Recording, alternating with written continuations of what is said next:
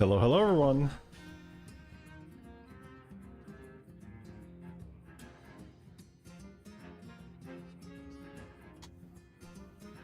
I'm gonna call Shady to the set. Sorry, I have a shower before I start.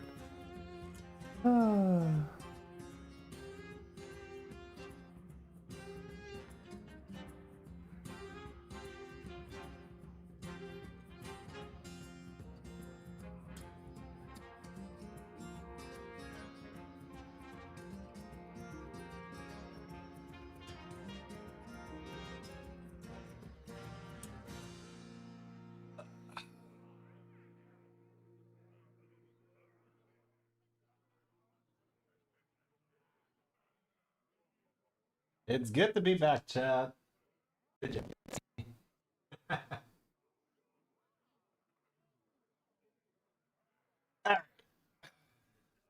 So, new patch.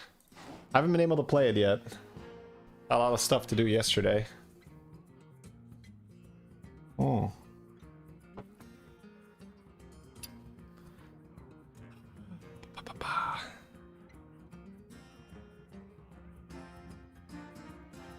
Compass is way better than the thing. With the right board, you can farm a lot.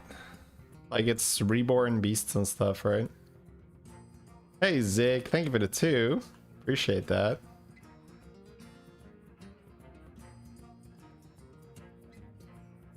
Alright. Let's queue it up, shall we? So, as it should say in the title, exclamation mark review should take you to my patch review if you're interested in my thoughts. Laid out over there.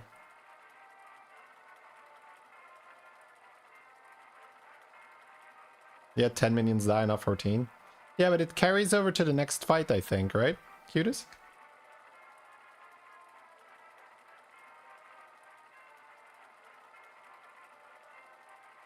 You like nerfed Chroma Drake Trinket more than the old one? I don't think it's better.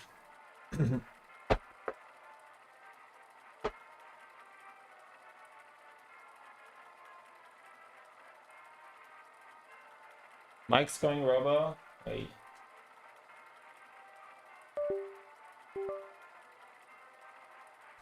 I gotta fix that. Every time I'm just like, well, I changed USB ports. What more could I do?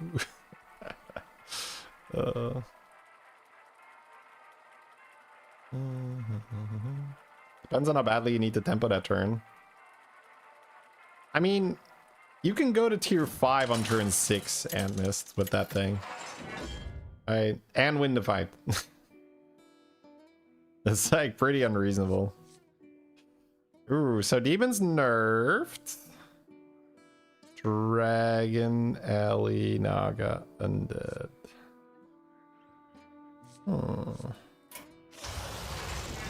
You face Jaraxxus.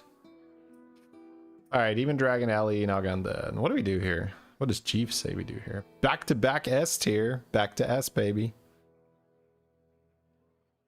Demon's still S. I mean, Reno's fun. Probably just jam Reno. Demon, Dragon, Ellie, Naga, Undead. So no Rylak. Ellie, Demon. Don't think he's re-ranked them yet.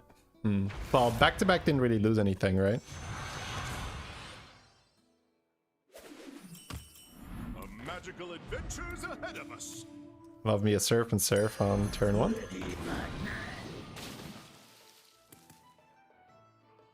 My favorites, it's probably Time Warp Trinkets, that stuff. It's pretty good. Did I not stream yesterday? That is correct, I did not stream yesterday. Have you considered making tier list content? Yeah, I have. But the issue with that is that it's very temporary. Tier list videos take a lot of time and resources, and if I do something like that, I want the video to be relevant for a long time, and tier lists are generally only relevant within 2 months, and even within those 2 months there's patches that will make it different. This is good. I would do it if I had money here.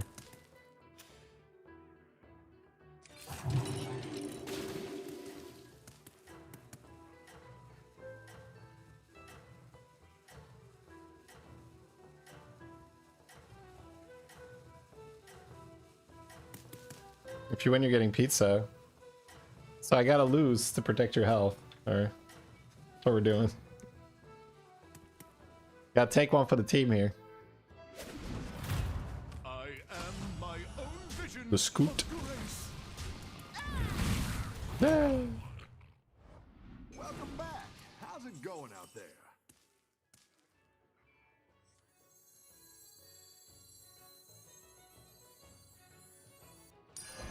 She sells seashells. Need a drink? It's not the strongest. I'll pick up the damage here too. That means that worst case, next turn I can sell the droplets or sell the Sally and the coin and level buy something. Ideally, I would just find something like Chef's Choice. We got good money here. That's nice. Good money. Money, money, money. No, damage on the first two fights also really nice. I like money. Yeah, Mr. Krabs. That's such a good character. Let's do this. What inspired you to make it? Money.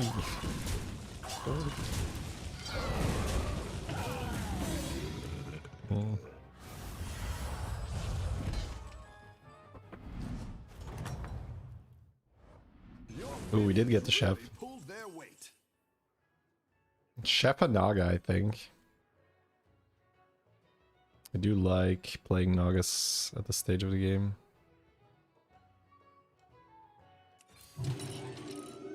That's a demon as well. I think I just target the surf.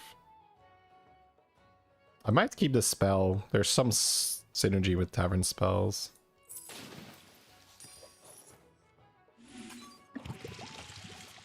The lava flows and I flow with it. Crabmobile reporting for duty.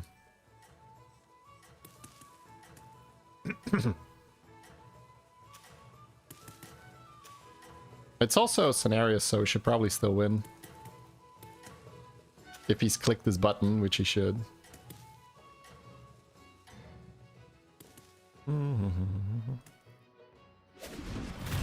Oh yeah. I guess I should have led with Lava Lurker to deal extra damage. Whoops. I healed him for 2, chat. What did I do? Your minions really pulled their weight.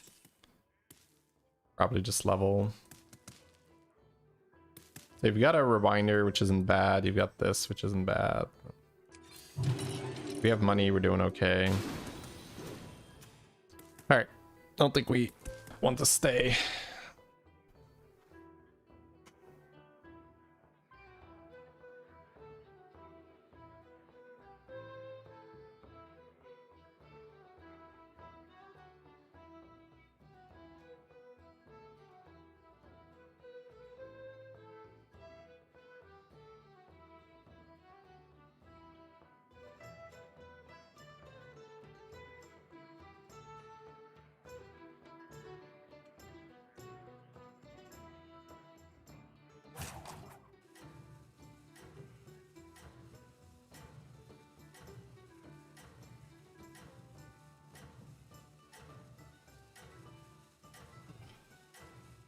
Alright. How do you determine when you're going to use Reno Hero Power? When I find a minion that's interesting. So if I need tempo, it might be a tempo. Otherwise... Holy fuck. What the fuck is that, my dude? Okay, buddy. Yeah, I see. You too have a turn 5 board, eh? Alright. Rarran is having a good time. Having a jolly old good time. Probably typewriter. I think we'll go double humongous. And then I could buy pants and pants something in the shop with the spell power. It's really raging out there. 1, 2, and then I have to sell from the board, right? Yeah. I guess I could crab mount this. But am I losing this round? I don't think I am.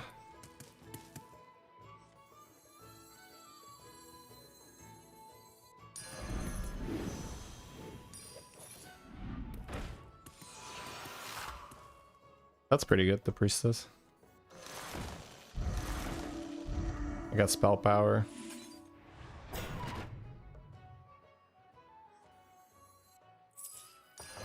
That's what I would have picked. Okay, we're giga strong.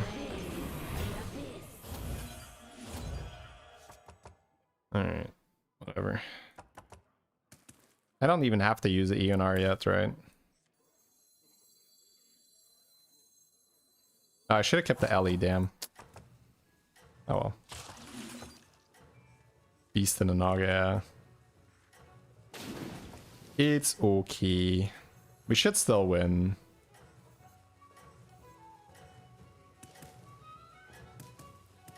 That was a good typewriter. Double Humongous and then Priestess to take advantage of the spell power.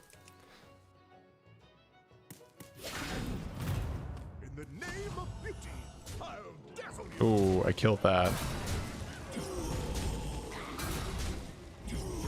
Bro, losing here is actually so sad. Oh, really? Damn.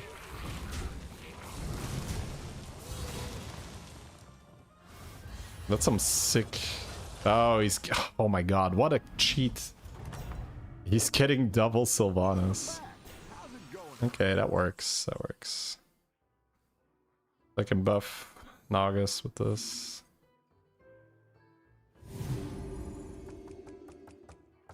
What am I selling? The Lava Lurker, I guess. Oh, maybe the Surf. I guess the Surf.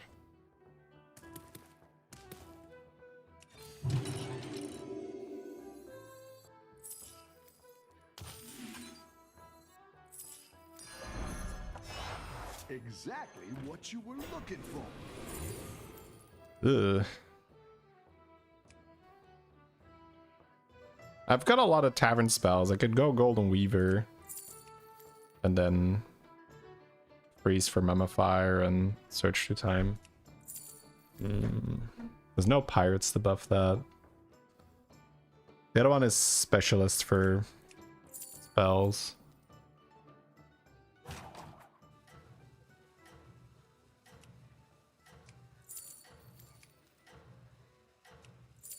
I'd rather do this.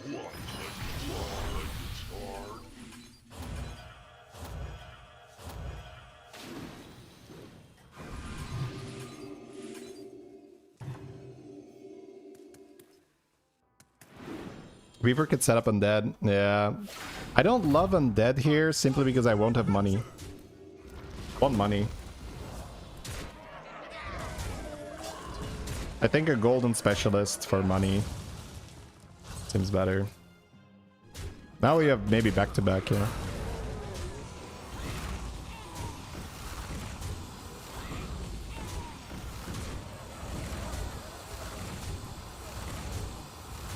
Okay, that was fun.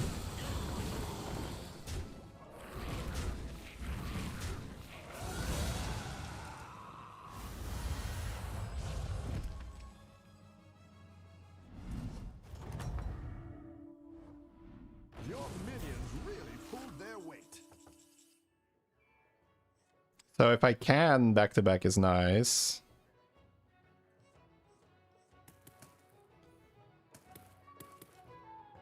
Fakari is somewhat interesting.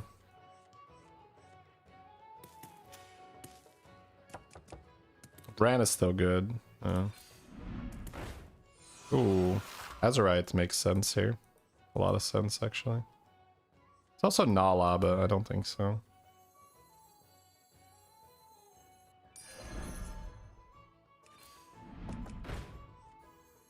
No one disturbs my home.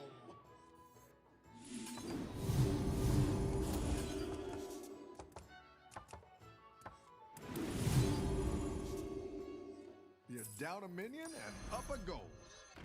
That one might make all the difference.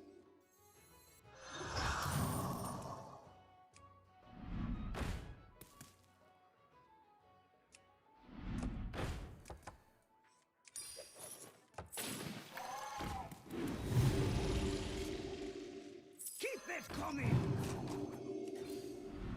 Go ahead and hire one of these recruits.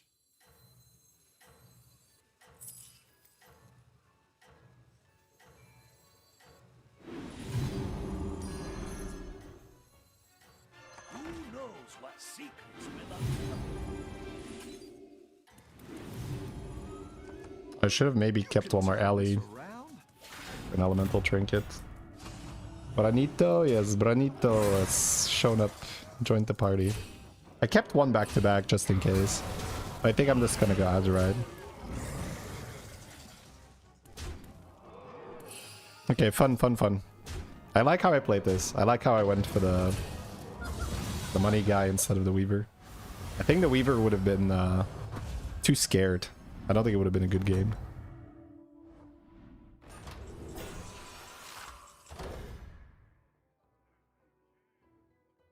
Copy the board is not insane.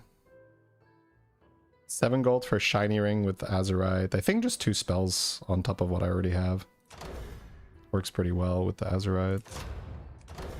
Am I going Air Revenant or not? Maybe.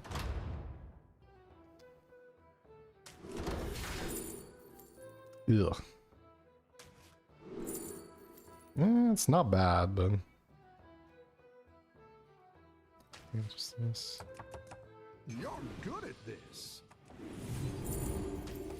Man, that's lots. You're down a minion and up a goal.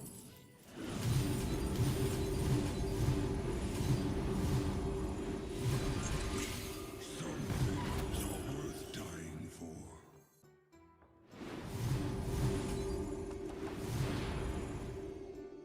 That'll do some damage. That'll do some damage.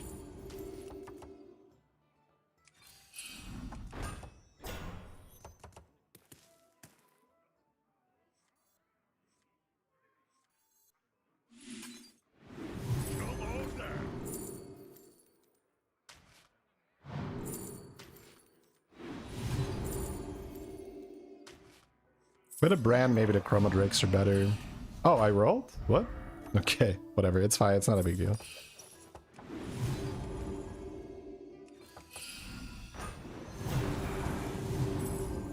Free the flames!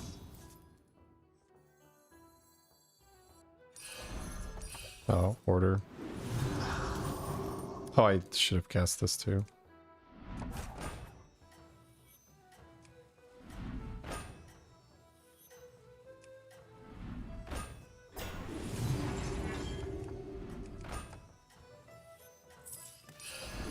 There is power in the land itself.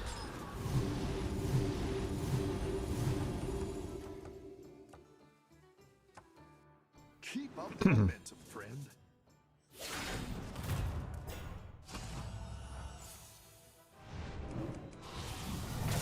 Well, he can kill my ley line. Right, this was the guy that high rolled. And then he took Souvenir Stand to... Okay, let's go, let's go, let's go, let's go, let's go. No damage.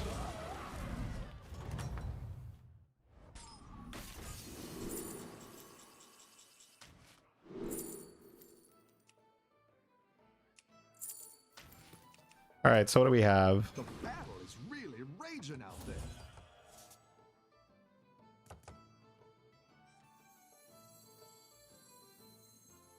Whatever, just go.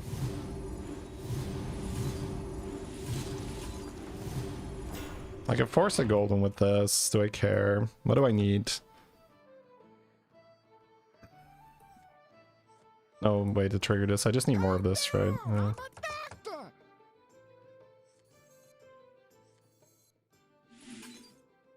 Do I want to level or not?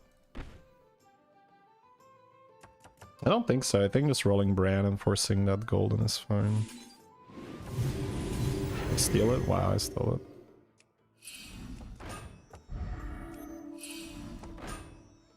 I have Drakari. I'm not gonna Mutinous this, I'm just gonna keep... I might Mutinous this though. I'm not gonna Drakari, right? I don't think I care about Drakari enough. About this guy, because my hand's kind of full anyway. Do not mind that. Free the flames!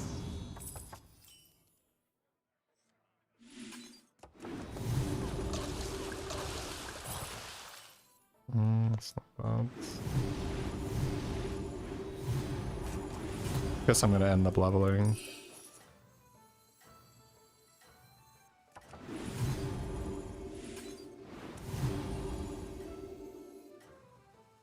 Now we are in business. Go ahead and hire I should one of buy these that. recruits.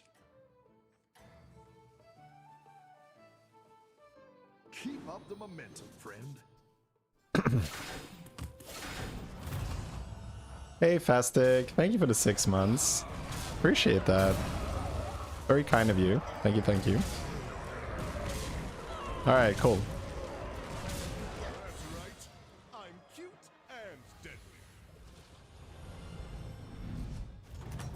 Yeah, we won Belinda, I guess, so leveling is not bad.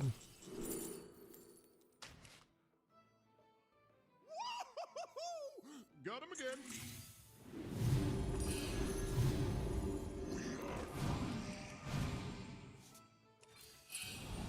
Go ahead and hire one of these recruits.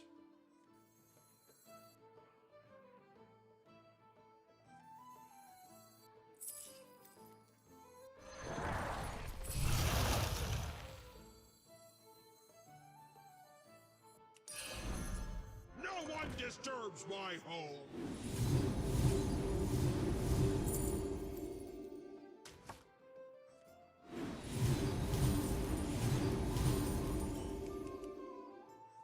I don't think I'm selling for the coins yet.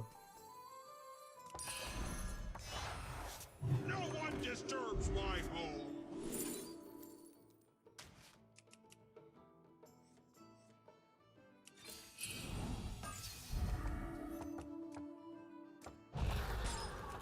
I mean, I could just YOLO Golden Touch. Yeah, I don't think I want to have to wait. I didn't get it. I guess I will just use my coins with one Brandon to get it now.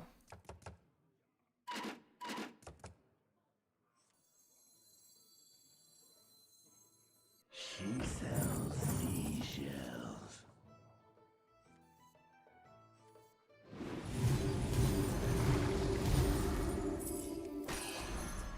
Who knows what secrets will lie? That's a great play. I can't wait to see this shake out.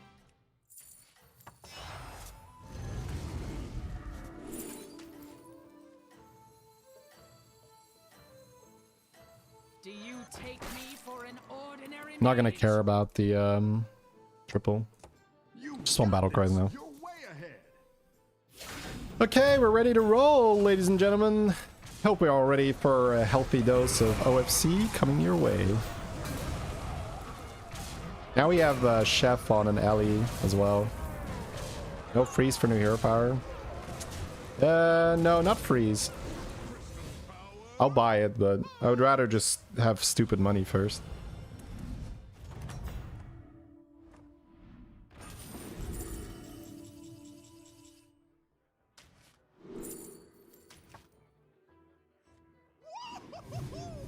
Got him again.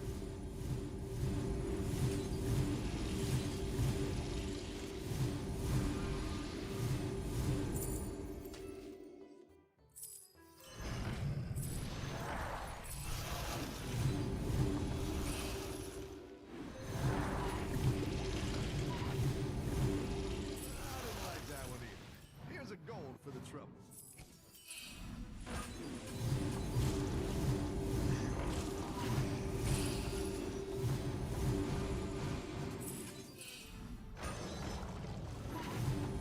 I didn't like that one either.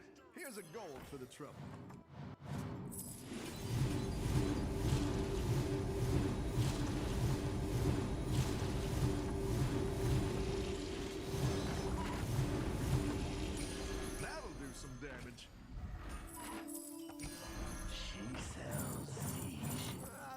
that one either. Here's a gold for the trouble.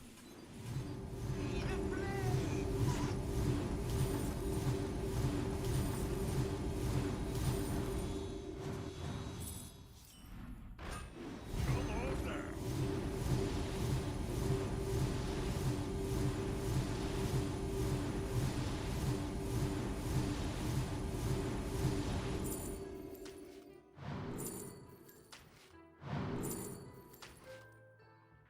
That's quite the army you're building, friend.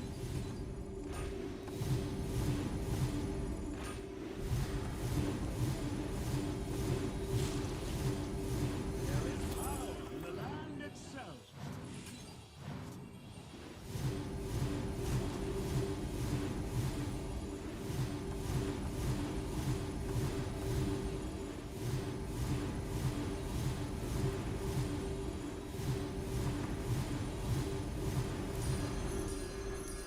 I like where you're going with this.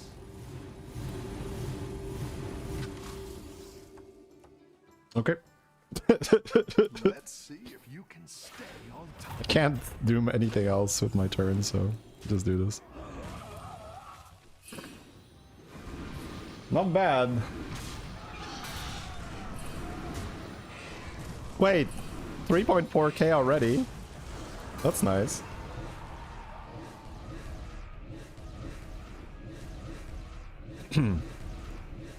I think I just want more cleave now.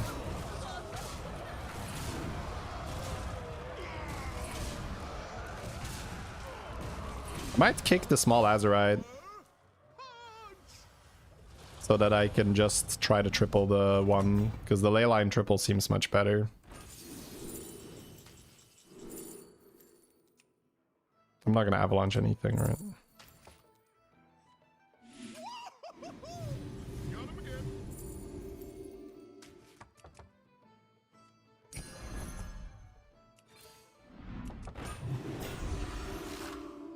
Ah, whatever, it's fine. Just go, just go. I don't want to have to think too much. Actually, I could avalanche that. It doesn't matter. It's just not relevant. That's quite the army you're building, friend.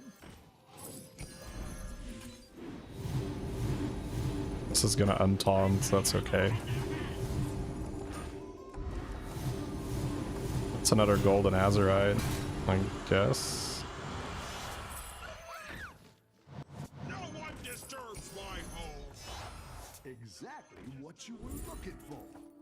That'll do some damage. Come on down.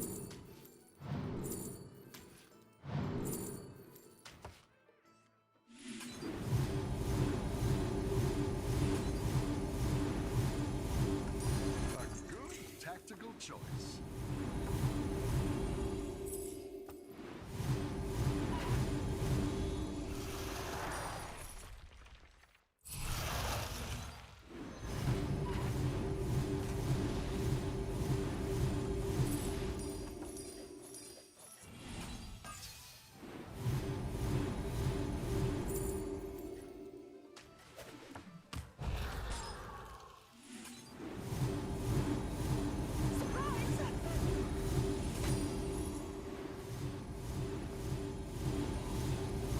I played the surprise. That was stupid. Oh well. I should have just played down a unit. I didn't feel comfortable playing down a unit. I think I should have just sold this, but it's like... Bro, no time. You're way ahead. Probably buff this once. Okay, good positioning here to play around the Leroy.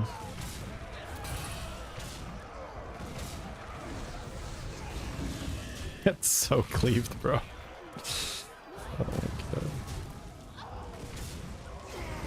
god. Alright, he's big, but we're gonna be okay. We just need to make more cleave. I think 2 Azerite is good. I think we're too big. I don't think it matters too much.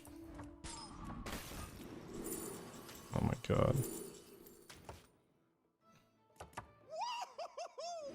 Got him again. Oh, I tripled something. Oh my god. Okay. Whatever. Just go. Just go. Stop think. I don't need the shield. It's fine.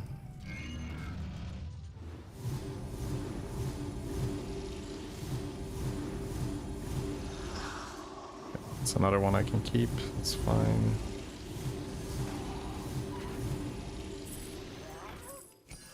That's what I would have picked.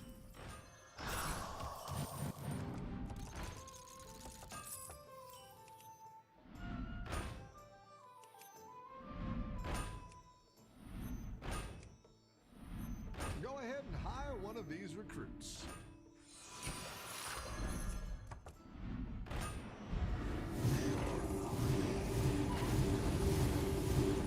This is taunted still, right? Keep it. I didn't like that one either. Here's a gold for the trouble. I'm gonna make this golden with eyes then later.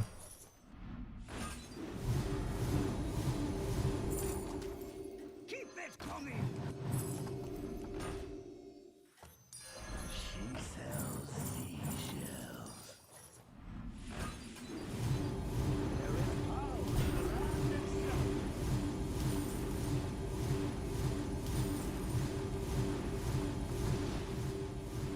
Oh, can I cast? Okay. Wow. Yeah, 2 Azurites is too much. Yeah, 2 Azurites is too many. I have to get rid of an Azurite. I'm not even gonna get my things, but it's okay. I just sell an Azurite. I mean, I could sell the golden one first, the other guy. But...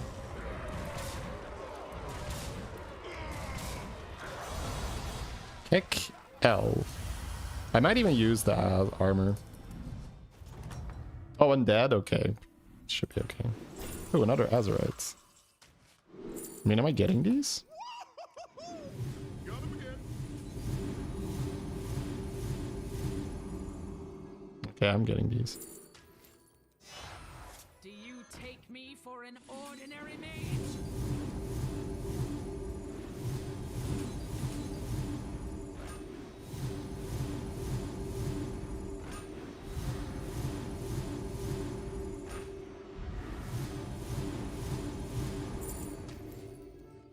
Feel the pressure.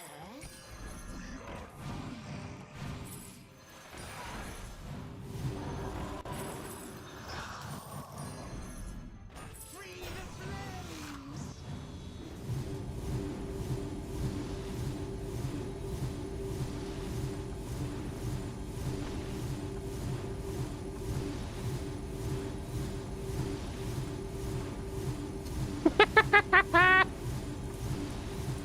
Oh, come on! I don't have to sell one.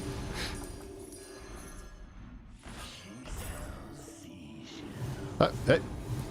The game's trying to help me by selling one. Yeah, that's great. Here's a gold for the trouble. There is power in the land. That's what I would have picked. I think we're done, kind of, right? Yeah, okay. 35 seconds. I've got a little bit of gold here if I sell something, but I don't think I have to, right?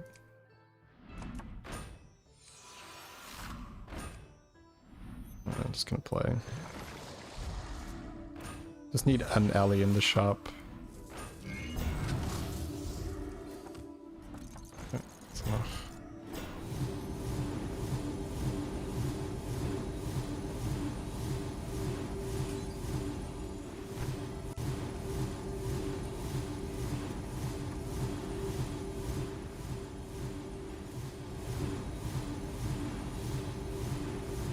Whee! I can't believe they didn't nerf this in the patch. This feels so silly, doesn't it, chat? Like, how do we still get to do this? Look how big this is.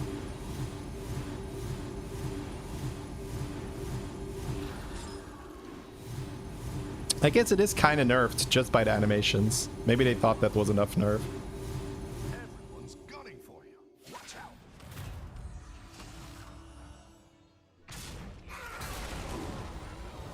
Whenever I get to this stage, I'm just thinking about how can I avoid losing to Poison and Leroy.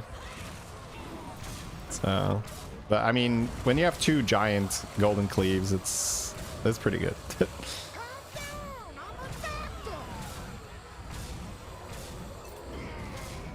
Hey, Hogasm. Thank you so much for the 7. Welcome back. Crystal power. 3 to 8 business days of Belinda casting spells. That's funny. I like that. Alright, not a bad first game. Whee!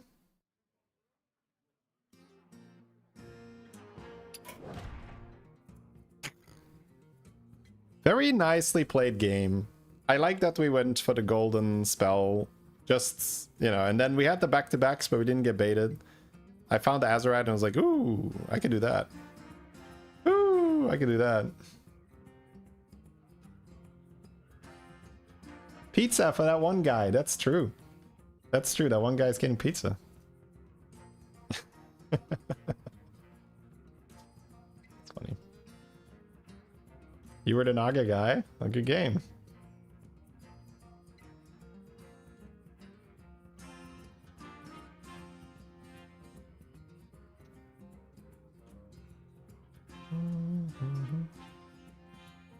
Hey, Casts. Thank you for the 23. Appreciate it.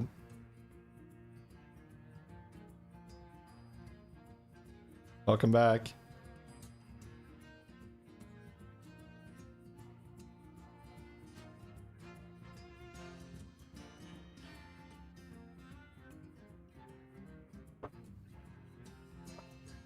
We had some nice mid-game with the typewriter too.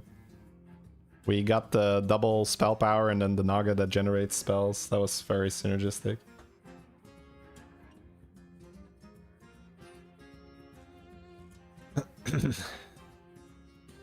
Yeah, Golden Ignitions. Commander game today? Yeah, we got a few lined up. These are still from the previous patch, but because I went on vacation, there were like so many cool games that were played that I didn't want to just not cover them. So let me go get my sweater and then we're gonna watch we're gonna watch 2 XQN games today, but we'll watch 1 XQN game, then a Seville game, then another XQN over the course of the stream. So quick be right back and then we're gonna dive into that XQN game.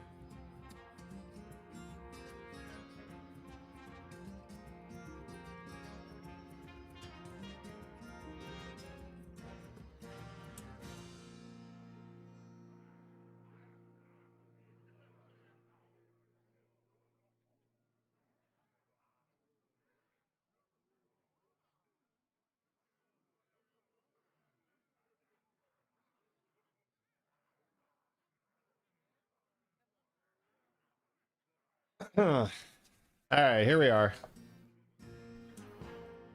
Let's get that game fired up, shall we?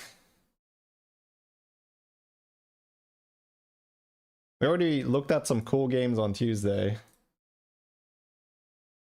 Calm down, I'm a But doctor. this one sort of snuck its way onto YouTube in the meantime.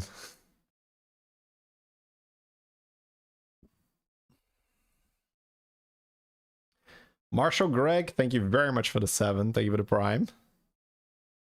The Shady read comments only from Twitch.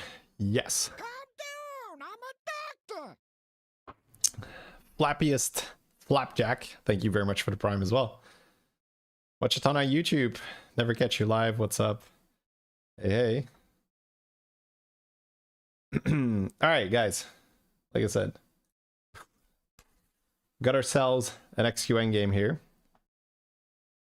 He's like Belinda in 3-day business days. You guys are... Okay, so this is what my screen looks like. That's my screen on the other screen. That's literally how it's laid out. Right? Because YouTube has this inferiority complex. Now, the truth is that YouTube chat just moves a lot slower than Twitch chat. And I think that is because YouTube is primarily, I'm just here to watch, and I'm watching videos, and lives is not like the norm, right? On YouTube, whereas on Twitch, that's all you have. So I think on Twitch, people are sort of like, they watch the stream and they're also ready to engage. Whereas on YouTube, I think it's still like a very small minority. So it just feels like I don't respond to YouTube as much because Twitch is just moving the whole time.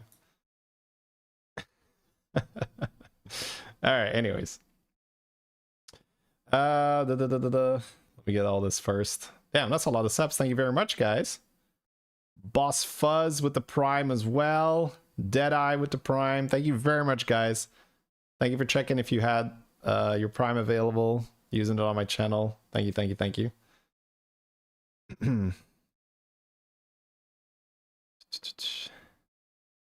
YouTube crowd opens stream for ambient noise. Not necessarily. Like, it's just, I feel like when you are opening Twitch, you're just in a bit of a different vibe than when you're opening YouTube. Like, when I watch Twitch, I'm like, oh, okay, I'm gonna watch the stream. I'm maybe gonna ask some questions. I'm gonna give some comments. When I open YouTube, I'm just like, oh, this is TV, right?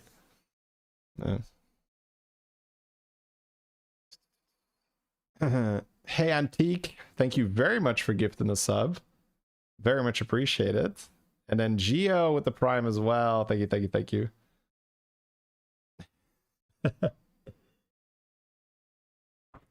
So yeah, the chats are right below each other, like above or below each other. Like that's it.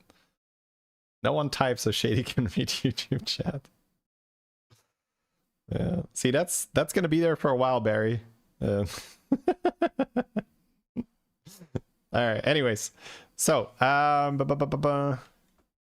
before we start, let me have a look here.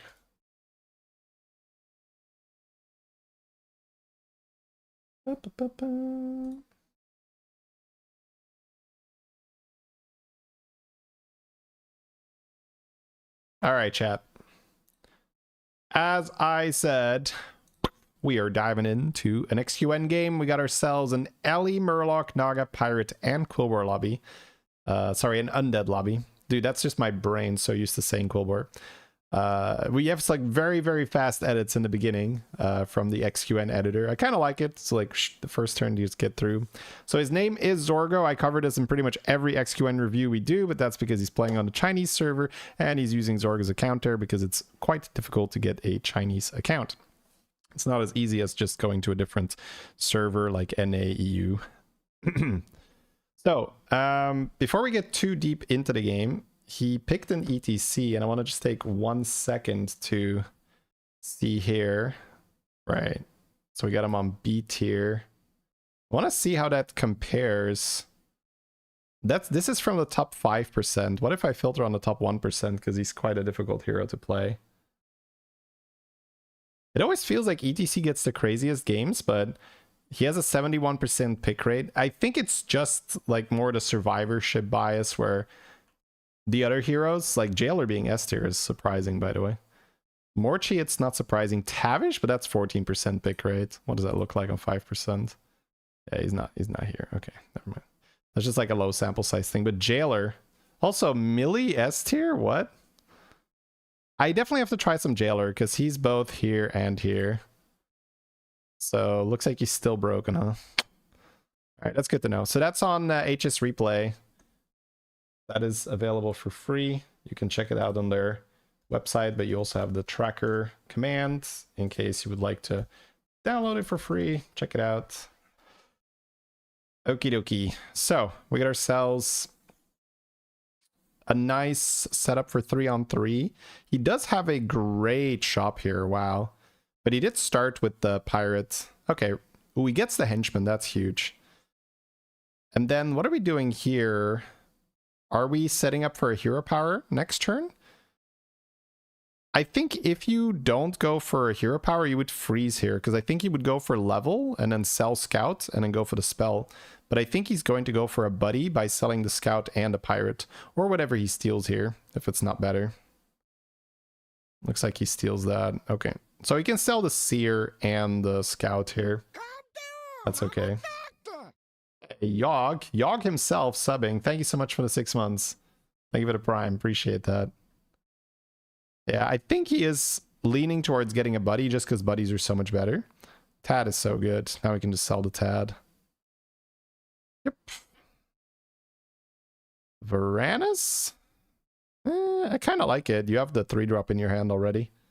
And the Papa Margleton isn't really that good. Okay. That's nice. That's always so good if you're playing ETC and you can hero power on turn 3 and also on turn 4 while leveling. Because normally when people level to tier 3, they do that so that they can start getting tier 3 buddies early, but you skip a turn of hero powering. But if you have enough money where you can hero power on turn 3 and then also on turn 4 while leveling, you just gain an extra buddy. And in this case, he got Rafam buddy, which is a really powerful one. So if you have the money, this is definitely the better curve. Oh, this is a bit of a weird one. Are we triple selling for a buddy? I think we might be. Yeah. It's like nothing else looked good. It's kind of awkward. I mean, egg is nice. You're getting economy. Baby Nazoth. It is a Surf and Surf lobby. So with Surf and Surf, you can make a minion death rattle and then golden it with Baby Nazoth. So very, very disgusting, disgusting interaction. But you also have the Varanus. So yeah, you might just, yeah, that's what I was going to say. I think that you just want to evolve something. Oh, that's not bad. Get a bounty now. Good. Because the pirate, you don't really want to evolve because that is good tempo. Like, evolving the pirate is trolling a little bit. Okay, he doesn't even take damage here for leveling to 4. That's so good. It was actually a fantastic, fantastic spot. Okay, so now he gets his lesser trinkets. Splinter's fun. Music box. It's not necklace. It's not music box probably. It's probably one of the middle ones. He doesn't really have that much money, so yeah, he's gonna go for vouchers. Vouchers is always fun, right? I love playing vouchers as well. Chromie this early on, usually, right? Just like randomly winning the game. That's always fun. That is not a bad minion to buy, that Naga, but because he has Chromie, yeah, that's what I'm talking about. So normally you buy that Naga, by the way, but because you have Wisdom Ball, you assume that you get something better. Okay, so he goes for the freeze, so likely wants to buy this over 2 turns. Just a little bit too many good things here. Okay, we're going for another Rascal for some more money. That's fair. I guess we can evolve that Rascal, yeah, and then keep the other Rascal. Okay, that seems fair. So he gets a 6. And then also has a little bit of tempo. Nightbane, I mean, he's winning the fight. Yeah, this is so sick. He has the overconfidence money coming in. The fight is not great, but he's got a 20 health pirate, so he's fine, right? Man, this is so cool. This is why I love watching and playing ETC games, just because X% of the games just go completely stupid. Because you get extra money, right? Which is in some of the ETC games. And that just opens up some unethical positions here. So he's looking at the other Varanus to... Oh, he's going to look at the 7 drops. That's fair. He's just doing a quick little peek like, what 7s are there? So whenever you have Zarjira, 7 drops become very interesting. Zarjira is just so good. Probably Sunbeam. We don't really have much else. Okay, so he's just going to Chromie. That makes me think he's going to skip the other Varanus, right? What else do we have to evolve? Yeah, there we go. I mean, it's not bad. Okay. So he's not going to play it? Ooh. Okay. Oh, right. He had double Chromie. Right. Okay, Henchman out. Man, this is where it gets tricky on the rope. This is where it definitely helps to have that XQN brain power. Because I would never have gone this. I think I would have maybe just like tripled my Chromie, call it a day, get panicked with my evolves. He got his Argira. Okay, that's huge. That's huge. So we talked about the 7s. He also has a Stone Age slab. If he had Spellcrafts, he could actually throw the Spellcrafts in the shop and increase the stats and then buy it and then double it. So it's very nice. But he gets his Greater Trinket now as well. He didn't get the Zarjira Spellcraft because it evolved end of turn? Right, that's a bit of a weird one. Whistle copies his board. But he also has Chromies on the board. Does the Chromie go first? Or... Well, I guess he can hold it in his hand. And maybe... I don't actually know that. That's such like a specific mechanic. So he gets the extra stats on the Chromie. That seems fair. Are you viewing Zorgo or XQN? This is XQN. Can't you tell? Actually, he's blocking the Zorgo name with the whistle now, so the joke doesn't really work. All right, he's going to hold the Chromia. Okay, so he first copies his board. Oh my, man. This is so cool. I mean, what's the line here? There's so much that you could do. You're definitely going to want 2 Zarjiras. You cannot copy a Zarjira. It's like wishing for more wishes. Not allowed. Because I see this very often when people say like, why didn't you just make more Zarjiras? It's like, because you literally can't. It would be an infinite loop immediately, right? If you could copy a Zarjira. Because then you would like copy the Zarjira to copy the Zarjira to copy the Zarjira to copy the Zarjira to... Right? So he is increasing the stats. Okay, he's done evolving. Oh, man. And Chromie, and then we're leveling? Right. Oh, okay. I see. So he does not want to buy the shop because he wants to keep the Stone Age slab in there and just copy it with Zarjira the whole time. He got 2 Zarjira spells with only 1. Oh yeah, that's true. Maybe it's because it got evolved end of turn? And then he gets like the spell start of turn and then another for the other. Yeah, it's kind of a weird one. Tome? Okay, sure. Right, he has a triple prize then. Oh, chat. This is something where if you have played with Zarjira before, you will really rate Golden Touch, or in this case, All That Glitters, super high because Zarjira copies it in its current state. So it copies all the stats, but it also copies the it copies all the stats, but it also copies the thingy, right? The golden or not. Sorry, my brain was just like, what are we talking about? We were talking about something. So he is buying out the whole shop so that he can okay, he's got another Golden Touch, so he can just play both. I mean, it doesn't matter. You could also take the baller, like... This is not like a big decision. Right? Chat is cake Wing, so... Wait, let me... Whenever that happens, I want to, like... Hear. Buy the shop if this happens. I don't know. Don't pick it then to justify my play. Don't pick it then so I can justify myself. I'm gonna justify myself. Okay, so XQN feels like he made a mistake. Well, not a mistake, but he opens up Golden Touch and is like, wow, but don't you need to bring it down to 2 units anyway? Right? Well, I guess you don't have to bring it down to 2. Okay, so what he's talking about is if he had checked and he had got Golden Touch first, he could have tried with 1 Golden Touch, and if that one fails, he can then play the other one. Okay, fair. I see his point. Because I saw chat laughing, and I was like, wait, what are they laughing about? So XQN is basically saying, I'm going to not pick the Golden Touch so that it is correct, my order. Which is like, who cares, right? It doesn't matter. So now that he makes it golden, he copies the golden ones, chat. Oh, it's so disgusting. I learned this, I think, from XQN as well. I think XQN was the first person I saw doing this. This is like years ago, right? Years ago, but Golden Touch plus Zarjira is just completely unethical.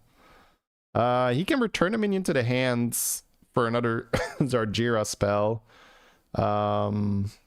He currently has 3 Stone Age slabs, and next turn he can make 3 more. And he only wants 6. He doesn't want to go to that number that comes after 6. Aha! I didn't get me now, chat. Hey, Sene, thank you very much for the 90 months. Very much appreciated. Thank you, thank you, thank you. Wow, this is so unreasonable. I think that's probably the best way to put it. It's just unreasonable. And the crazy thing is, he's also just winning his fights because he snowballed early. He had that pirate for tempo, and now he just uses the slaps for tempo, right? So he's got the big Sunbeam, he's got the big Zarjira, and they're winning here. So now he uses 2 more Zarjira spells. Oh, he levels first for a 7-drop. You don't have to golden anything, right? So yeah, Stitch. Stitch means that you can Titus, right? Because he's going to make a couple really, really big units here. Like, this is essentially how it works, right? So he uses Zarjira, then he plays all the slabs, and then he buys that slab, and then it will be big. Either that or he wants to save it for another one. So he could buy this slab with just 2 buffers, or he could play all the slabs. Yeah, I kind of like playing all the slabs. Yeah, more 7-drops. I mean, do you care? Another slab, another slab, another slab! Take it! Oh! Oh! Chat, why? Think of the memes! Yeah. Now, to be fair, he's memeing a lot already. I don't think we can really complain. He's gonna sell his Wisdom Ball here. Wow. 2 Wisdom Ball shots that he doesn't want. But to be fair, he's kind of done, so I get it. Okay, here we go, chat.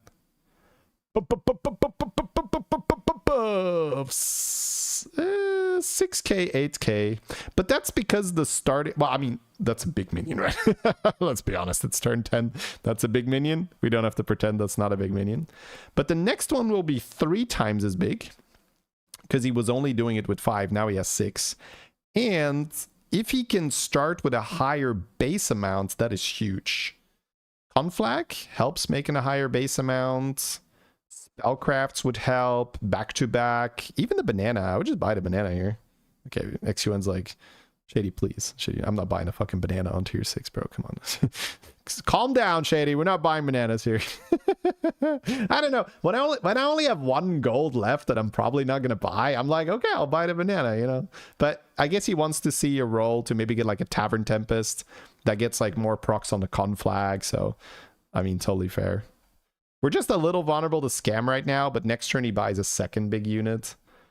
And then does he just hold them in his hands? I kind of hope so.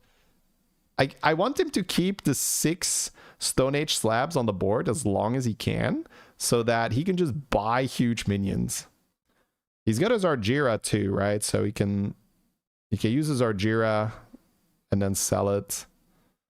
This one buffs. And something nice to buff, right? So shield, cleave, horse. Found a cleave. We found spellcrafts too. I'm kind of fine just going in here. Just, yeah, sells Zarjira. We can't future fin right now. There's nothing to use our Zarjira spells on, right? No. Okay, found some buffs. Yep. That's good. I mean, this gives you a big improvement. Oh, there was an elemental in the shop. I kind of liked even buying that. Oh no, you can't buy it. Oh man, that would have fucked that up. Okay, 21k. Okie dokie. That's a lot of buffs, chat. 21k. Ooh. Right, he's copying that so that he has more buffs here. Shield on his cleave. Oh, okay, sure. Not shielding the cleave? Okay, whatever. I mean, it doesn't matter. Golden something. Just sell Sanders. Ugh. Wow, okay. Okay, I'm trying to look at this ordering. Right, he's cycling all of this now so he can end on the cleave. Then he has another cleave there. So that was again like XQN fashion. He just wanted to get some buffs to have a higher base amount. So by getting the golden deep water in the shop and then using Zarjira on that one, he has a lot of buffs there. This is just, I've never seen this, by the way. I've never seen this. This is so unreasonable. Damage cap is going to be gone after this, right? Well, not necessarily. It could very well be, but it's not 100% because he's not killing this guy, right? So if no one else dies, he still has damage cap. This seems unfair. Yeah, that's the neat part. It is. It absolutely is unfair. But it's also so rare that it's just very fun to watch. Okay, so damage cap is off, which makes me think that we are selling some slabs this turn. If he finds Titus especially, it's a big deal. Shields? Yeah. Buff. I'm down for more shields right now. Alright. Yeah, you have to be... oh, I can give it 10 attack first. That sucks. It needs to be on your board. Alright, here we go, chat. It's got to be another close to 24,000. And then he has to sell a slab. Oh, the pain, chat. The horror. The horror. Hero power into Jandis. That would be overflow, right?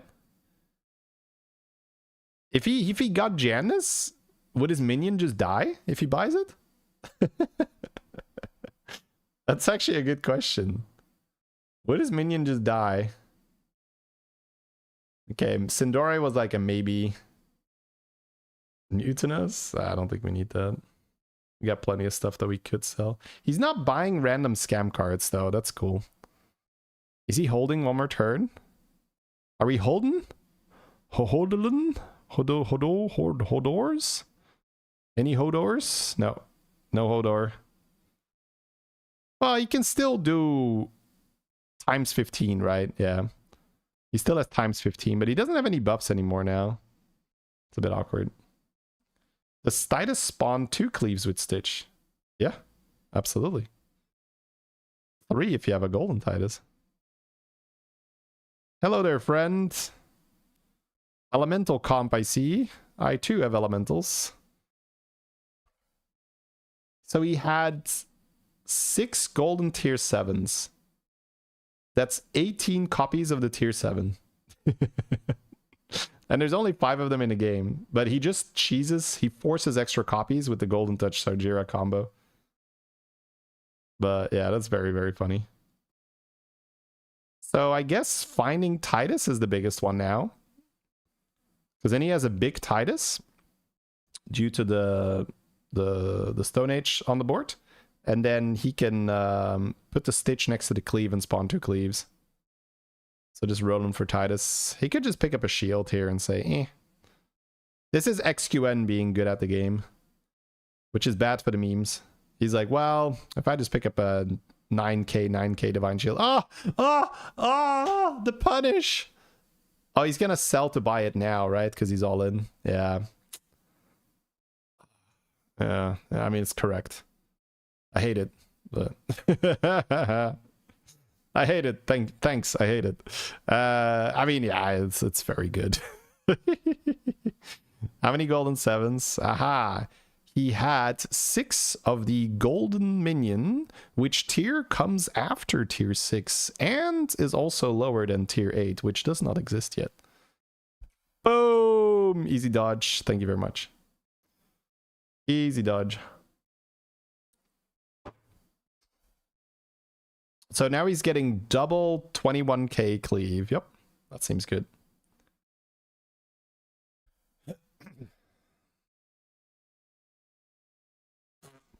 It's so funny when you watch the other boards, right? It's like, oh, you have a board too. Not the Titus, not the Titus, not the Titus! If it was buffed, this wouldn't have happened. Now we only destroy him instead of absolutely destroy him. Oh. Unfortunate, chat. This is... I'm not... I want to deal more damage to this Morchi. This Morchi needs to lose MMR into his next game already. It's like, we're gonna beat him so hard that he goes 8th in the next game. This is like so much overkill damage. You just lose your next game automatically. Alright, GG. My goodness. Oh. 13.8 on the Chinese server as well. What a legend. Alright. Why are we dodging the number 7? It's because the kids are always like, oh, if you say a 6 and then a 7, it's so funny. Aha, he said a 6 and then he said 7. Alright. GG's everyone. Let me do the thing with the stuff. Let me send you the link here. So you can check the video here as well.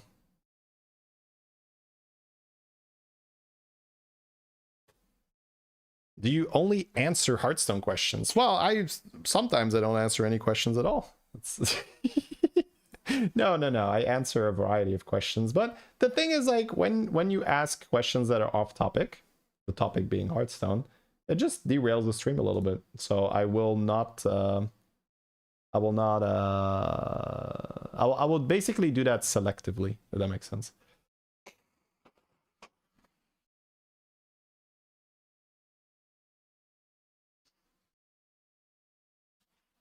There's definitely some questions that are just out there where I'm saying, yeah, I'm gonna just like ignore that one. I'm just gonna move on.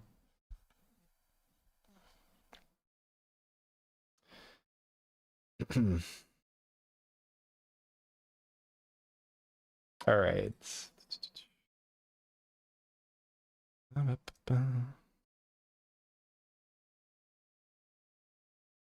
How can you improve? Well, I have a whole guides command for that. Put it in Twitch as well for those that are interested. Do you review games from low MMR? Generally, no. Because it is more entertaining to watch high-level gameplay. Twilight falls over Azeroth.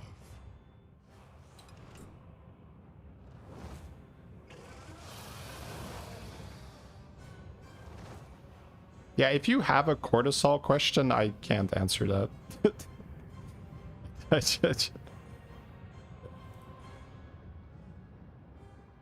I think there is just like general sensibility, right?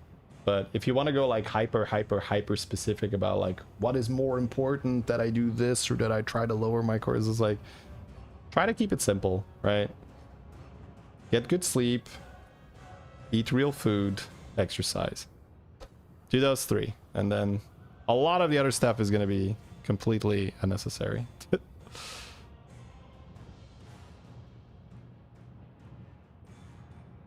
Were you banned or something? You couldn't send a chat message for a minute. That depends. Were you spamming? Were you banned for spamming by the bot? I don't know. I didn't see anything. I don't think so. Hey, Cinetech. Thank you very much for the full year. So, full 12 months. Welcome back. Thank you, thank you. Do the exact opposite of what Shady said. Wait, what? Don't sleep, eat bad food, never exercise. What? Okay. Yeah. The temptation to play after watching that game is so high. And we will. And we'll get an ETC. Now we'll go. Let's go, baby. What do you think about the fall of the Roman Empire? Would you answer it?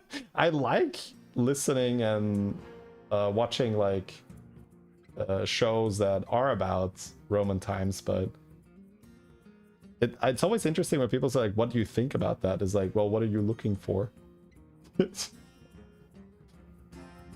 Like, what does that question mean?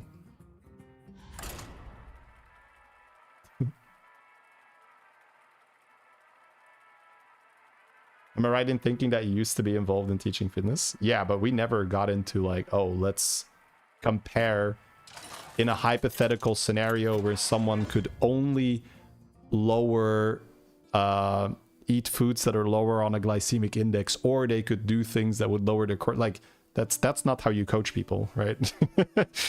Be like, all right, we're in this scenario and you could only like, this is a test and you could only do one of these. Like, what would you, it's just like like when you coach people, you keep it simple, right? You go for like, okay, because that's the main thing. If you are most people that are trying to get in shape, they don't want to hear all the little nuances. They're just be like, just tell me what to eat, tell me what to lift, and then I'll do it, right? Or, you know, I'll consider it. All right, anyways, Demon Ellie, Murloc, Quill Undead. Ooh, this guy's fun too. I think I'll just oil. No beasts. Murlocs, maybe? Cool. Hey, Mexi. Appreciate that. What's your strategy this time, partner? Oil. Is 10k MMR a checkpoint? No, that stops at 6k. How to get up from 5k? Oh, I just put the guides there. Whee. What's the tier 7 Battlegrounds overlay on the main screen? Here we go.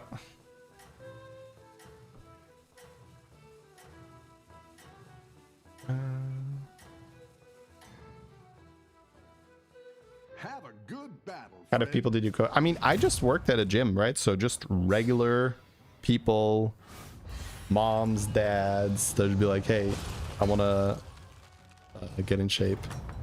Like very, very, very, very basic stuff. Doesn't destroy you, makes you stronger.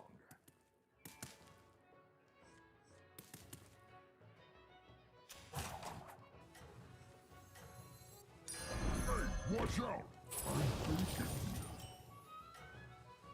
You like Locksworth? Yes. But I also like oil. Also, I like Clocksworth more when I have like Naga or Pirates, like good early triples. I think you can win this thing. What Murloc comp do you want to play? I mean, it depends what I hit, but probably hand buff.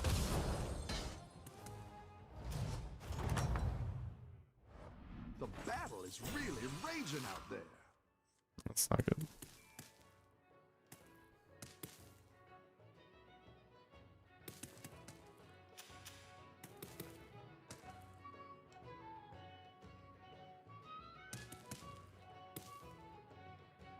Great! I can bring in more powerful minions now.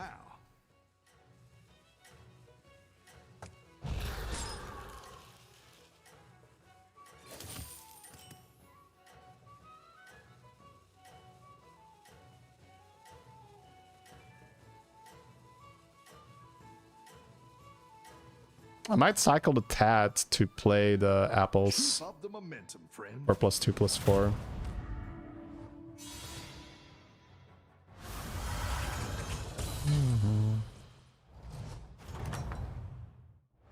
I've got some fresh recruits for you.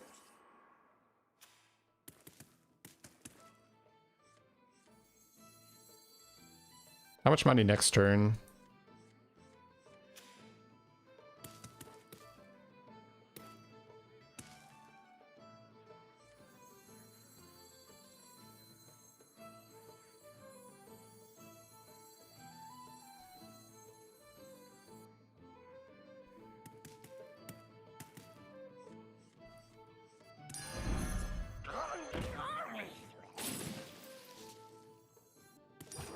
good to get some minions in play.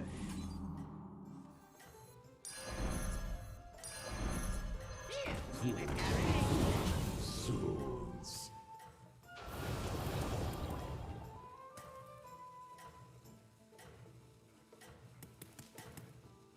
I don't think I want that. You are not out of this yet.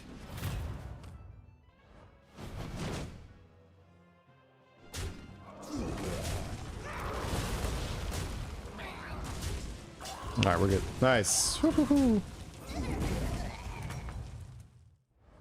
Rough battle. That's Pick really good. yourself back up and turn it around.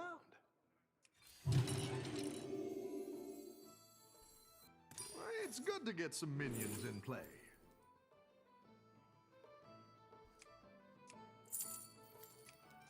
So I could play Aviator with Blighty Scouts.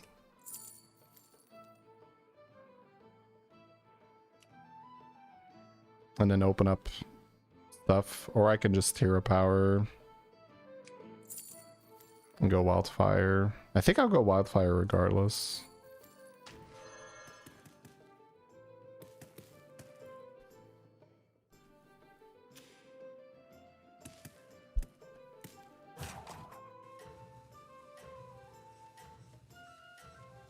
I don't really have spell generation, right? I don't think I'll just oil.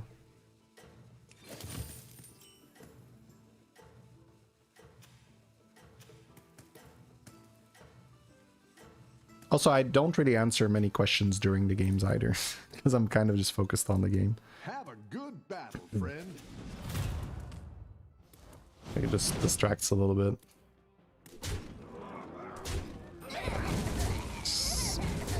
Good, good. Alright, well, we're pretty stable here. That's nice.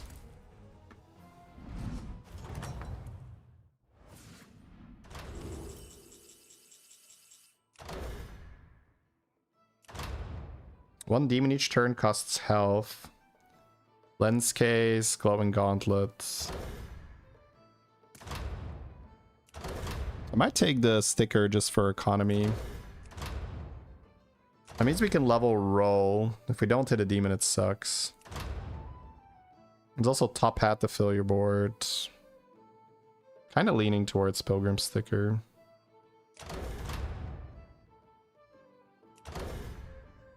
Let's see. Demon Ellie, Murloc, Ronda.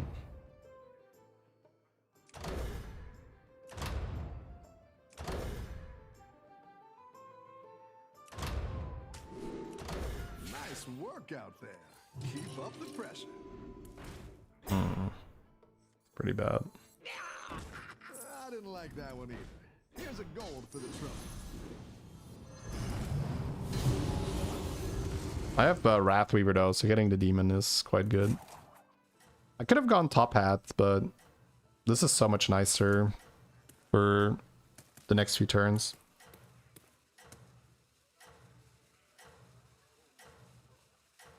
Streamer luck, you'll always hit a demon. I didn't. What do you have to say for yourself now, random chatter? No. I think you can win this thing. I think you can win this thing. Whoa, what is this? Let's go, baby. Thank you very much, Be Safe Cake. That was not a big board. I was expecting damage here. You're good at this. Man, a demon here would be so clean. I just level roll.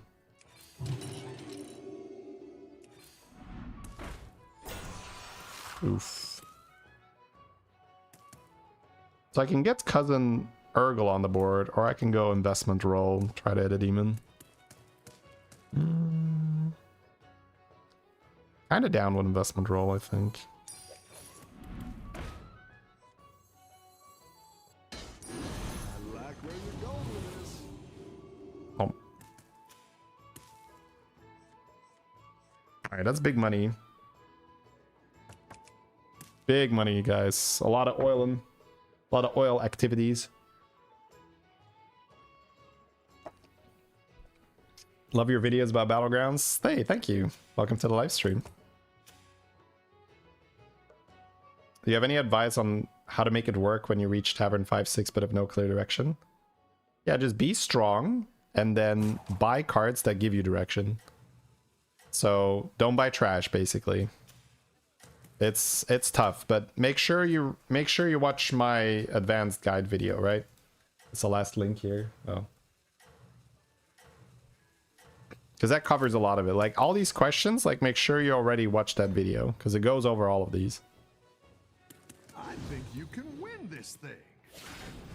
Ultron back. Yeah, we have to see it. I don't know how oppressive it's gonna be. Holy tempo here.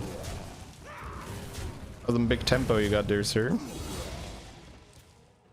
Yeah, we were pretty much always gonna get wrecked here. Titus with that death rattle taunt thingy.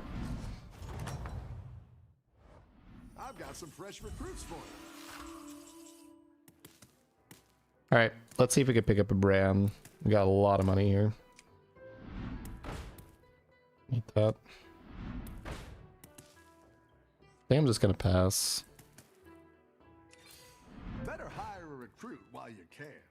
I don't have the other tier 5 demon anymore, right? Yeah.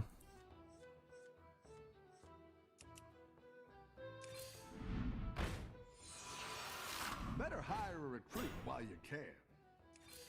Go ahead and hire one I of these just recruits. don't think so. Sure, I'll take a Felbat. Alright, with Felbat on 5, maybe it's better to go with the other thing. 1, 2, 3. Better hire a recruit while you can.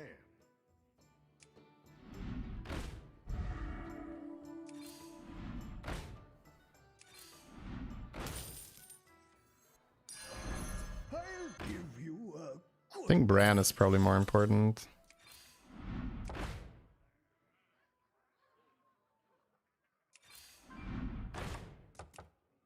I take Woodland Defiler. Or proc here.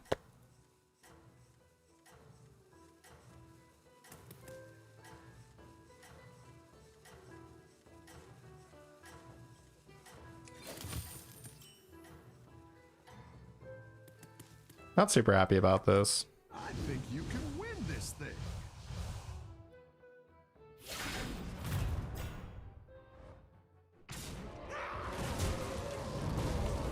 Daddy's also a 6, right? Yeah. I think I misplayed this game.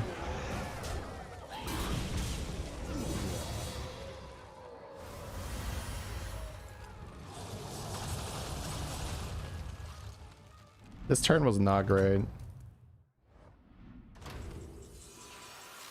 Candle could help. We have the money. Any defeat that doesn't destroy you makes you stronger. Maybe eyes in there too. Do I need eyes?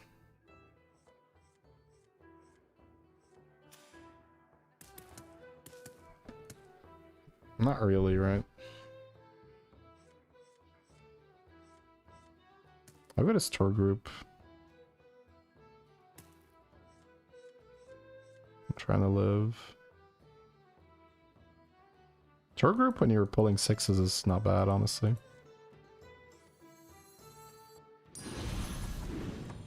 I need the other one though, right? I don't think I can generate enough spells.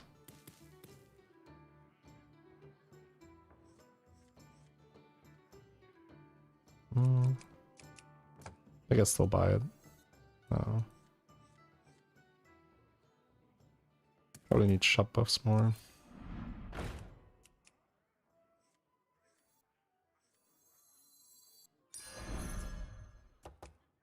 So I need armor. Then next turn hit it and maybe Bran.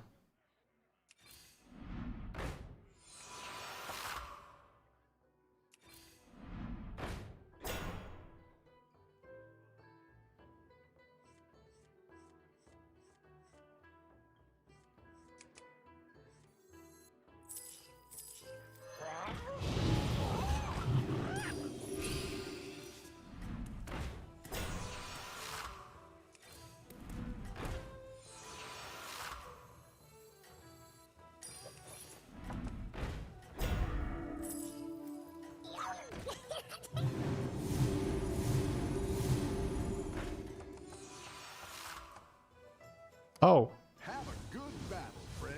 I was thinking I need an amalgam in the shop. I have a fucking amalgam on my board. It's okay. I misplayed this game anyway. Just call it a day here. Yeah, I need to just focus more on my game. That was a poorly played game.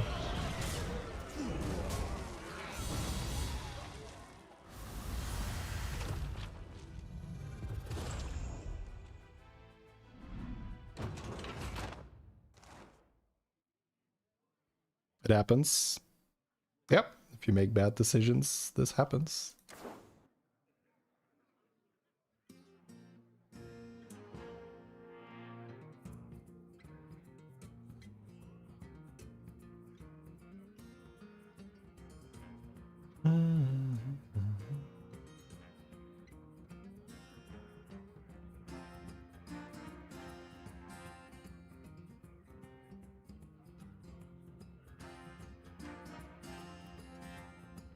I made some really bad decisions early in the game. That just snowballed.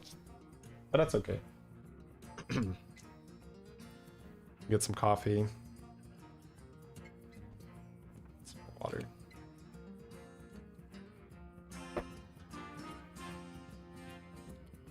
Would the pair for a potential 6 not be somewhat beneficial? It would. But somewhat beneficial is not a good enough threshold, because there are almost any card you buy in the shop is somewhat beneficial. So if we're gonna use that as a bar, like the moment something is somewhat beneficial, we buy it, you would just waste your money like crazy, because there are so many things that are somewhat beneficial, but it needs to be good enough.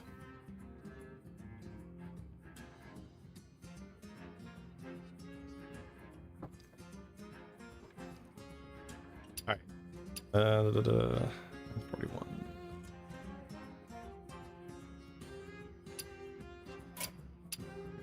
I guess I'll get my coffee and some food.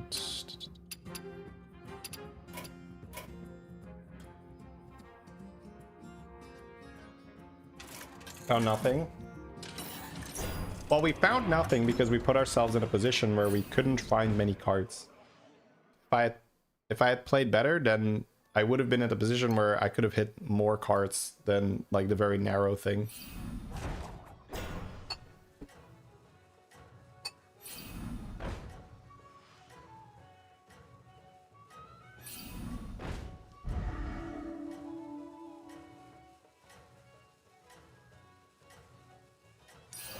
That's what I would have picked. Don't tell the others. I'm rooting for you.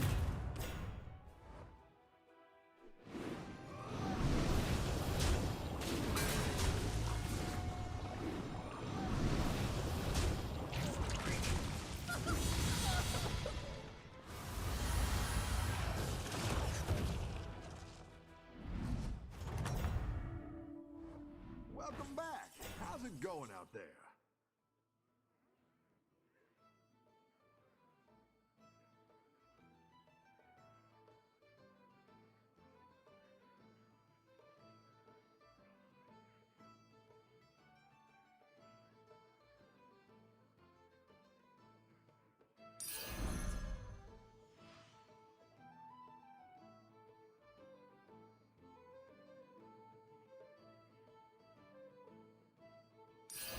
That's what I would have picked.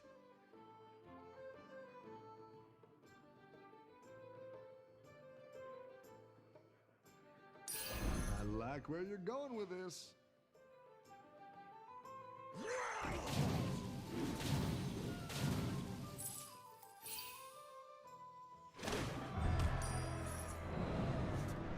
Life flourishes everywhere. Don't look down.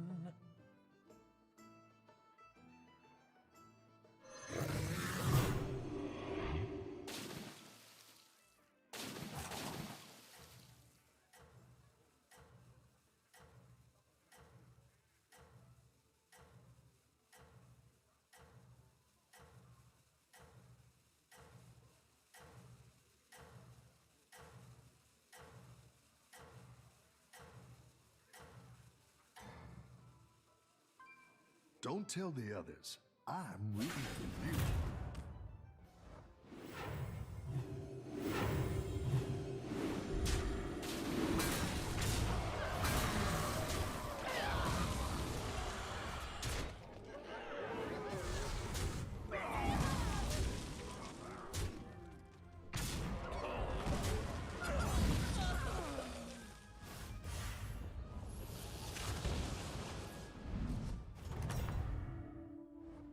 I've got some fresh recruits for you.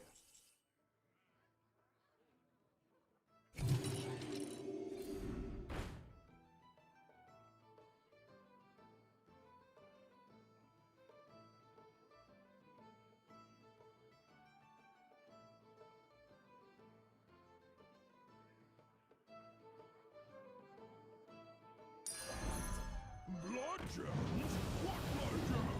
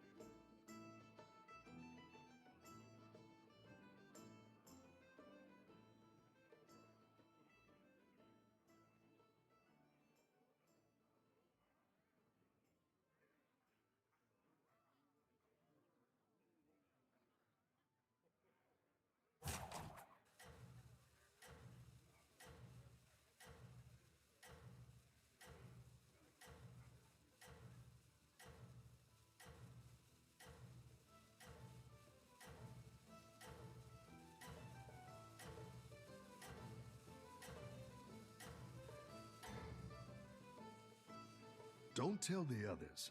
I'm rooting for you.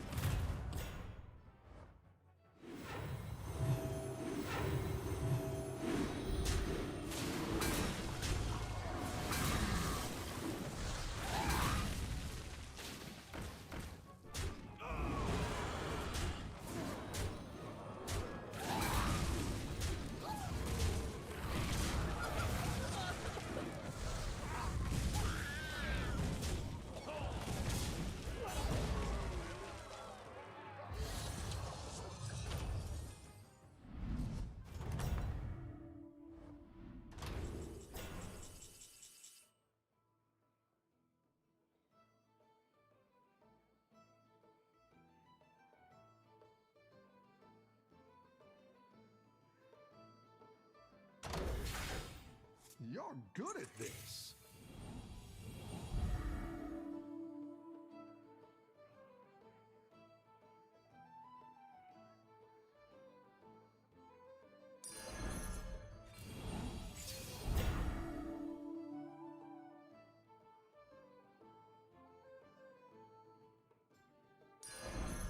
I didn't like that one either. Here's a gold for the trouble.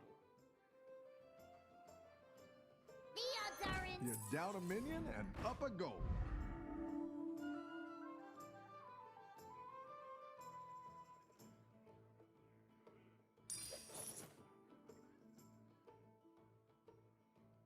Come on down.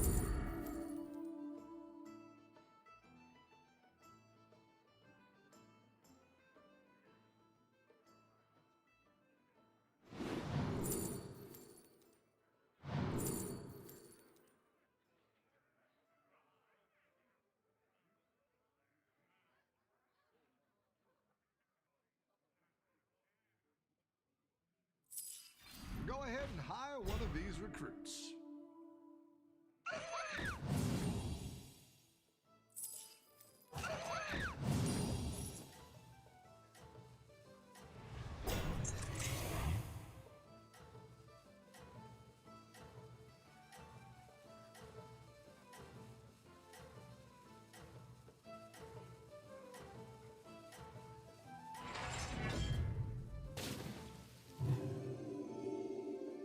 You are not out of this yet.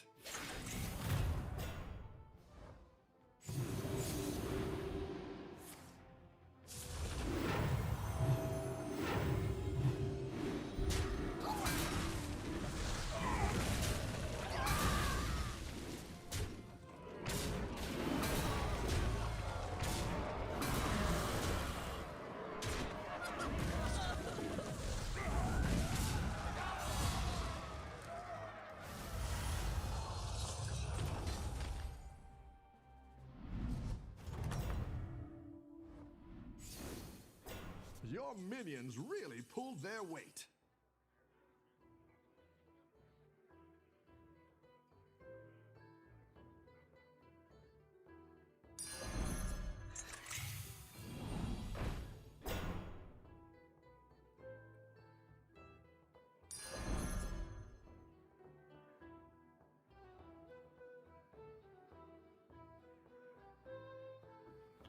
One second.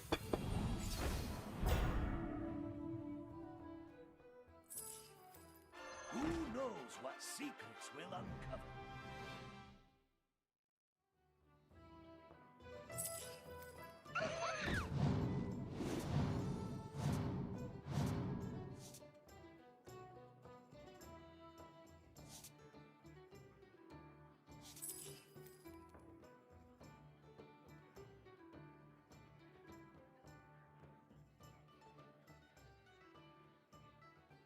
Blast them to pieces!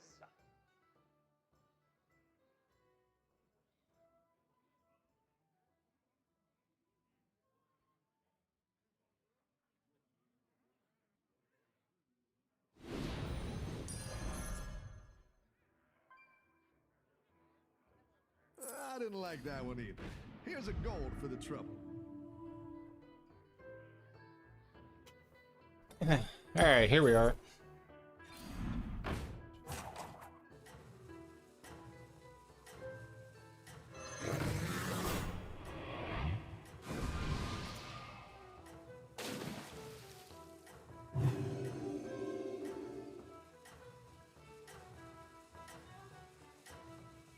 Duos is more fun.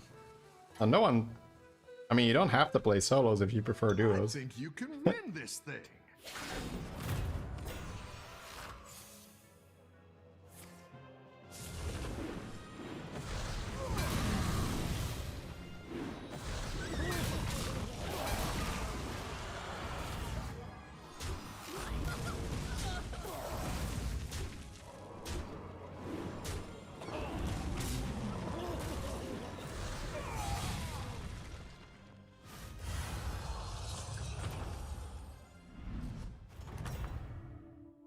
Duos with ransoms. Nice I will work. I will probably do some duos at some point this week. I think in the weekend.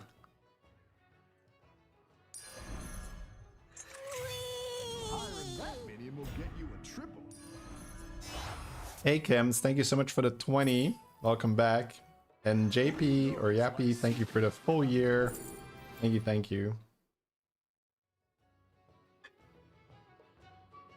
Would you recommend going to the gym while having a cold? I guess it depends on how severe, but usually it's better to rest. I'm the hammer in But again, it depends a little bit.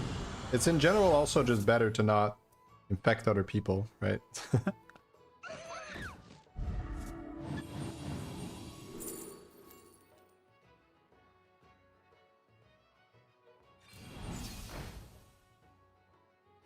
Go ahead and hire one of these recruits. That'll do some damage. I usually just, because I train at home, I play it by ear. I'm almost never bad enough that I can't do some light zone 2 cardio or something. But there are days where I'm not gonna do any interval training. There are days where I'm not gonna do any heavy like push-ups or pull-ups and stuff. You can always do some stretching. That's always fun to stay in the routine and stay in the vibe. So I'm generally a fan of doing something, but just working within your capabilities at the time.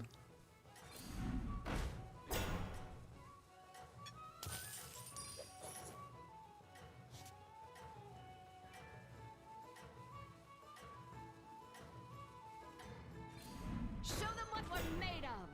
Keep up the momentum, friend.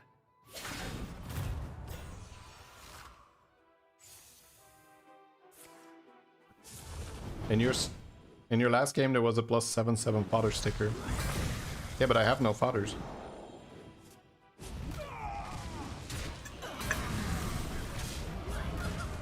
But you cannot look at that game at the end because that game got fucked way before. So you can't look at what happened right before we died. You need to see where the original mistakes were made. And you need to address those. I think taking the trinket, the lesser trinket, was wrong. Makes you stronger. I think I should have just gone top hat. Business. Hmm?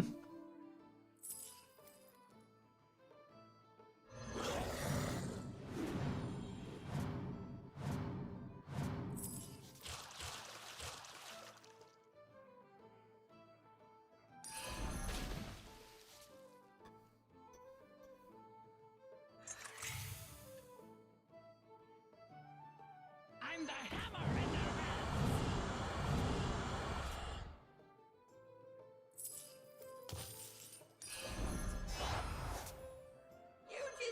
Yeah, I don't think standardizing the times would be good overall. Simply because it would be less fun for people to have to sit there and wait. But it always comes down to a performance thing, right? Where certain animations should not be shown after a certain number. There's obviously also, do you have your frame rate set to high? That helps a lot already. I think the main issue is that sometimes it's just too slow.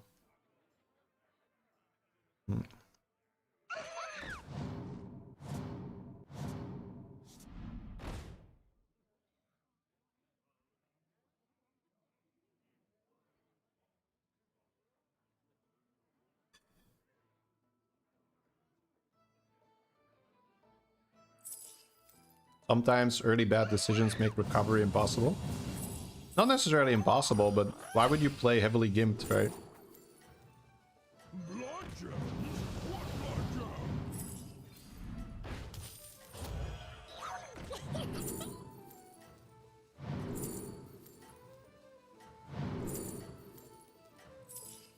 Gold in my teeth, gold in my hat. Blood gems? What blood Ooh. gems? Did we sell that? Oh, we didn't sell that.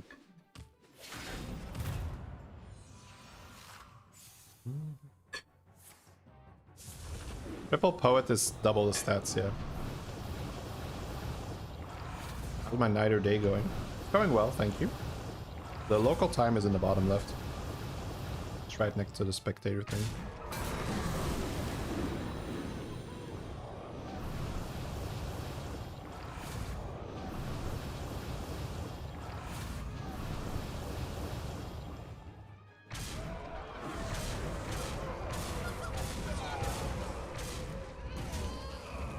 Got quilled.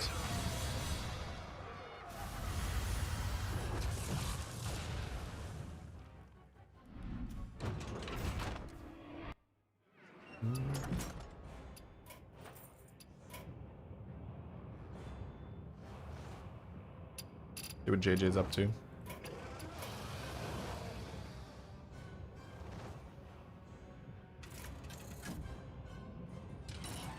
Body with the questions. It's fine, I'm just eating. The thing is, like, when I'm playing the game, I should probably just not answer questions or like try to go as minimal as possible. Just because it's fun for the one person asking, but it takes away from the experience of everyone else watching when I'm essentially interrupting my casting of the game to answer the question. But sometimes it kind of fits and it goes nicely and it's smooth, so that's a problem. It's not like it's all bad. That's why I still do it. It's also fun, right? I don't want to have to ignore most questions, but I think that's sort of what it comes down to.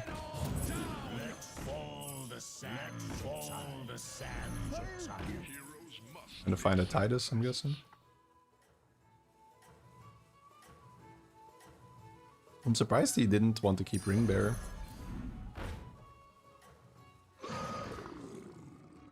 No rest for the weary, hero.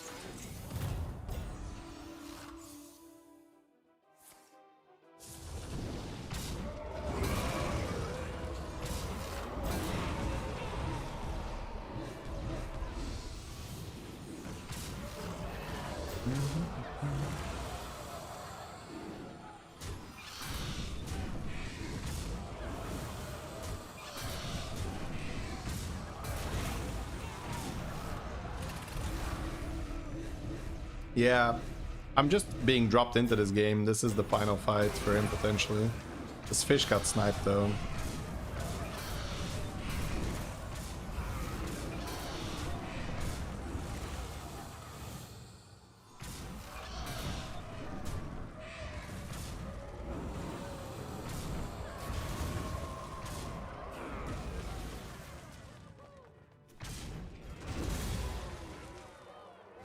Yep, that's a pretty concise answer there, Swift Wolf. Damn, we killed 2 people here, chat, with our casting. Spectator curse.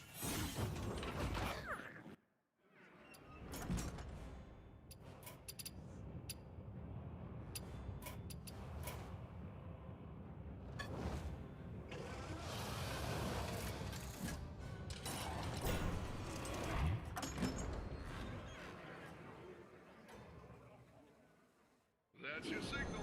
Time to go. When you're in a game, your husband asks a question, you lose the game, you're so annoyed. Yeah, I try not to be, and I try to always give myself the responsibility. Because it's true, right? It's like it's your own choice on how to deal with that. But it also means that sometimes I have to be proactive about it and be like, well, I'm probably just not gonna read chat for now because I want to do a good job playing and casting this game. Good fight.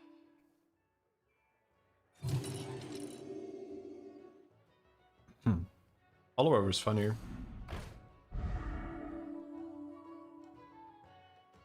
Hey Michelle, awesome. Happy to hear that.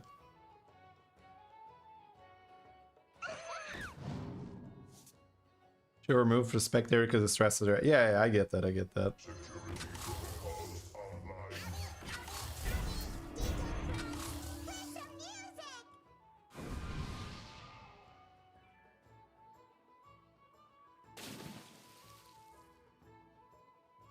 Hey Kelp. Yeah, I also only play Hearthstone Battlegrounds these days.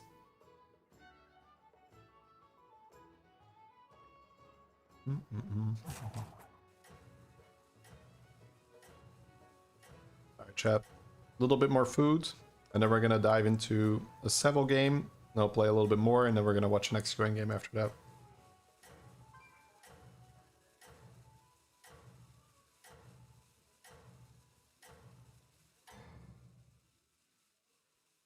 I am sending you back in 3, 2, 1.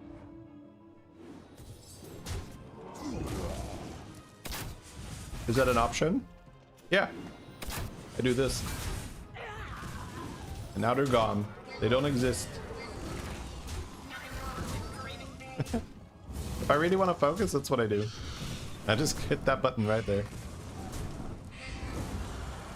And then for the next 10 minutes, you guys are just gone.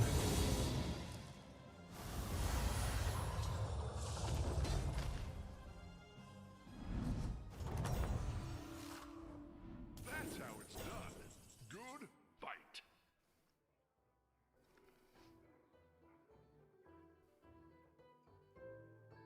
I can't see the one over here. The one over here is for you guys. So I actually don't see chat if I minimize the chats.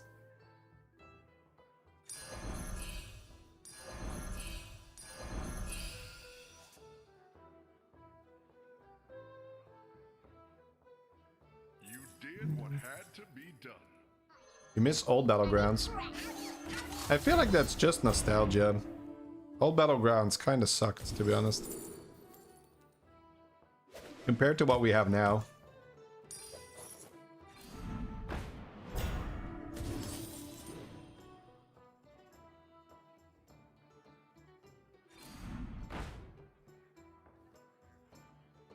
Like, there's so many more opportunities now. Your turns are so much longer, more fun.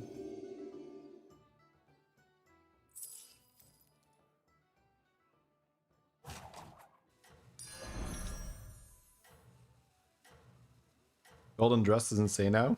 Yeah, did you watch my patch review? I talked about how it's kind of insane.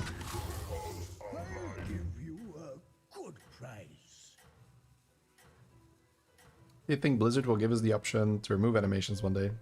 I don't think so, no. I don't think that would be a good option either. A lot of these things sound so logical, but then when you start to dissect them, they are not as easy or straightforward as you might initially think. Because what happens if you give people the option to remove animations? What are the downstream effects from that?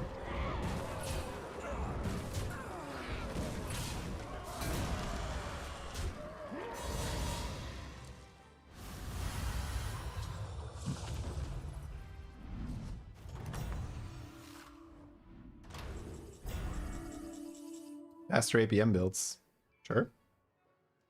What's another downstream effect from removing animations? Another victory. You are a true hero.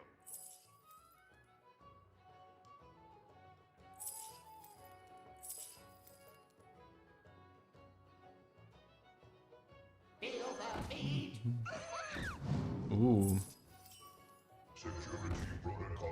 We're stacking, baby.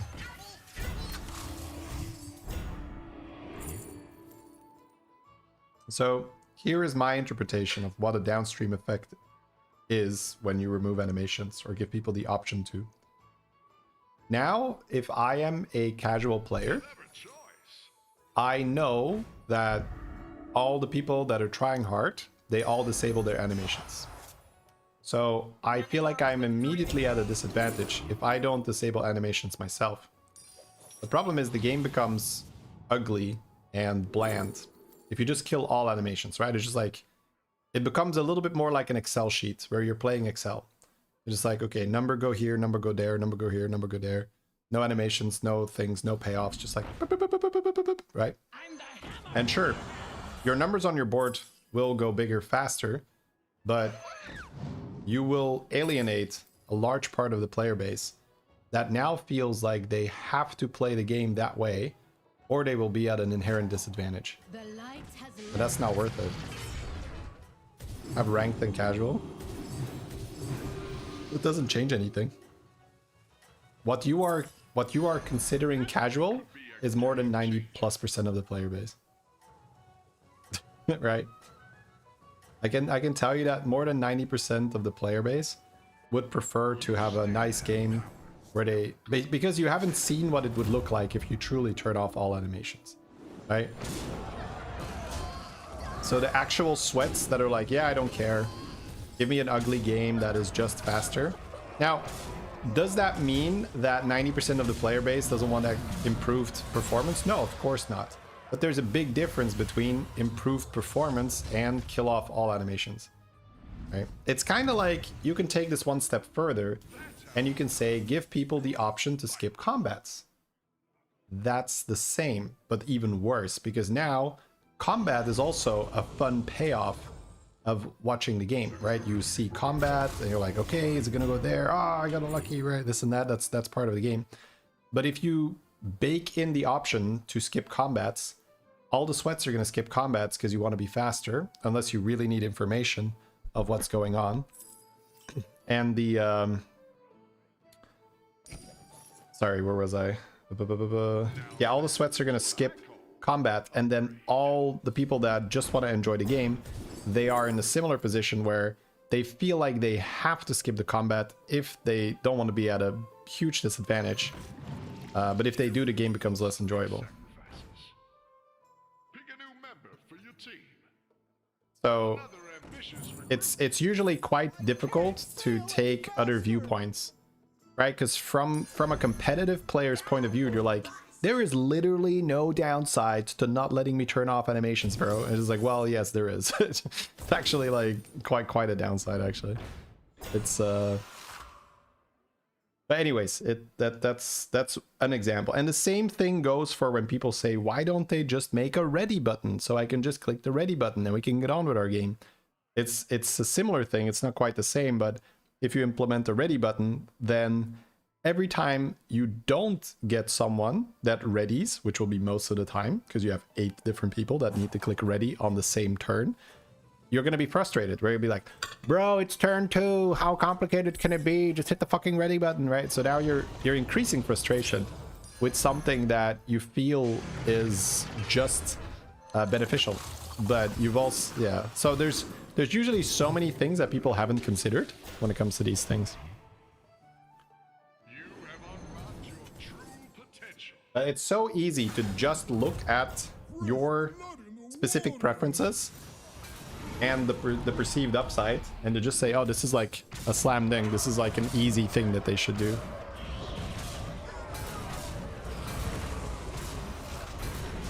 Again, that's not to say that I don't want them to improve animations. God, I played this Azerite game today. I had turns where it was like 15 seconds of just staring at the animations. That's not good. I do want them to improve that.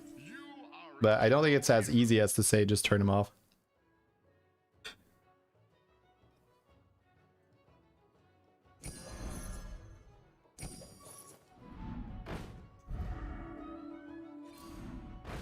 I can't sail any faster. Omi played a satellite. He's stacking with beatboxer.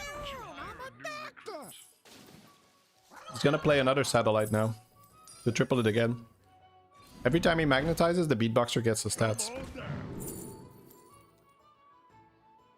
King Madhu, thank you very much for the prime. Appreciate it.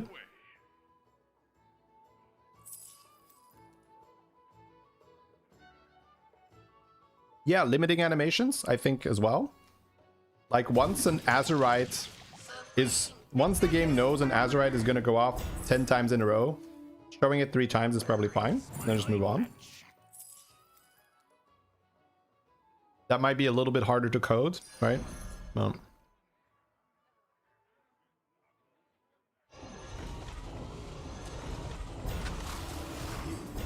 Congrats on 6K. I am doing well. Thank you so much, King.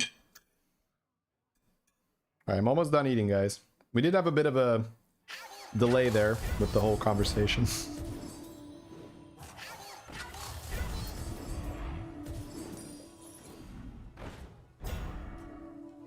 Is it worth learning specific comps or being more flexible? You should do both. You should be flexible in what you're going to play, and you should understand what that comp is going to look like when you play it.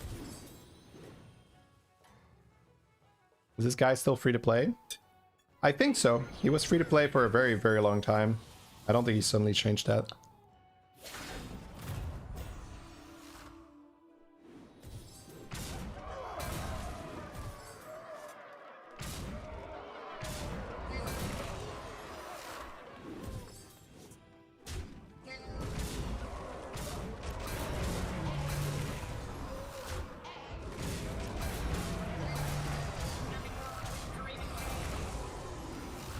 Yeah, so the combo that Babo is doing is he's playing one of these on the board.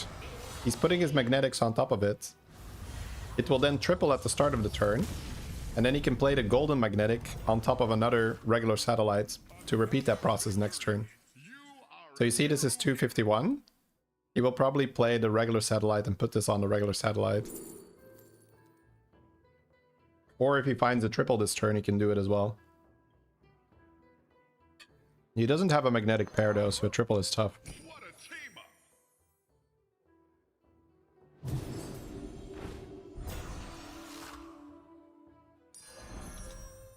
I don't think mechs are broken. Minion coming your way.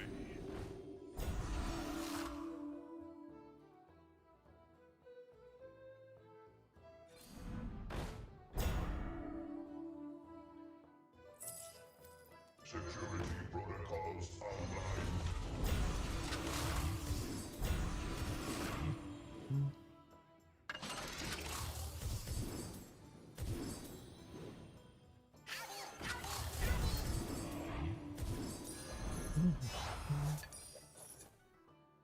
Yeah, he's getting a lot of spell buff.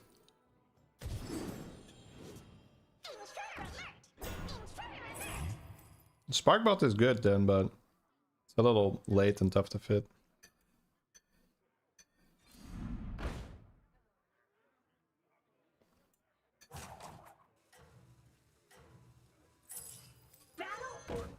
Let fall the sands of time. Come on down.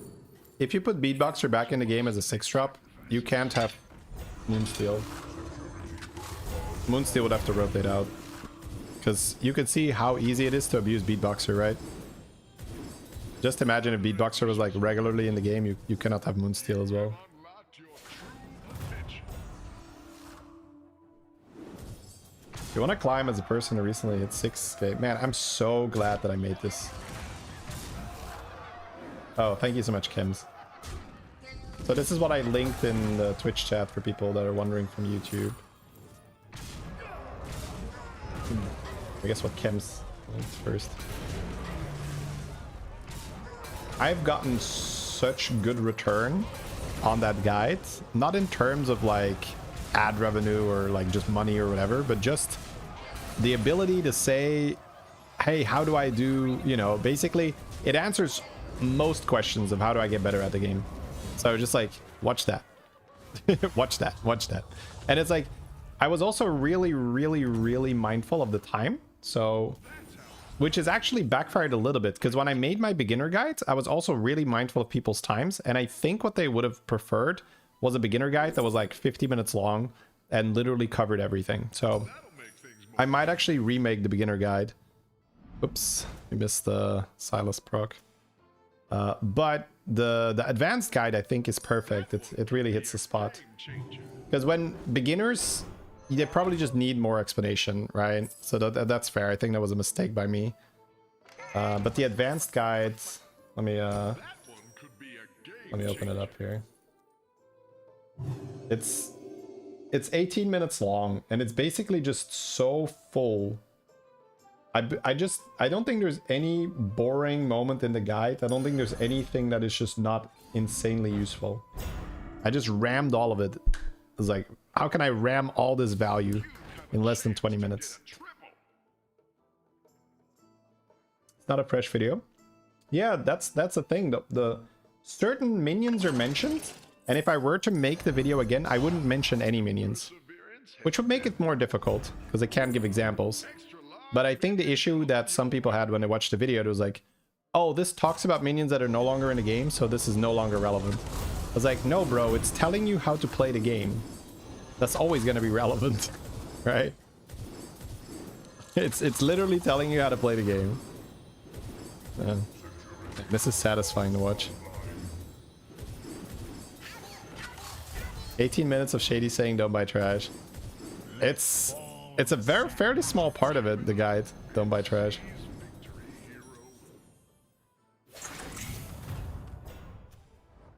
Man, these are getting quite big. Beatboxer growing. There's a Leroy.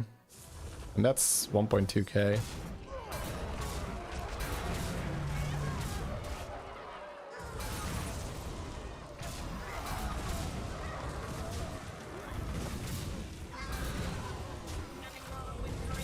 Nice. He gets there. The Beatboxer is reborn, right? That's gonna kill him.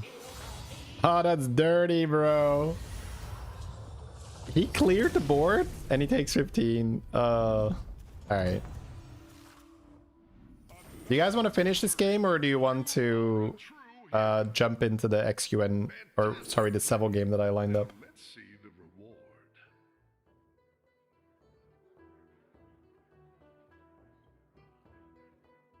18 minutes of just buy oil. I mean, buying oil is honestly not great. I am an entertainer now more than I am an educator, I think, just based on the content.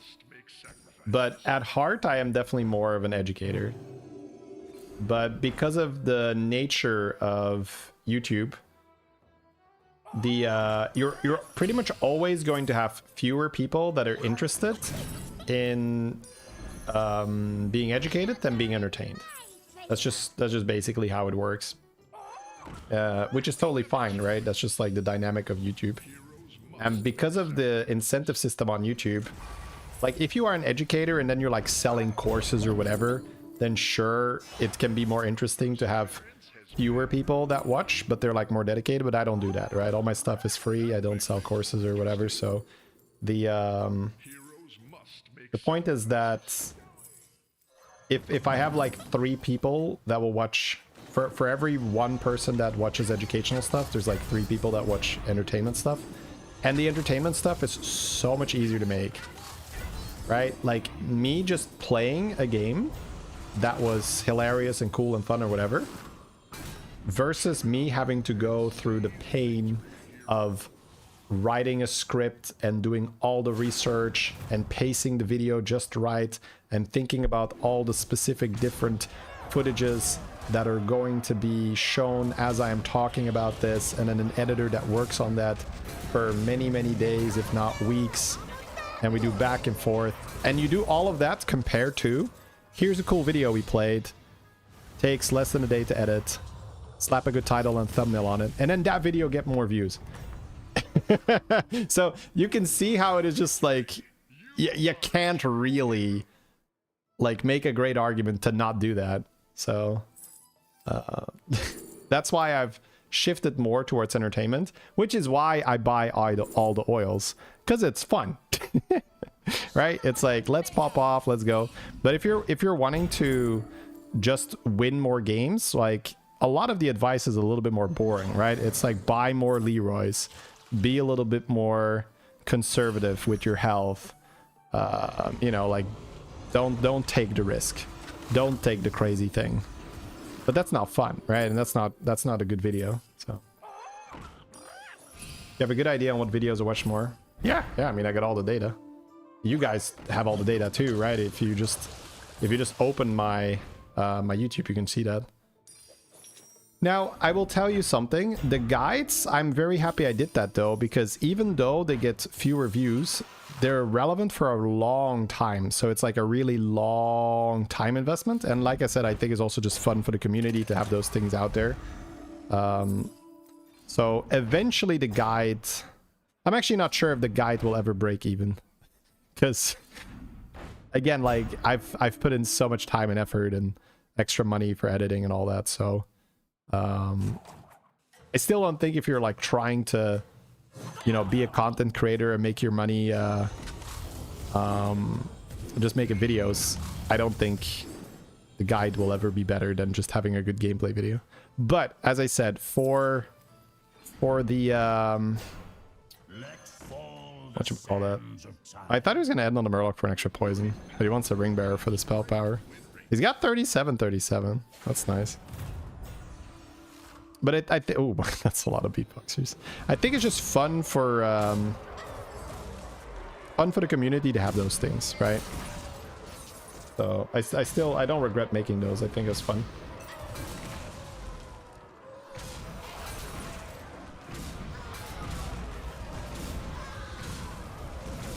I might draw a different audience to your channel that leads to higher viewer retention. Well, there's two ways of thinking about that. One is to say it's more of a top of funnel type thing where you have a broader audience that then becomes aware of who you are.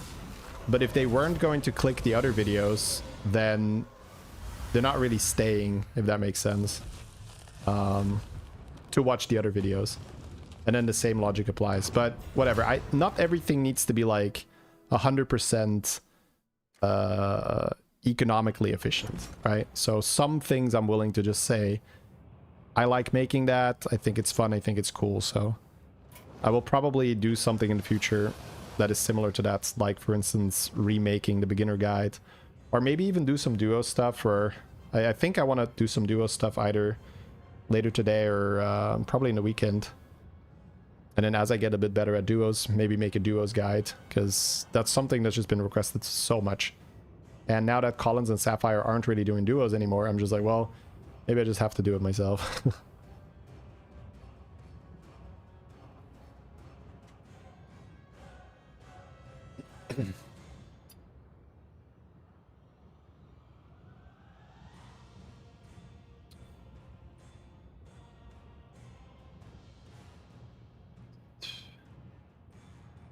All right, so we're gonna hop into the Seville game, but I want to like finish replying to chat because, like I said earlier, when I'm doing the review, I don't want to have to interrupt the review to talk to chat. So let's get the talking out of the way, and then we'll dive into the crazy Seville game.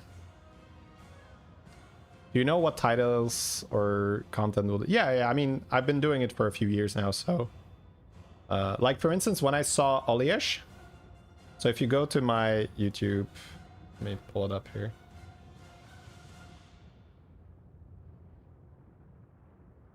This video, I knew was gonna just do really well.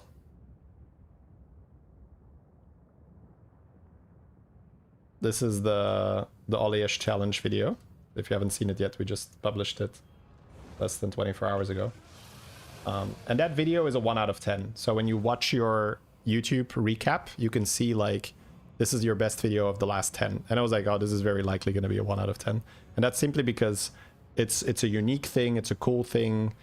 It's someone that stayed on tier 1 the whole game. That's cool, right? So he wins the game while staying on tier 1 the whole game. It's a challenge. So I was like, oh, well, that's very likely going to make for a good video. Would you like all of us to leave and watch a tutorial you made? If you are interested, then yes, I don't want to force anything, right? I think maybe in the past I had this idea of what people should like, and then you just realize that this is stupid. People like what they like, and you work within that. So I just adapted. I adapted my content, and it's not like I don't like doing that. I have a lot of fun with it. It's just that it seems weird that I can do the thing that requires more effort, that is more useful for your gameplay, but I will not get rewarded for it nearly as much as doing the entertainment stuff. So I just made a decision like, oh, I'm going to lean more into entertainment stuff because it's much more rewarding, it's less work, and I enjoy doing it as well. So that's pretty much it.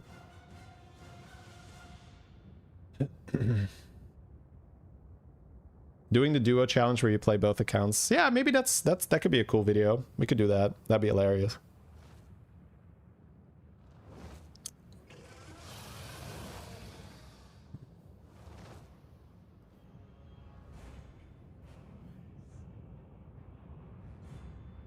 You get stats on videos that are rewatched. I don't think so. Maybe average view time goes up or something, but when someone watches a video twice, I don't think the view count goes up. At least from what well, it depends. I think I have separate metrics for that. Like maybe total views and unique views. I'd have to like double check that. As you can see, I'm not like 100% dialed into that yet.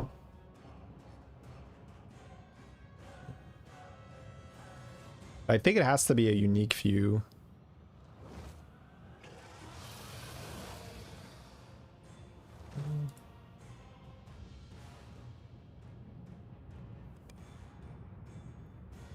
That would be hard, don't you think? To win a duos game playing both accounts? It all depends on the MMR you're playing it at. If you're playing it on well below your MMR, I could probably only play one board and still win the lobby and not even care about the second account. So it all depends on what MMR you're playing. You came from the live to the live from the tutorial. Oh, awesome. Okay, anyways, enough chit chat. It's good to take a second. Like I said, I don't want to have to combine casting the game with chat, but I don't want to just ignore you guys either. So I think it's a healthy compromise. A little bit of chat and then we dive in the game.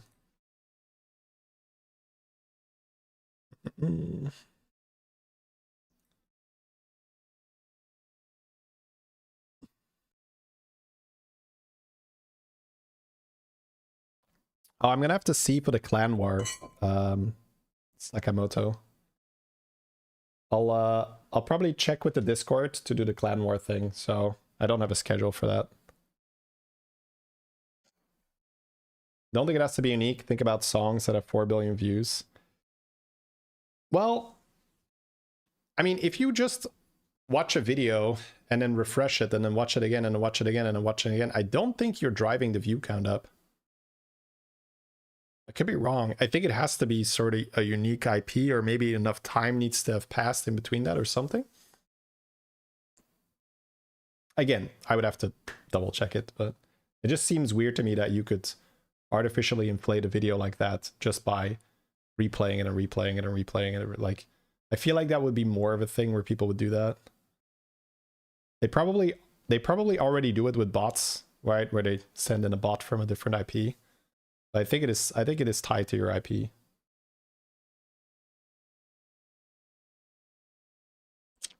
Yeah. Okay, cool. 1 second, guys. Let me stretch, and then we're gonna go in here.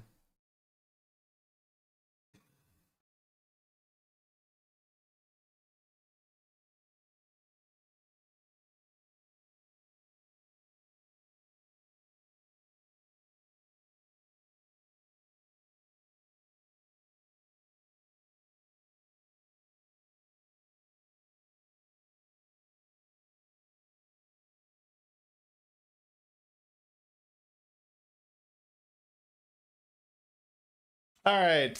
Here we go, baby. So we are watching a Seville game. As you can see here, we got our Beast, Ellie, Murloc, Naga, and Quill. So this was played on the previous patch, because we just had a patch this Wednesday, I think, or even Tuesday evening. But sometimes there are just games that are so cool, especially I just came back from vacation, that there's cool stuff that I definitely want to cover. So we have a turn 1 oil. We were talking about that a bit earlier. Seville getting the panda in a nice turn 1 money. 5 gold here. Ooh. We could just Yasharaj and buy. Yeah, I kind of like that. With Nagasin, I do like Surf and Serve. You can always just hit Lava Lurker on tier 2. So curving like this is called the Jeef curve, because Jeef was the first person that at least popularized this. Maybe he wasn't the first person to do it. But Jeef was doing this curve quite often, years ago. That's why we call it Jeef curve now. It's staying on tier 1 an extra turn and then leveling to 2 on turn 3 to then level to tier 3 on turn 4 most of the time. So it's going to go Greybow here. Has the triple. If he doesn't buy it now, it's a bit awkward. Yeah.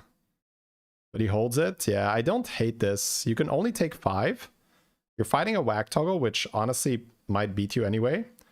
Maybe not, because we had Greybow. But now he gets to just level and grab a 4. We might get something good to Reborn, so it's probably okay. It's a close one. Let's see what he gets here. Underdog. Huh. So he doesn't go for Bruiser. I guess Bruiser is a 1/1, right? He hasn't played any Tavern spells. Okay. Yeah, it's 10 health. You can Reborn it. That's fair. I might have just taken the shield, but... Ugh. Ooh. Oh no, chat. Go left, go left. Yeah, Bobby. Oh no, wait, there's a crab there. We still lose. Get crabbed. Unfortunate. Still a very fun start though. Wasn't able to use the oil money super well last turn.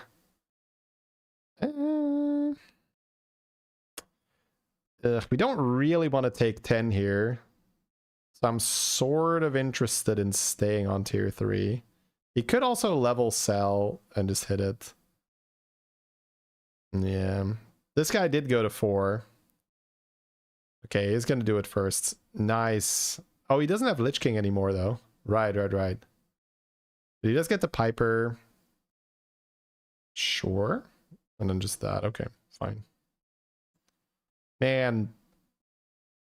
That spell couldn't have been a last chop, right? Because we pulled the Jazzer with it, yeah. So he's going to have a Quill War start. Thank God the Crag hasn't hero powered yet. So we are going to keep our health. So he could have technically leveled against this, but that's hard to call. I think I like that he didn't level there. I think that seemed really risky. There's another Piper there. Cube. I haven't seen a cube in ages. Curious to see what he takes here. Jewelry box with the early Reborn and shields and stuff. I was actually talking about this in my patch review, that people were taking jewelry box and winning with it because they keep nerfing it. duplicating lens. Calligraphy. Oh, that's actually cool. Now he gets tempo. Alright, he just gets the Golden Piper now. Sure, that makes sense. Then he can, yeah, he gets a 4, I guess. He could also take the 3-drop here and go for a 5. I don't hate that. Yeah, I like delaying the Piper 1 turn, now that I'm looking at it. Because you want to get your Titus, right? And there's probably also some other 5s. You got Bran, right? Bran's almost always good. So I'm just looking at it like, what would I have done there? Yeah, there's not that many 4s, and honestly, that 3-drop that gives you permanent gems in the combat is just fine. So it's actually pretty good. All right. Let's first see what his hero power is. Oh, he got that from Cube, the lens. Oh, Pendant is so good as well. Okay. Now he doesn't have to buy it. Double time?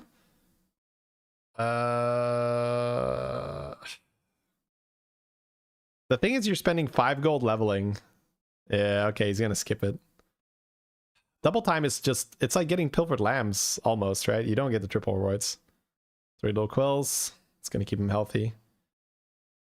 You don't get the reward if you take double time. Oh, you're right, you're right. Oh man, I could have gotten kicked. You'd have to hold it. This is me not paying attention, chat. Good thing Seville is piloting this. He's got his eye on the ball. He's not throwing the game. So there is a taunt over here.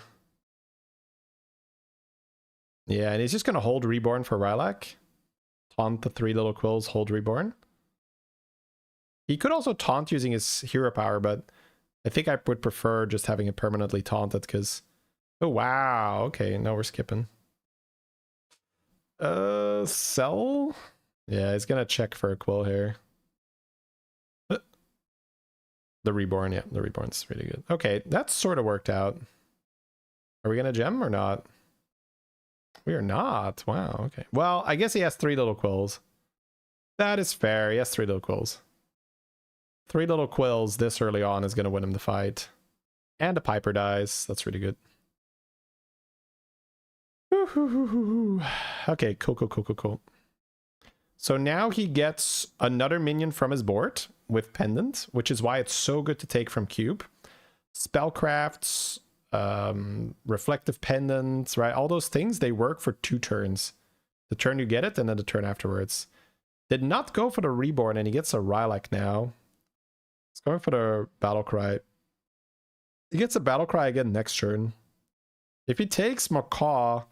Sorry, if he takes Alakir, he can hit Macaw, but I like evolving here too. Because you want Bran or Titus here, right? You can evolve that 2/8 and then see if you hit it. Come on, Bran! Nope. Level. Grab the Rylak. Okay, so he's keeping the 2-drop over the 3-drop. That's interesting. Ooh, that's money. Does he just sell the 2-drop now? It's pretty good tempo, and he will be able to Reborn it. He has Reborn, yeah, he's actually going to sell the money. Well, cool. Reborn. Oh, he goes Reborn Piper first? That's ballsy. Wait, and we're positioning like, man, we are just feeling very confident here. Well, I guess he just read the board pretty well. Because that does not seem like a super dangerous opponent. This is where Seville just makes a difference, where I would not feel so comfortable that I'm going to level on this turn, and I'm going to position my Piper first. 0 respect. I mean, it is correct here, right? We can see that he made the right read. He made the read that his opponent was not strong, and that he could potentially miss on getting Golden Piper value, right? By, first of all, not reborning it, and second of all, by putting it second. So he got massive value, and that's going to make him much stronger in the fights to come. So here we have quite an interesting pick here. Jar of Gems is your sort of more tempo thing. The Golden Quill is the fun one, but I don't think we want it. We do? Okay, let's go. Let's go, let's go.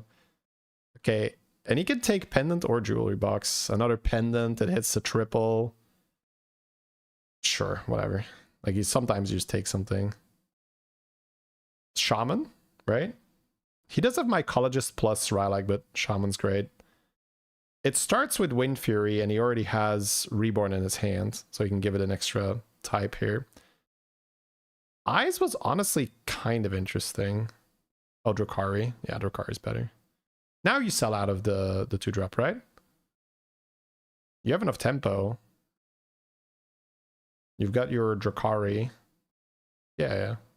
So he's really thinking about playing Bristleback, I think, right? Because he's giving this 2-drop so much respect that I'm thinking he's looking at Vine Speaker or Bristleback, because why else would be so interested in that card? No. But just sell it for Drukhari and pump more end of turn. Yep. But it's cool to see it, right? You can see just how much respect he's giving it. Alright, buffs it first to give more damage. Big Piper. I thought he'd want eyes for both Rylak and Jazzer. Yep, he got rewarded though. He got Drukhari, which is basically another Earth Song Shaman. You can think of it like that, right? He got a second Earth Song when he rolled Drukhari. Oh, this is beautiful. Just need to make sure our Piper dies. No, yes. No, yes, maybe. Okay. Ah, this is so... See, when I watch these games, I just get so inspired, man. We're gonna fire up a game right after this, chat. This was so well executed. Like, just the proper greed. He has Drukhari. You could technically take the thing. Oh, but if he takes Lens, he might golden the Jazzer. Yeah, that's better. So, Goblin Wallet works with Drukhari. So, that's why I was thinking about it. Yeah, these are whatever. Just click something. So if he rolls another Jazzer now, he can golden Jazzer. He's got more than enough Reborns. He doesn't need to keep the Reborn Quill anymore. That's good. Rugog's whatever. We want Reborn for this Rylak. We want Titus. We want Brand. We want to absolutely juice this Rylak. We also want to roll, I guess, Golden Drukhari, sure.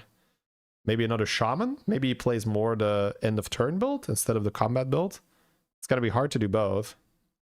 If he rolls another Jazzer, it's also golden. He's got the duplicating lens in his hand already.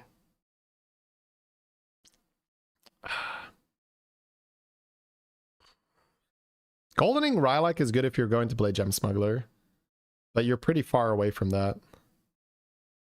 I don't hate rolling, yeah. Ugh, please reward us. Oh, thank you. Thank you. I think you hold lens, right? You sell the Reborn guy, the Droplet, and the Piper? Oh, wait, what? He wants more Reborns in his hand? Oh. Wait. Why are we not playing Brand this turn? We have a Droplet, we have a Piper in our hand, and we could have sold the Reborn guy. I guess he's only getting... Yeah, he's not getting that much. No, never mind. I'm thinking that he loses a lot of scaling, but he doesn't really, right? There's no Macaw, there's no Reborn on his Rylak, right? It's honestly not great.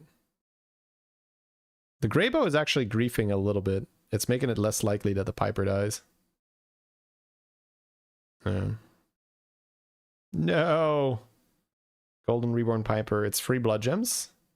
It's not free because he has to freeze. It's a gold. And he loses scaling. But he gets more immediate scaling with the thing. Free shields. Nice. Reclaimed Souls could also golden as Jazzer. Nope. Hot Air Surveyor, I guess. Because we're playing gems this turn. Shield on the Earthshong. Earthshong? Shing. There's a Titus. There's this. Oh my god, this is getting complicated. So the Reborn guy can absolutely go, right? Yeah, thank you. Appreciate that. Thank you very much. At some point, we're not going to want this Reborn Three Little Quills anymore, as weird as that sounds. Smuggler is just good. Even if you don't play it with Rylak, it's just good. Oh, it's the first Quillbore he's buying! Oh my god, right. I forgot about that. Holy. Are you keeping your Jazzer then? I think you have enough tempo that you can keep the Jazzer. Do you just like not play the Smuggler? Wow, this becomes super interesting all of a sudden. You got a Titus. Ooh, he's not going to use any gems with that. That's interesting. We just chilling this turn? I gotta do that more often, man.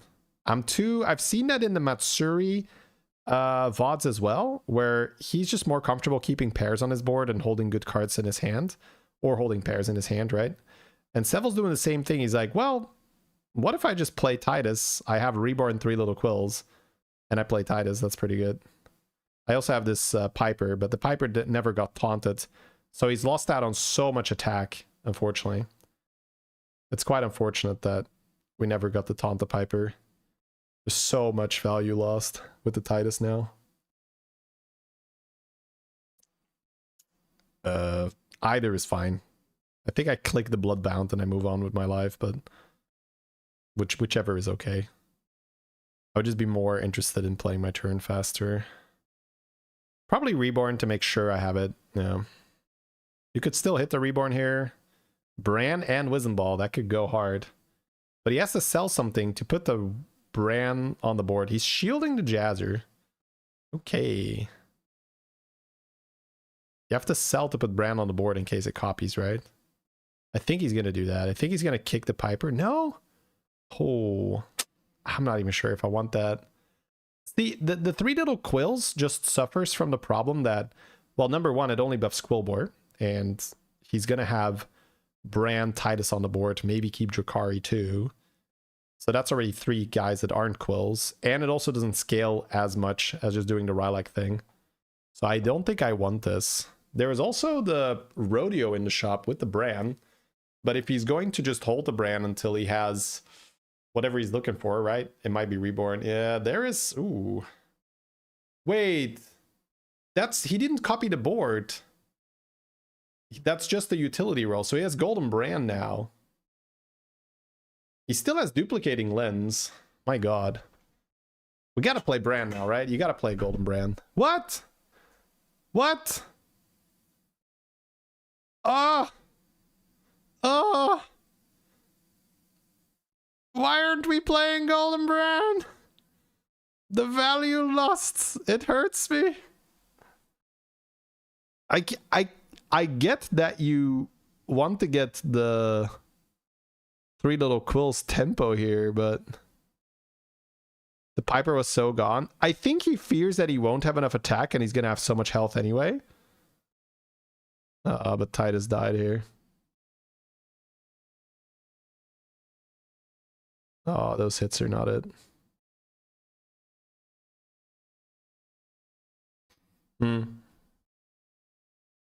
I don't know. Maybe I would have just... I think what I would have done is... Well, you don't have Golden Rylak either. Ooh, another lens. It's Golden Jazzer. Okay, well, now we surely play Bran, right? Right, Seville? Yeah, he copies a regular version, so the stats don't matter. So Drakari triple, get it in your hand, buy Golden Bran. Play the Bran, play the lens, kick something. I don't care what it is. Probably Piper or Three Little Quills. Yep. Then buff with that. Copy the thing, play it. Copy the thing. Whee! Oh, that's a lot of health, chat. Ooh. Belinda, I guess. It doesn't matter. You need Golden Rylak now so badly because you really, really want to play this Gem Smuggler.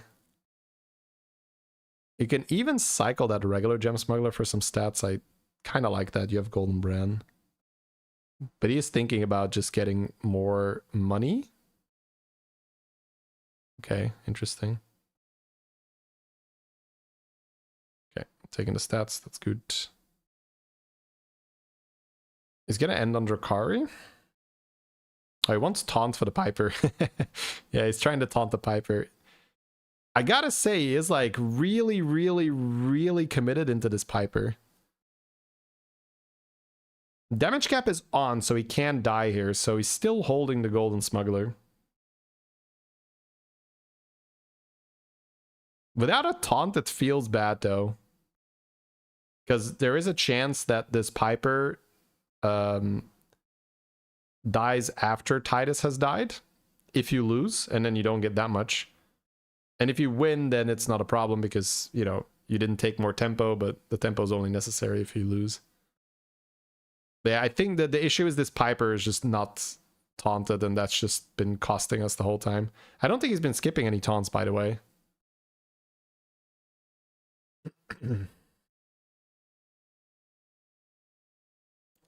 Isn't Drakari out as well? Well, he has Earth Song, right? So the Shaman with Drakari is very good. Pendants. Wait. So now he has Golden Bran, Golden Drakari, and Golden Titus. Okie dokie. I don't think I've ever had that. We want Macaw, right? Because I think the sad reality here is that he has Golden Drakari and Earthsong Shaman, and it is just not good. There's taunt. He doesn't want it anymore. I think the Piper is out soon, so yeah, overconfidence into the Ghost, that always feels great. He can actually run Macaw this turn, but then he has to either sell Piper or sell Drakari. Yeah, I still like buying that. Isn't taunt good for the Shaman? Yeah. Does he always keep Shaman though? I don't think he always keeps Shaman. And this is the crazy thing, right? It just shows how good Rylak is. Golden Drakari and Shaman is worse than Rylak and Smuggler. So his end board is probably going to be Bran, Titus, that's 2. And then Rylak, that's 3. Smuggler, that's 4. Jazzer, that's 5. And then Macaw, that's 6. And then a flex slot. Because it's so much better to... and the reason why it's so much better is that it's multipliers. So the Earthsong Shaman only has the Drakari as a multiplier, where the effect triggers 2 additional times. But the Rylak is a battle cry and a death rattle, right? Or rather, it triggers battle cry. So when you have Golden Bran, it's ×3, but then you have Golden Titus, it's ×3 again. But then you reborn, and then the effect goes off again. And then you have Macaw, and then the effect goes off again. And then you could Golden the Macaw, and then it's ×2 again. And then you could Wind Fury to Golden Macaw, and it's ×2 again, right? So it's just like multiply, multiply, multiply, multiply, multiply, multiply. Whereas the Earthsong Shaman and the Drakari, they're kind of just stuck at, oh, I can only do 3 times. He also has Golden Brand for some money here. So it's very clean. And he has more than enough damage, right? So he doesn't really care. And again, and again, and again, and again, and again, and again. Yeah, pretty much. It's so sad, but I think he's actually going to cut at least the Drakari, right? Ooh! Wind Fury, my dog. Yeah. Oh, the speed with which that Drakari got sold is so sad. All right. I can see Shaman staying because he won't need a flex slot yet, right? Because he has the Smuggler in his hand. I wouldn't buy another Shaman though. Yeah, so just taunt the Shaman so it has that effect. Golden Drakari, you'll be missed. So what matters is just finding the parrot or eyes, right?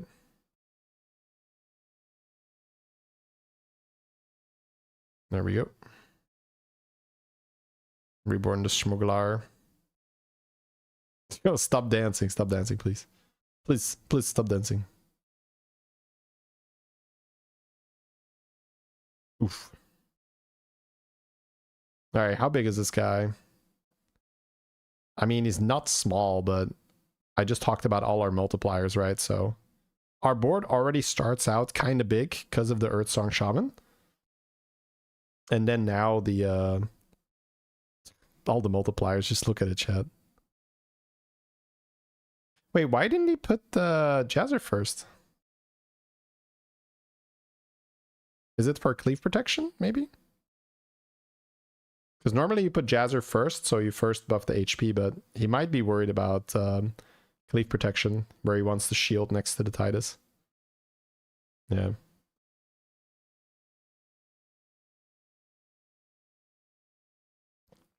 If your opponent has 2 golden cleaves, maybe your Titus is gonna get cleaved if you don't position the shield next to it.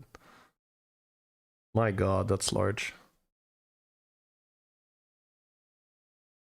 Oh! One off. I don't think that's in our favor because we're not... Well, that's not true. We're scaling like crazy. I was gonna say, we're not scaling as much as the elemental guy, but that's not true because we have the Jazzer on our board. We're scaling to the moon, chat. To the moon. Alright, so just Golden Macaw. His build is done. That's crazy. Shields. Shields are fine. Eyes. That's it. We're done.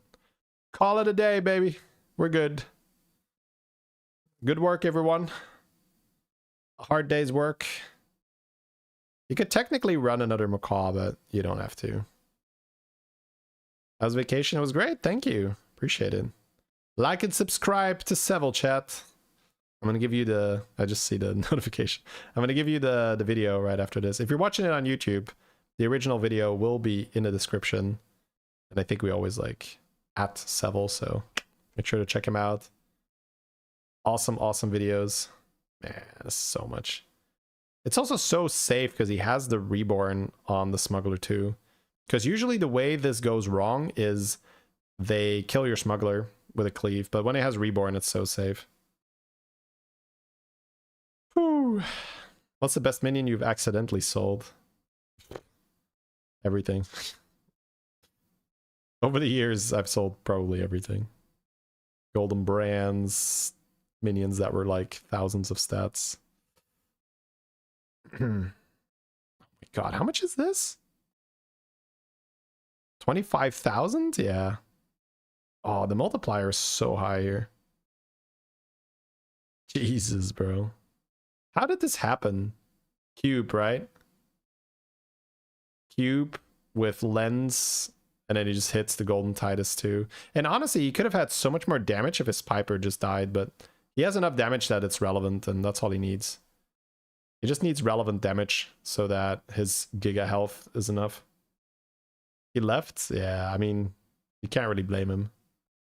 But that won't stop us from desecrating his corpse. Like, stay there. You will look at these quills, Kel'Thuzad. Alright, GG's, guys. Biggest advertisement for Cube? Yeah, Cube stonks are going through the roof here. People are buying Cubes like crazy now. Now, I already really like Cube. I think it's a very fun one. Alright, here you go. This is the link for the Seville game, so please check him out. Give him a like, a sub. Highly appreciate it. Now let's see if we can get our own cool game like that.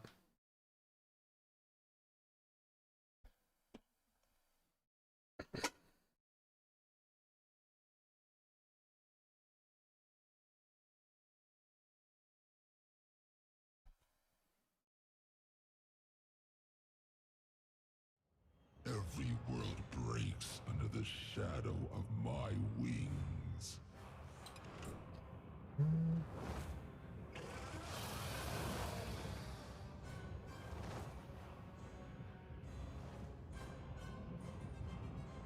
Does Cube need to go to 6 gold? No, I feel like 4 is fine. 4 is enough where it really wrecks your turn if it doesn't hit.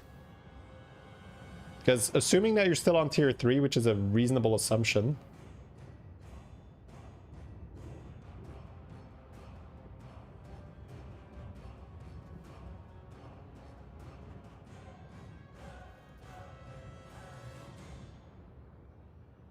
Alright, 1 second.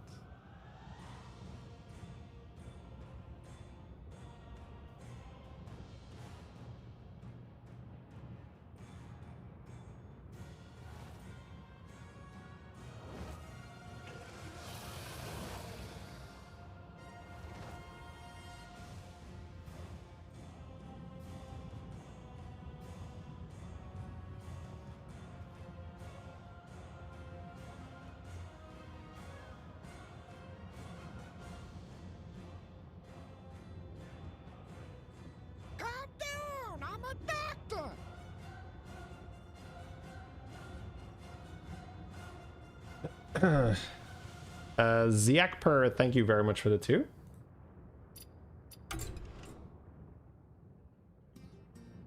Is it play to aim for 4 when the lesser hits? If you can, yeah. Don't ruin your game for it, but yeah.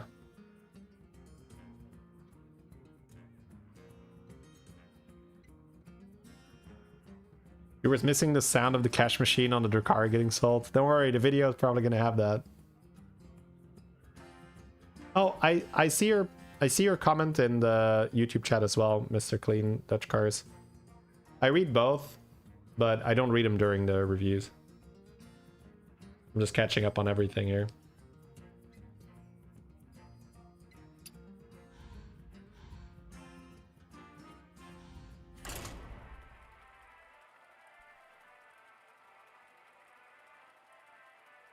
Am I the real Slim Sadie? Most definitely not. No. I do not have any rap in my body.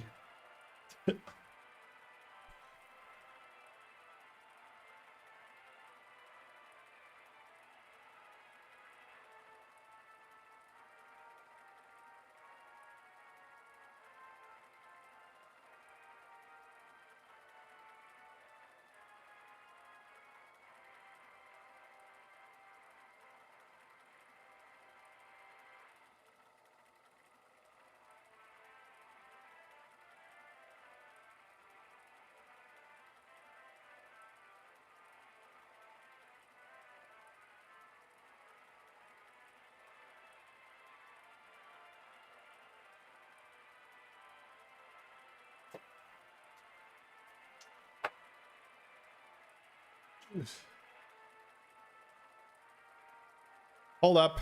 Didn't he stand up? That's conclusive evidence. Can you explain the mid-game and build pivoting transitioning as you're doing it? Yeah, I mean, I pretty much already do that. To the extent it's possible during the game. Beast Ellie, Demon Dragon Mech. I do like playing with Clock. Very fun. What's better for me? Whichever one you prefer, honestly.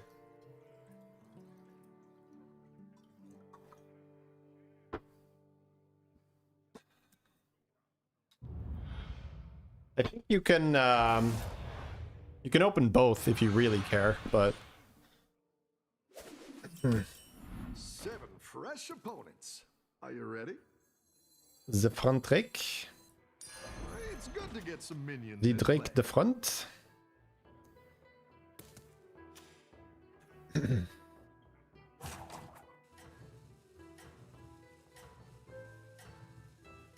I think in terms of advertisements, so first of all, if you have YouTube Premium, I would just suggest doing YouTube because it's going to be less disruption.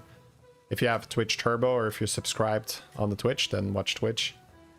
The ads on YouTube happen more like throughout the game, and the ads on Twitch happen all in between the games. So just whichever one you enjoy more.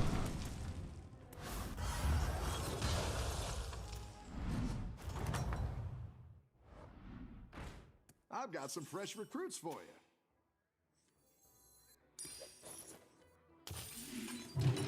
You can use !review for my patch review, or you can use !patch for the patch notes.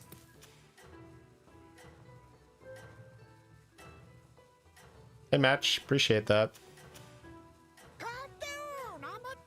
Marco with the 5 gifted. Thank you very much, Marco. Welcome, everybody. Thank you, thank you. Yeah, my subs are down like crazy after the vacation. I think we lost like 350, 400 subs. But that's just a lot of people that haven't resubbed yet and stuff. I also gifted stuff, so it's all good.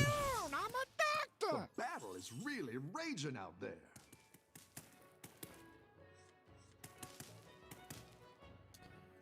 Yo. I think I ship a dragon to try and gold in the front rake. I don't think I can sell this in level.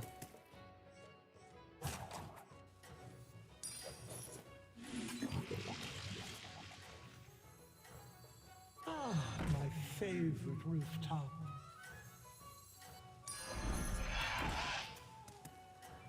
Not the best, but at least this is a 1-drop that can compete with 2-drops. Keep up the momentum, friend.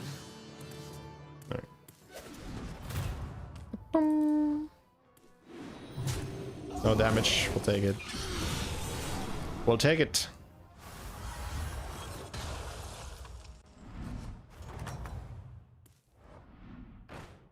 You're good at this. Probably level apples.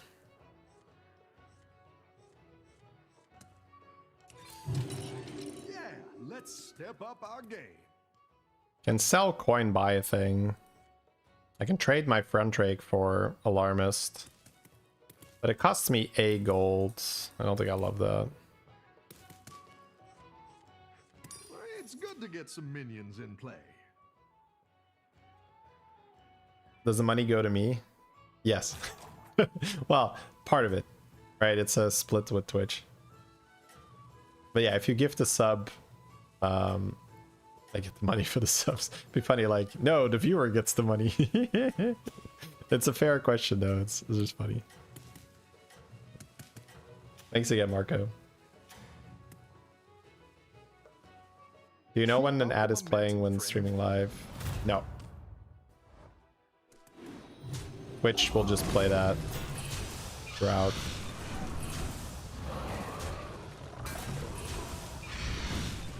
Bonk. I'll take it. Welcome back. How's it going out there? It's a good chop.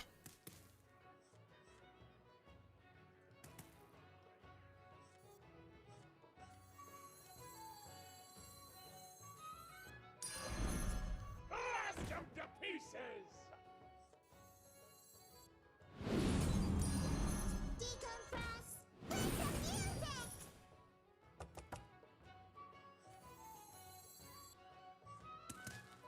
If he doesn't level, I'll pop this. Actually, I can already pop it now. It's probably fine. If he levels, I'm pretty likely to win. But that's a nice setup. It's a good turn to stabilize. Hooktail with spells. Very nice. This gives me money.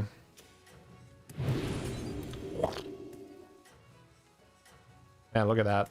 That's a board. You're doing great out there. So that was a great example of a stabilizing turn. The person asking earlier. That's just recognizing a shop where we're getting very good money. We're getting very good value for our money. Like, we got a lot of stats there. Very strong.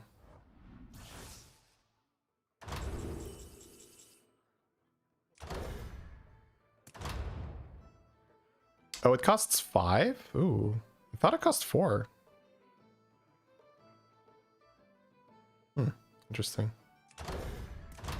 They did improve this. I'll have 9 gold here, right? I think I'll still take the chromatic tier. Your minions really pulled their weight.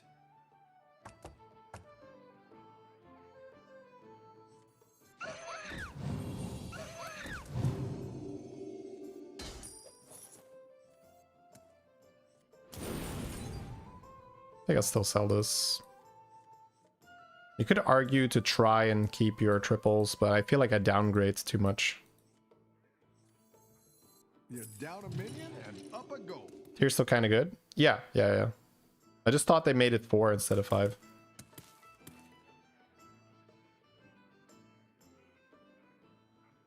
They just buffed chromatic drakes, right?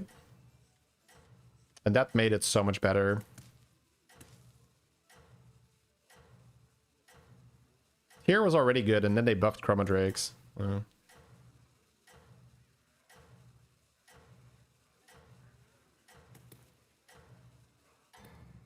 Will you review the edit test on the live stream? No.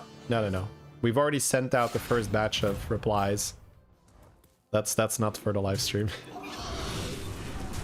So we're hiring another editor. So we have a few submissions that we're currently processing. It's on one of the recent YouTube videos, if you're interested. I have to go look for it. Oh, I got this from the front rake, okay. You're good at this. Right. Triples are not as good.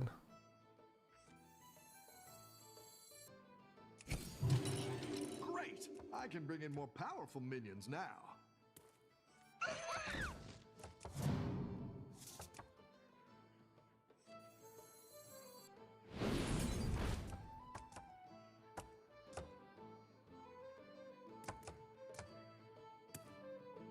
Not keeping this for another one.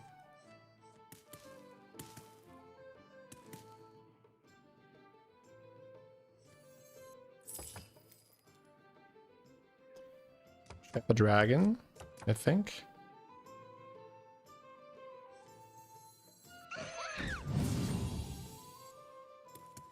Rarran is in. Try to triple these, maybe.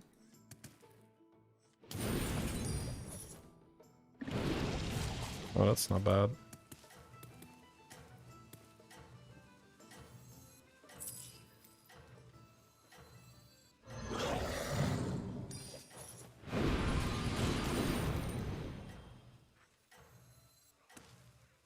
Cool.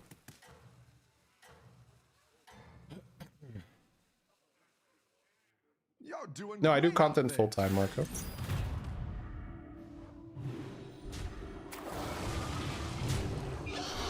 Alright, we'll see where we take this. But we're very strong and we were able to level, which is insanely good, but it's even better on this guy. Because this guy usually struggles early and gets the payoff late, so if you have a good early game, it becomes crazy good.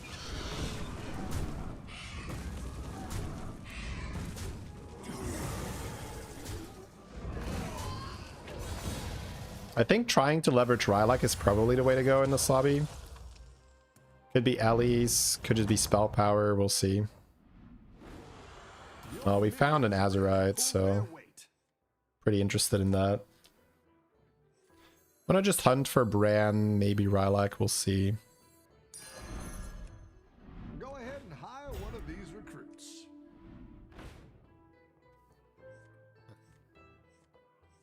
I get coins for these, right? So I buy them for 2 gold each and my spells become better. I wonder if I care. Without the triple reward. Let's see what's in here.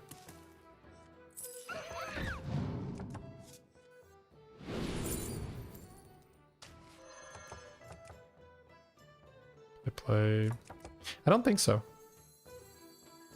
Not without Rarran. I think with Azurite I just need Bran, I think. I need money.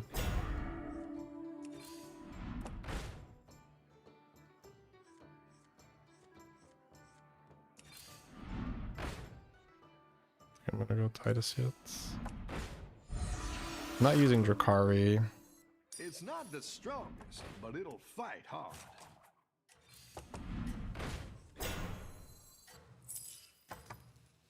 No one disturbs my home.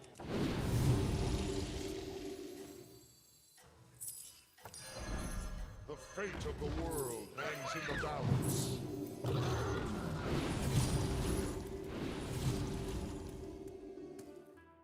Let's see. We'll see. We have Azurites. But now with Kali, it might also be that. With 2 Chroma Drakes per turn, the Kali is interesting. This is the mech tempo I talked about in the patch review. It's a little scary. Good Caligos play though. Added a lot of tempo to our board. Ooh. That was a bit of a scary turn, chat. Like what we did with it. Big trinket time. Oh. Yeah, I mean Bran is insane. So I could still do shenanigans here. Keep up the pressure. Let's see, I don't care about any of these. Right, I care about these 3. And then maybe this. So what is the real goal here? It's probably to get Golden Brand and maybe still Rylak. I don't want to buy this up front though. Go ahead and hire one of these Yeah, recruits. I think I'm just going Ellie's. I'm being real.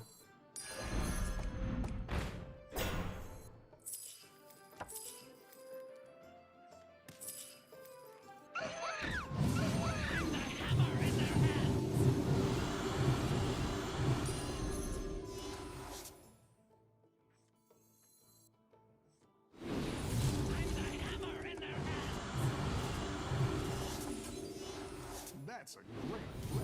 I can't wait to see this shake out.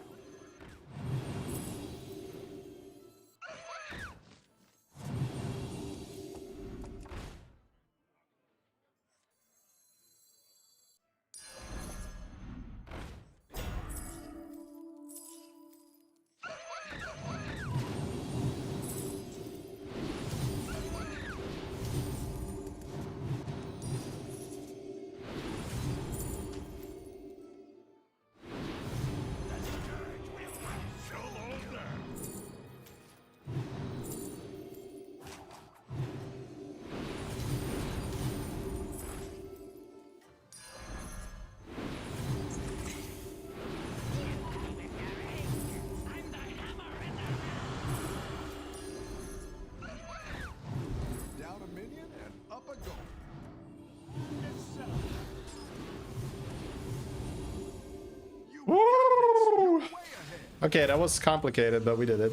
So it's gonna be a dragon mid game with an elemental pivot. Nice. Whew.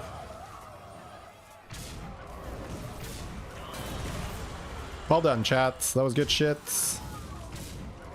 Like how we played that. Very nice. We'd love to see a Kali game. There's just not much reason to do Kali if you can play Ellie's. Elementals go just, yeah, it's unfair compared to Kali. Just is not that relevant.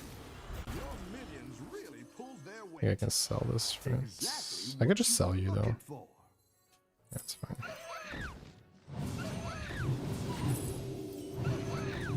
Oh, whoops. I think I'll level for Belinda. Now we're in business. Actually, I can eat. Right, I can eat this guy. Yeah. I can eat later though. Come on down. I don't think I care about eyes.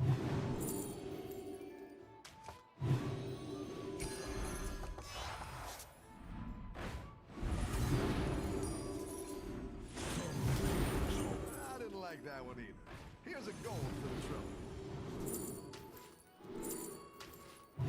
Could have maybe held it for Bran, but that's fine. It's down a minion and up a goal.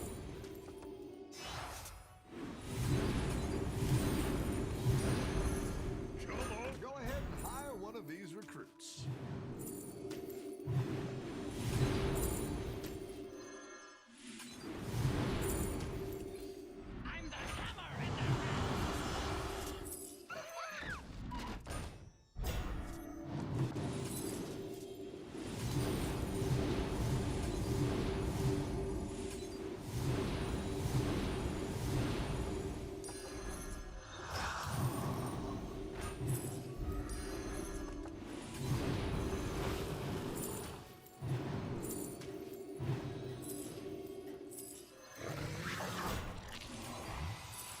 There is power in the land itself.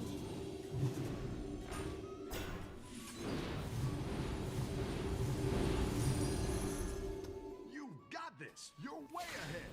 Skipping Ring Bearer. Oh yeah, we don't want Ring Bearer. Oh shit, I wanted these guys. It's fine, it's fine. I could just avalanche this guy.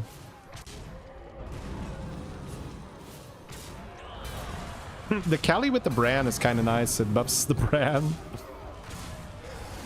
But we have Arcane Absorption farm now. That's good. It took a really long time, but we found our... So the goal of the composition is to buff the Tavern and then use Arcane Absorption. Does Ring Bearer proc Azurite? Yeah, but I don't think it's enough to care, right? Really pulled their weight. If I'm correct. Let's see, so that's gone.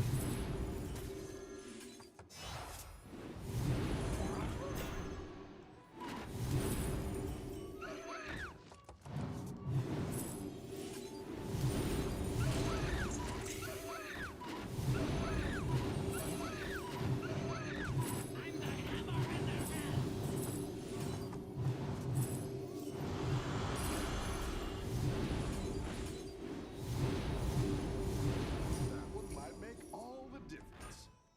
Oh, golden? I don't think I need Macaw, right?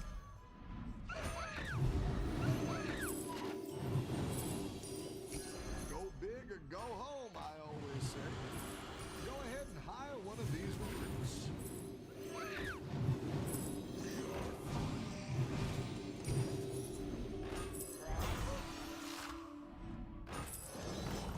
I mean, maybe I'll go Macaw later. Let's first see. Okay, no, it's pretty good.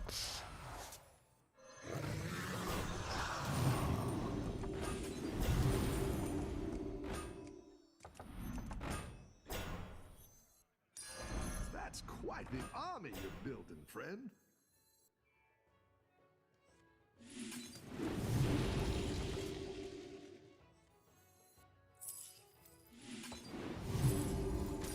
I like where you're going with this. I didn't like that one either. Here's a gold for the trouble. Better hire a recruit while you can. There is power in the land itself. I could go cleave, but I don't think I need to. Better hire a recruit. I just hold this. I don't think I care. I think I'm just looking for Belinda. I wish I could buy that. Everyone's gunning for you. Watch out. You're having such a good dragon game. Can it be hybrid Alley Dragon? It's just not comparable. Oh wait, damage cap is off. I was not paying attention. I never take 40 here though, right? This Wrathweaver is a 1-drop, yeah. But you can you see how much better this is, right? And we're doing this without Belinda. If we had Belinda, it would be twice as good. Imagine if we had Belinda. I could just sell Titus, or I guess sell Macaw first. And... yeah. He needed to kill me here. I'm gonna get so much bigger now. But now I do want cleave. Wait, do I get a ghost here? I do get a ghost. Doesn't destroy you. I think I'm gonna even pass that. I want my golden stuff, right?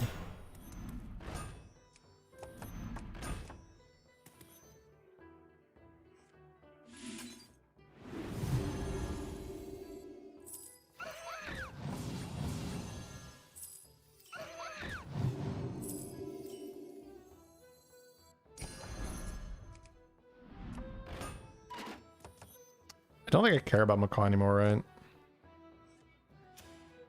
Well, Macaw helps me trigger it without this, but it's not worth thinking about. Go ahead and hire one of these recruits. Roll. Do you take me for an ordinary mage? Yeah, fuck it. I'm just out of. I don't want to have to think. I don't want to think. Thinking is bad here.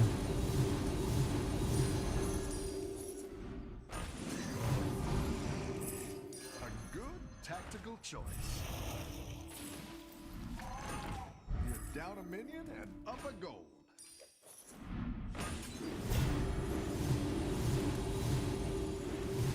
Could have gold on the Macaw, but I won't have time anyway. There is power in the land itself. Did we roll? No. I'm the hammer and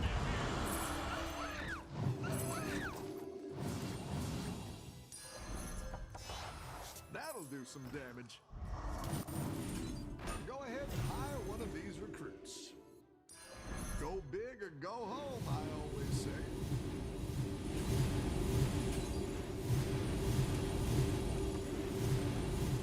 There we go.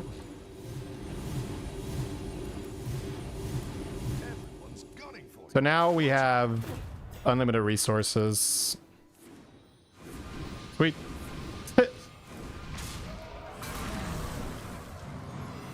Change hero power soon. I still like it for Golden Cleave and Golden Brand. It's a very, very good hero power late game. I don't think I want to spend money on hero power change.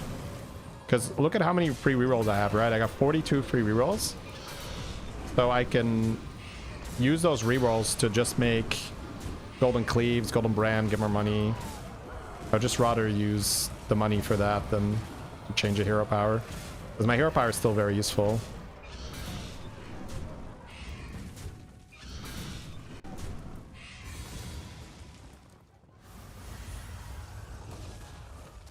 Dragon's very fun though, yeah.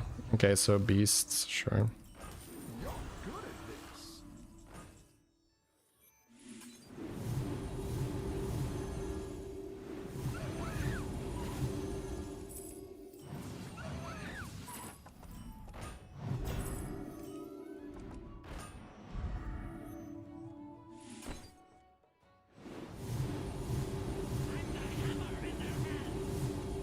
I could just cleave.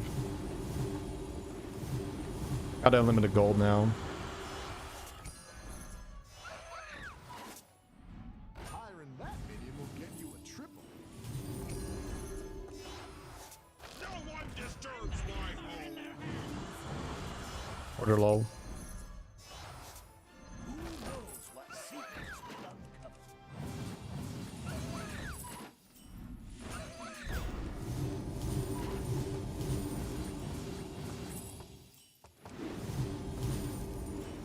Animations, we talked about it earlier this stream.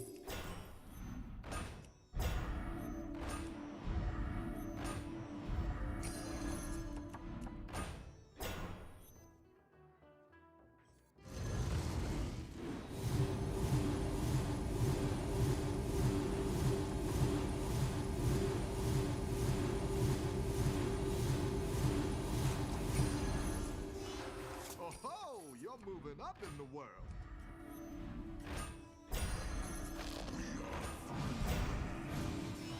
Exactly what you were looking for.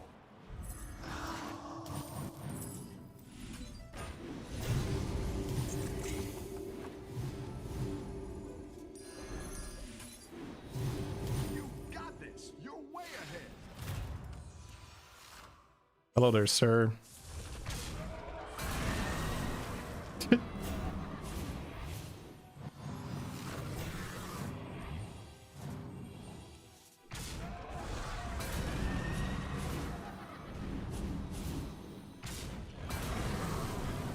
It's actually a really good comp with the bananas.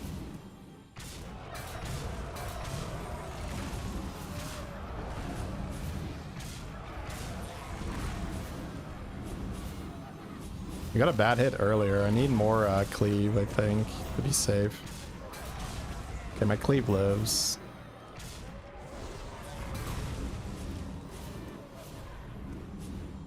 We got the avalanche. It's hard for him to run Leroy, that's good. Man, the fact that I can't play my turn really is mattering. The battle is really raging out there.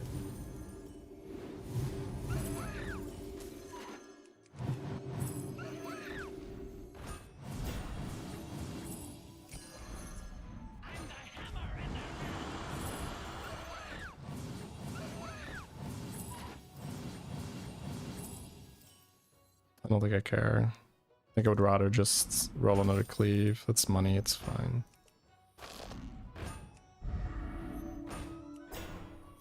Don't necessarily need to keep relic. Oh, I have so many rolls, I never have to buy that again. Maybe hit the shield guy. It's maybe not bad either. Maybe I do want avalanche. Ugh.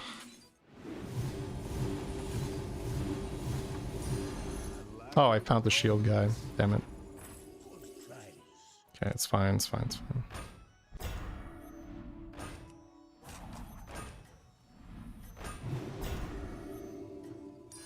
A good tactical choice. Need to roll on LU now. That's what I would have picked. Bullseye.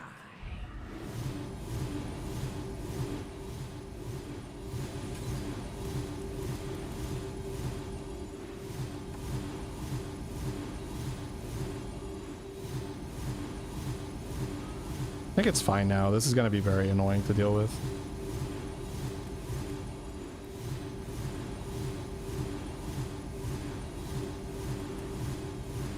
I need to pick up the shield guy for shield there, but it's okay.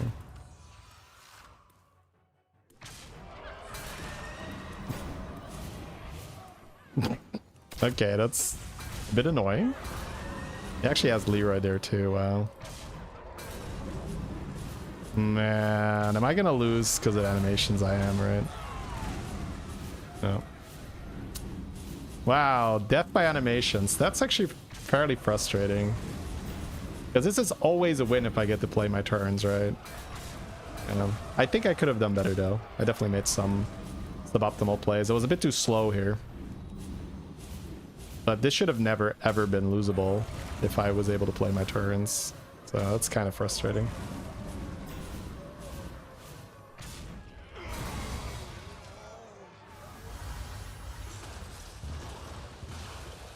Stats are not good against Banana.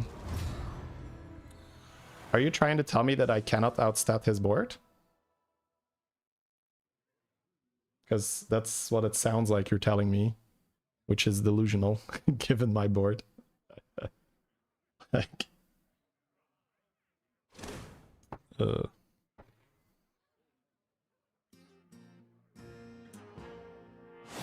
Beastcom beating elementals? Yeah, well, it's really the lag beating elementals, let's be real. If I can play my turns, it's 0 chance. We'll be so much bigger.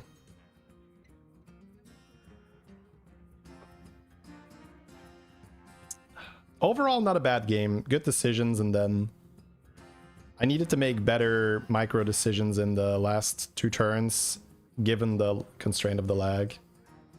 It's much easier to blast him. But you are just going off full hindsight information, right? You're going off the hindsight information that he will be in blaster range. What if he plays a single Azurite, my dude? I think that going with multiple cleaves there is still a much better bet than going all in on a blaster and hoping your opponent does not get big enough. It just doesn't seem correct. I think you are just using hindsight information.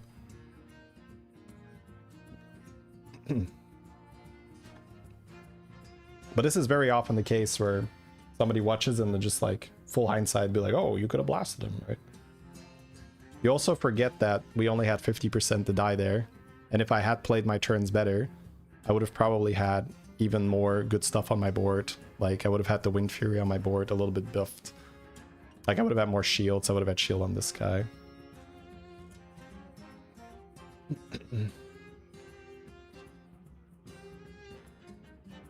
Should be a function to turn off animations. There we go again. I'm not going to jump in that conversation anymore.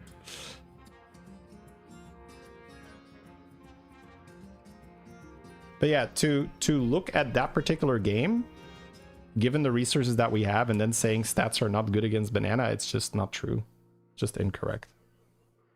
Like, you're literally, like, we played pretty poor turns and I still got an 8,000 cleave, it's 4,000 cleave.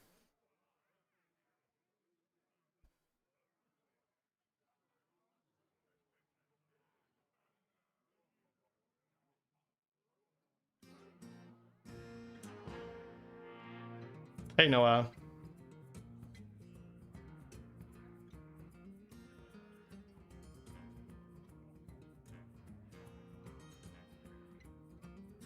Are animations a balance to APM comps? No. That's always a funny question. Does Blizzard make the game bad on purpose to nerfs? Like, there's always these like conspiracy theories. That's crazy, bro.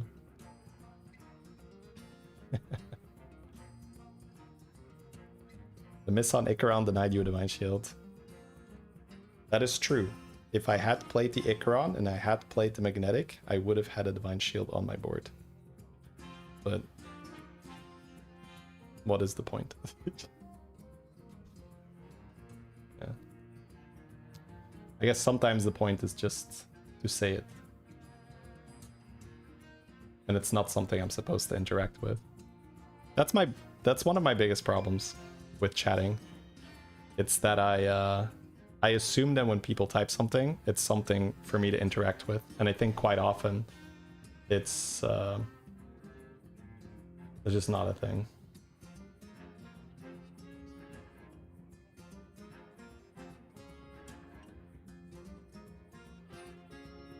All right, let's see.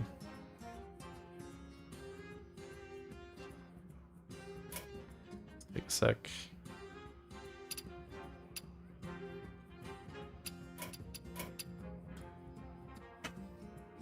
Why don't you reconnect? I don't think that's very fun. Also, reconnecting doesn't help there. Hire one of these recruits. Don't tell the others. I'm rooting for you. I see your flaws.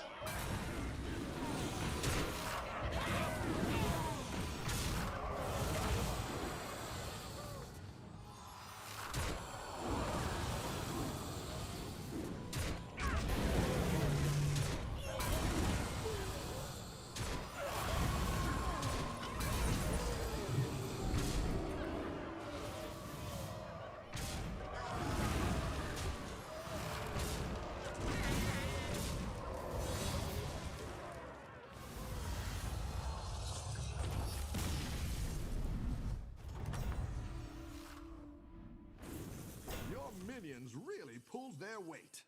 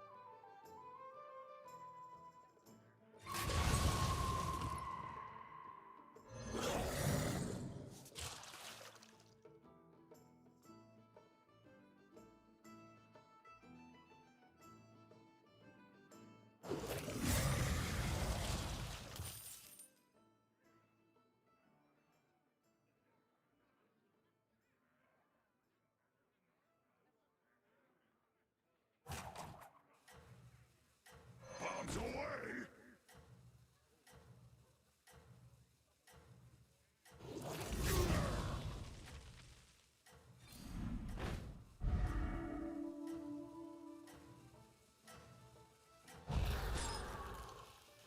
Steady hand. Don't tell the others. I'm rooting for you. Your soul will be mine.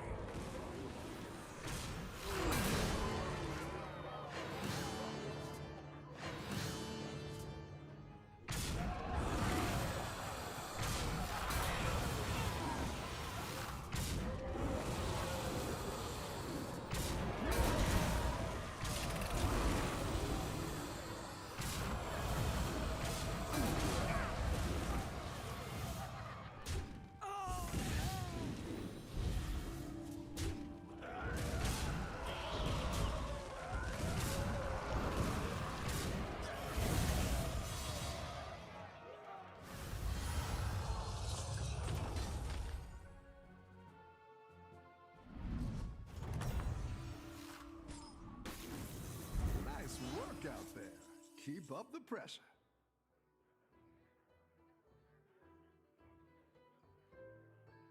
A little drink of love. All right. Let's do one more and then let's have a look at that other XQing game.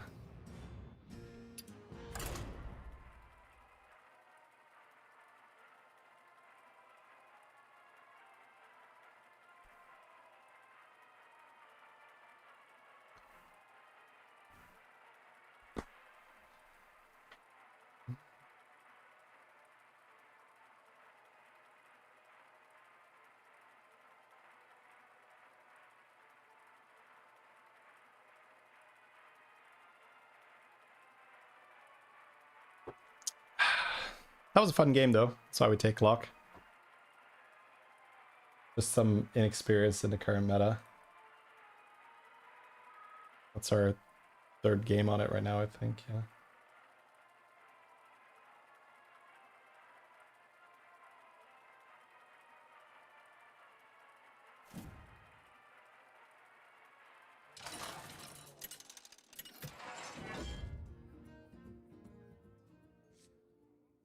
Oh. Alright, so Jailer is supposedly OP. We could try that. Get some info. There's also nothing compelling here. It is a beast alley lobby though, so we do have the potential to do Rylak Quillbore, Rylak Ellies, even Rylak Dragons. But this guy is like the best performing hero right now on HS Replay. This unlocks on tier 2. Yeah. What's your strategy this time, partner?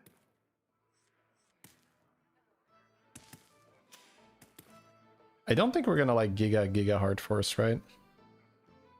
You used to stay on tier 1 to force this, but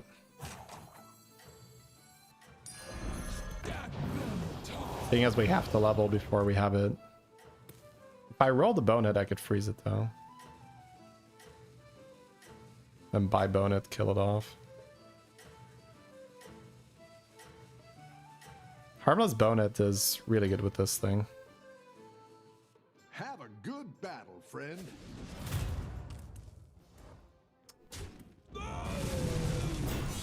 Ugh. Taking 3 damage turn 1 when you have a 4-3 is unfortunate. Oh, it's okay. We all hit some bumps now and then. Surf and Surf is still really, really good, right?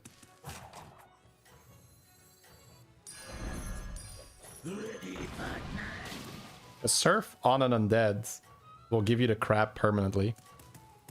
So next turn I can level by an Undead, hopefully with coin. I can maybe sell this to kill off the Undead to get the permanent crab, and then triple the crab like that. Have a good battle, friend. He has my bonehead. My bonehead! Give it to me!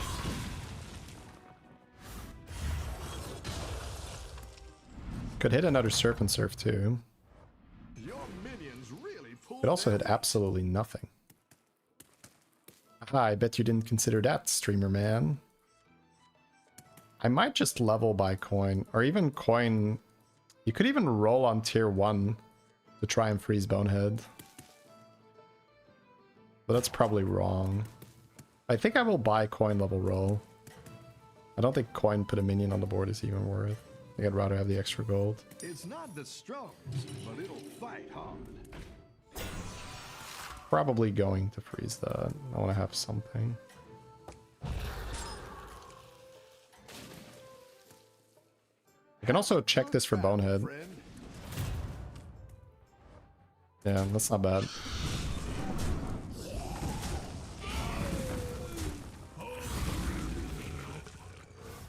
Reno. What are these shenanigans? Welcome back. How's it Could be going? bonehead, could also be surf. Could also be jack shit. Man, this is going well, huh? This jailer experiment is running super smooth.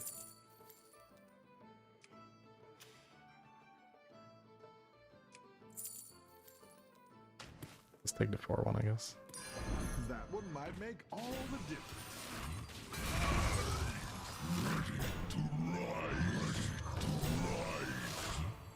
Ready to rise. Alright, so I can kill off the Risen Rider next turn for a triple. Which means I can level, put the crab on the Risen Rider, kill the Risen Rider, it'll respawn. Oh, no, it's not a triple, but it's a pair. Well, it's maybe a triple, probably not. It's not like Grave Robber, I'll get a random undead, okay. But I'll get a triple on the crab next turn, guaranteed. Don't tell the others. I'm Okay. rooting for you. Double caretaker.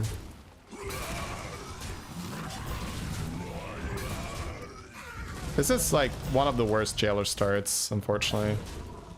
We just did not hit good stuff. I wonder if he can dig himself out of this hole. It's not a great start here, chat. Oh, it's okay. We all hit some bumps now and then. I could not level, but I'd prefer to open up 3 drops too. Old soul. Okay. Oh wait, there was a bonehead, but it's a bit late for that anyway. Yeah.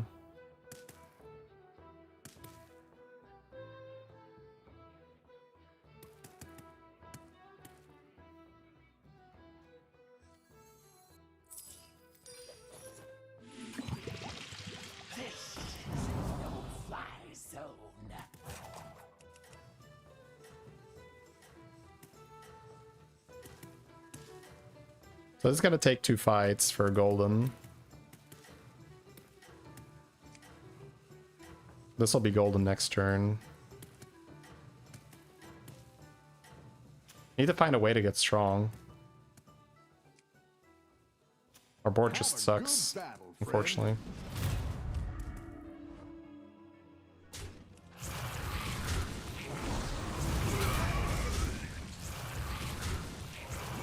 Hooktail.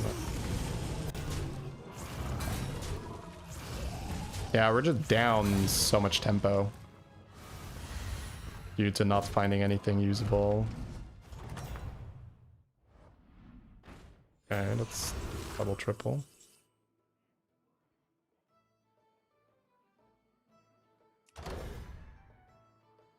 This might just be bobblehead for the money this turn. And then you get a triple from this, a triple from that. 2 5-drops. Try to get tempo.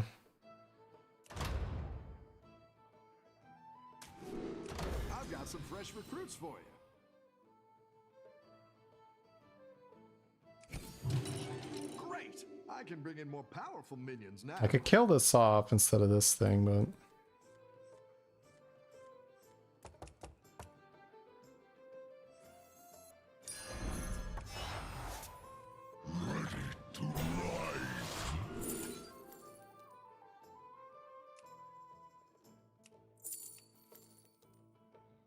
Blanchie with a banana. I just need tempo right now. It's either that or Sewer Lord. I don't think I can go Azerite. I think I'm leaning Blanchie.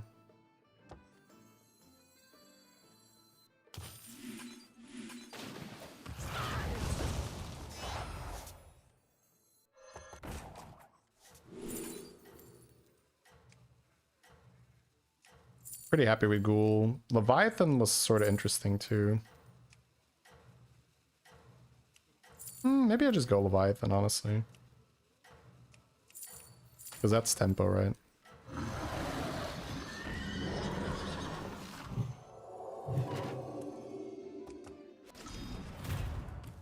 Leviathan makes the Mana Saber tempo.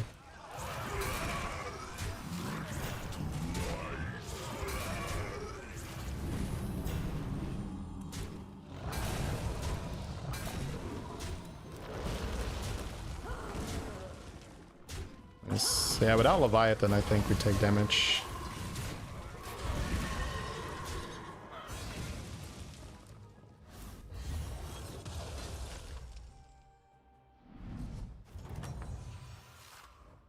Your minions really pulled their weight.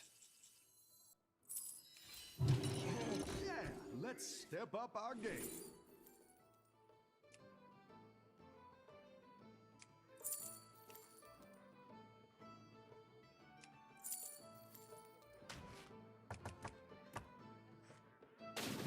One, two, 3, 4, 5, 6.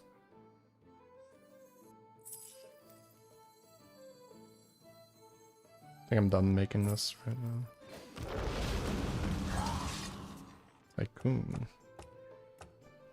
Okay. Well, we got a tour group, we got a Tycoon. We also have Taunt on the horse, maybe. Sell. Gotta roll too, maybe. Probably roll. Could be another Leviathan, another horse or so. Harbinger. It's a 5-drop for the tour group, I guess.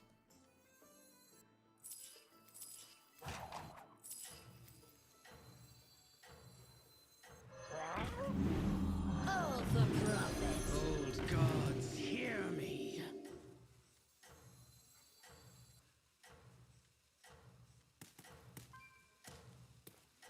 So we'll see whether we end up playing more undead or whether we're gonna be Good battle, friend. more beasts. But we have this Leviathan for the mid-game tempo.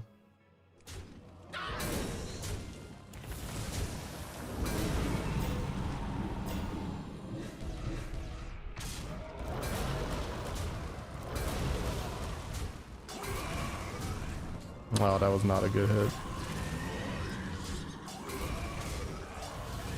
Alright, we're good, we're good. Nice. Okay. Yeah, I definitely had to make some certain type of decision to not keep taking damage. Because we were in a super bad start. Nice work out there. One more turn for the greater trinket. So what gets me into a comp from here? Killing off undead. I think I just buy and we see what comes our way. Maybe there's a good death rattle undead for me to kill. I can kill off the mummifier. Get a permanent reborn on tour group. Do I care? We've got end of turn tycoon. Sorry, harbinger.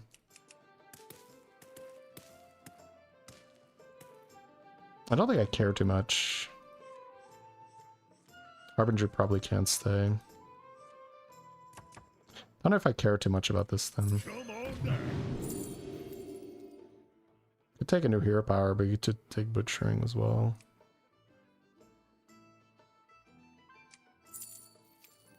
I have spell power. Gotta go. I think I'm gonna stay undead.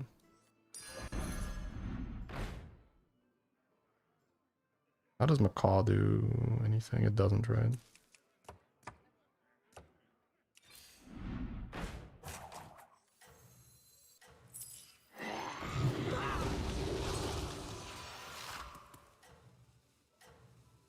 Am I using Crasher? I could just bank another Butcher, honestly. No, Reborn's actually kind of good.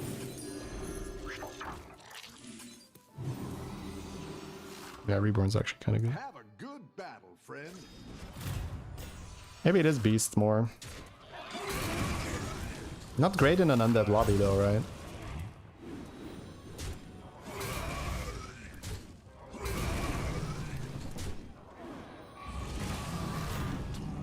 I didn't get my Reborn? Ugh. Alright, this thing didn't die.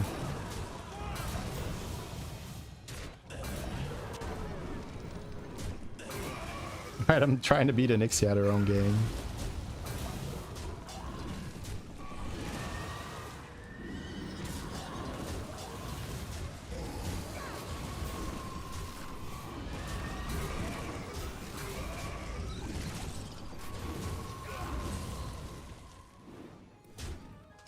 It's gonna trigger, isn't it? Damn it. All for profit.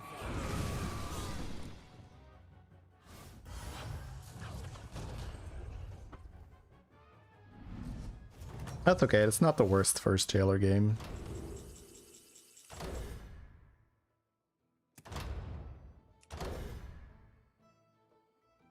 So I have overflow, maybe.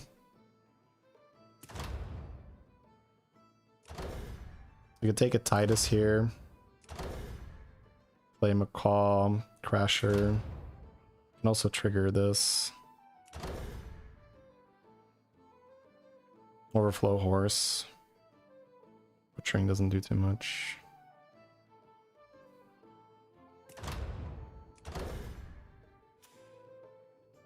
Yeah, I think we're playing Overflow with Horse then.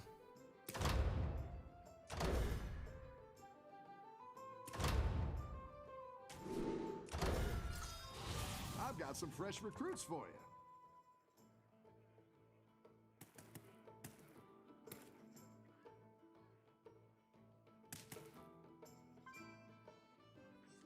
I didn't like that one either. Here's a gold for the trouble. Leviathan doesn't do too much. Neither does Tycoon. Better hire a recruit while you can. Maybe Corpse. The scourge will consume you. Trespassers.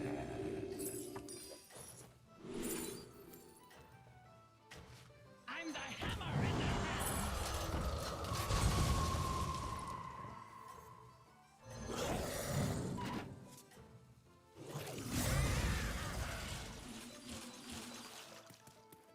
Have a good battle, friend.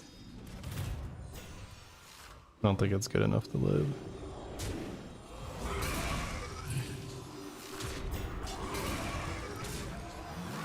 Didn't die. Oh no. Oh, he has Divine Shield here too.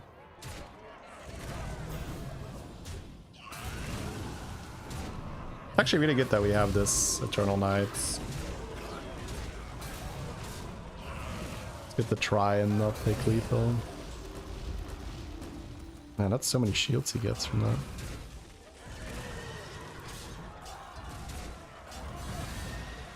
That's lethal. That's okay, that's not the worst first try. A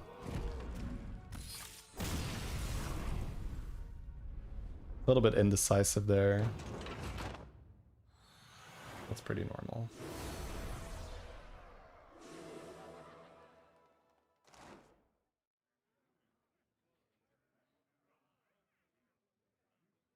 Alright, let me have a look. Nothing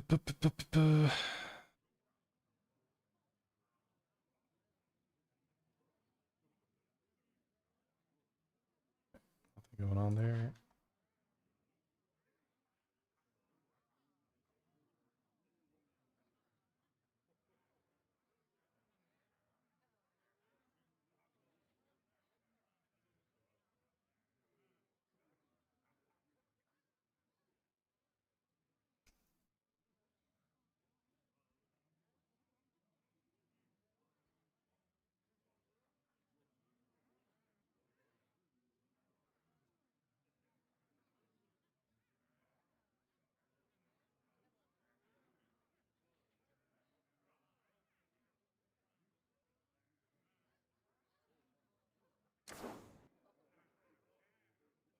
The trinket is not better than before, but I have tried it and it's still very good.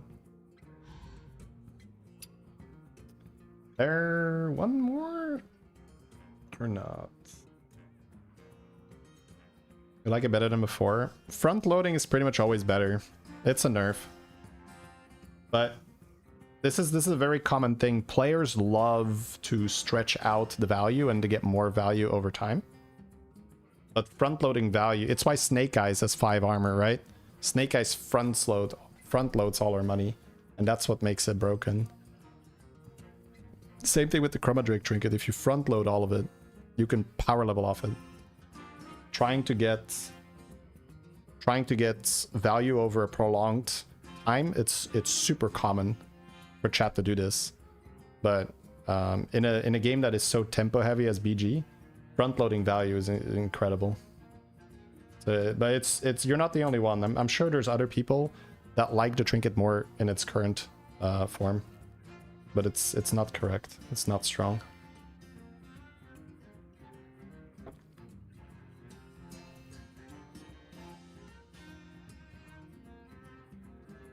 Like you have to wait 3 turns, right, before it's better. That's an eternity in Battlegrounds.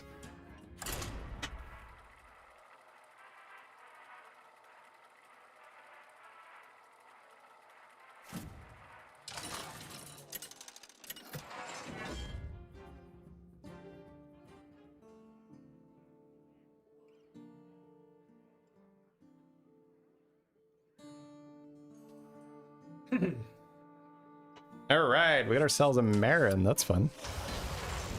Also Clock, but I'm fine just playing a Marin. You learn more when you make the best possible decision in bad situation. I can guarantee you that I was not even close making the best possible decision that game. So, while I appreciate the kind words, this was just a game where I made a lot of decisions that were wrong. I was not decisive enough.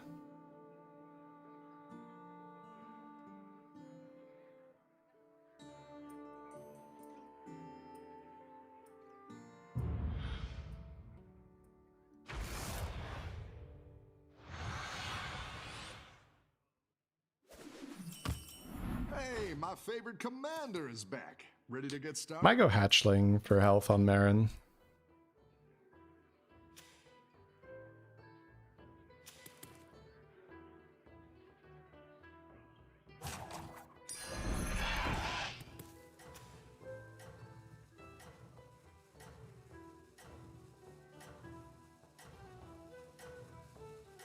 Review? I would rather not review it. It's gonna be boring for the majority of the viewers. There's just inexperience with the hero and bad decisions. We can get into the details of what the bad decisions are, but that's generally a waste of time.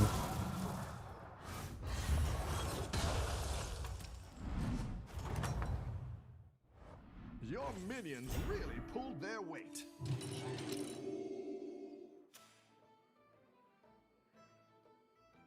Oh, we got JJ. Nice. He's playing Tampering, though. Alrighty, let's see. Alley Pirate's also really strong. Because you have double bounty with Azurite, so that's a potential endgame here.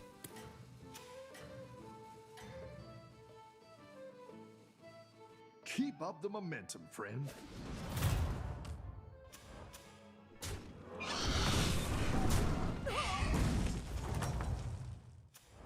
Any defeat that doesn't destroy you makes you stronger.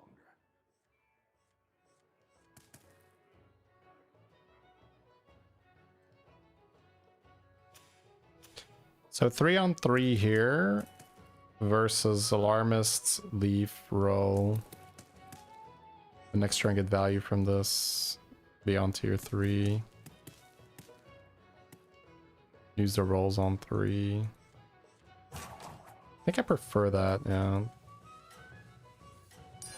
It's not the strongest, but it'll fight hard.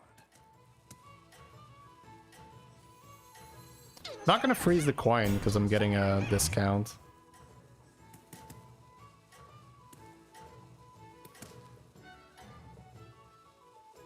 This guy got better. I think you can win this. I need to get a really good shop to not level here. Can't tie because this is here. I could have picked up one of these maybe.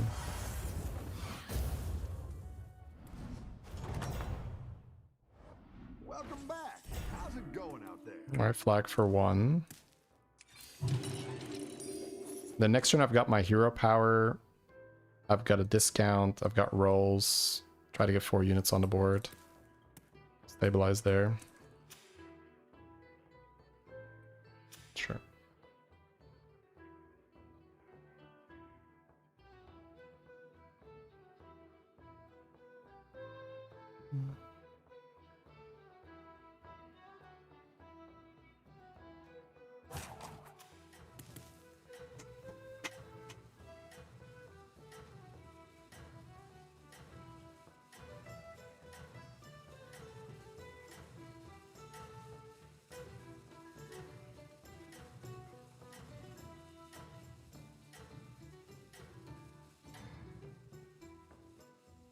Don't tell the others. I'm rooting for you. Alright, let's see what our lesser trinkets first one's gonna be.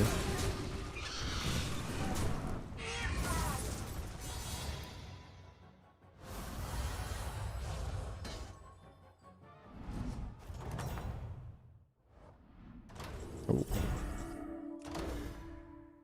Good shop.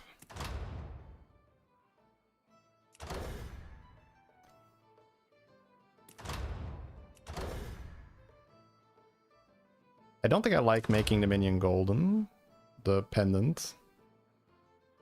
I might take Goldenizer supply. You could also go music box, but the one extra cost is a bit weird. I kind of like going staff. And then maybe just buying these two. You could also get Waveling, but I really like the looter. So I think I might just go module and play it as a separate unit F4. And then we can use this for high rolling. The battle is really raging out there. I like this for sure. Yeah, I think I'd rather just take the shield now. I could do this, but I want to have the 4th unit for this.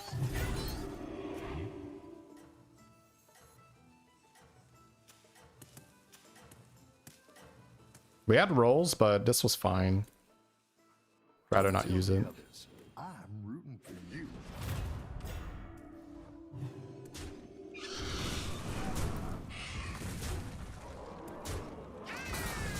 Unfortunately, we're fighting this particular hero, so we're still losing.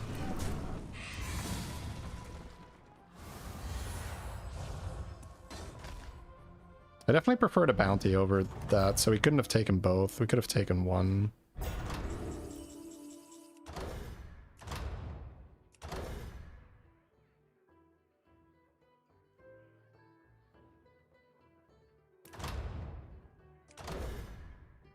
Cube means we won't level. Typewriter with leaf through the pages means I can get 2 4-drops. Typewriter Peggy and then double chef is also, or chef is pretty good, but the money doesn't work.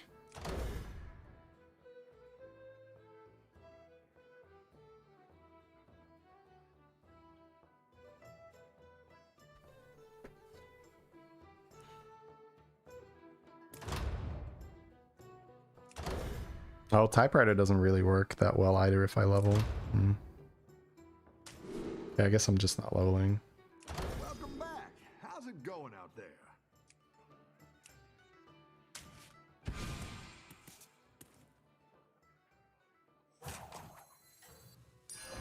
I wouldn't be caught dead.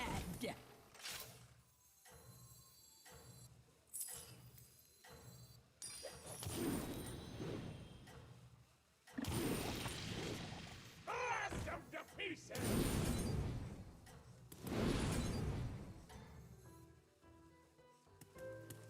Don't tell the others. I'm rooting for you. If we're not leveling, then I'll cube. So the money was too awkward.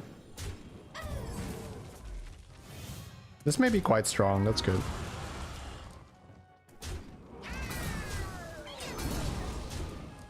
And I have my rolls left. And Goldenizer happens end of the turn. So I can maybe go to 5 that turn, but that's a little tricky. Drakari is insane with this. Your minions really pulled Ooh, that's very good. That's very, very good.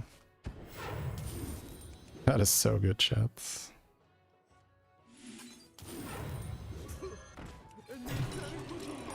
This reducing on the chef has also been very nice. Oh, Buccaneer, yeah. Very nice.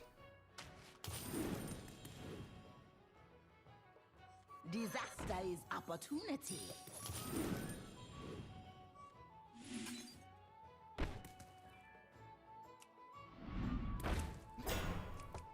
Might just go bigger. We'll see. So I'm getting Goldenizer next turn, which means I want money.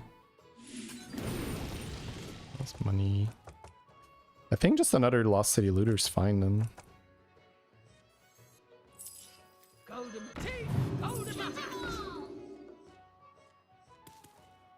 Could technically keep this because it's a card per turn. Kind of okay with that. And they said it was a lost city.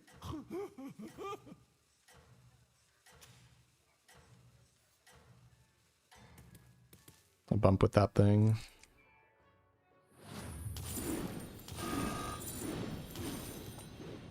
So we can level roll here, see what happens. Mechs are really annoying to fight at this stage. We have a big boy, but we got pretty decent hits so far. Looks like our big boy is gonna carry. Nice. Ooh, that's great. 74% to lose and we dodged it. I've got some fresh recruits for you. That's great. So level roll, find something to golden. I also have scope here to get the bounty guy and just golden that. I'm kind of down for that. That's what I would have Might be gambler so I can trade it this turn. Oh wow, okay. Nala has dragon pirate. Quite some tempo. And then I don't use Goldenizer. 4, 3, 1, 2, 3. The other one is to sell this, roll, and try to find Bounty Guy or Drakari.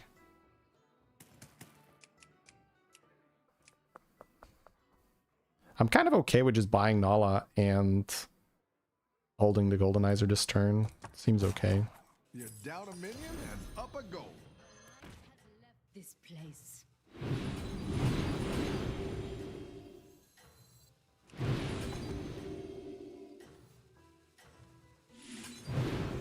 The odds are in my favor.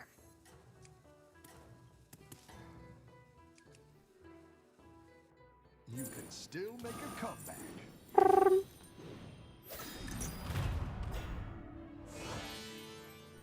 Like a little bit of both worlds, right? We're getting a little bit of tempo, but we're also sitting on our Goldenizer. We're just gonna try to find the Bran. Try to find the bounty guy. So we went with Cube and we leveled a bit slower, but it's actually been pretty good so far. Oh, wait. JJ has Nala with the double cast. Okay. Oh, we found the guy. We found the guy.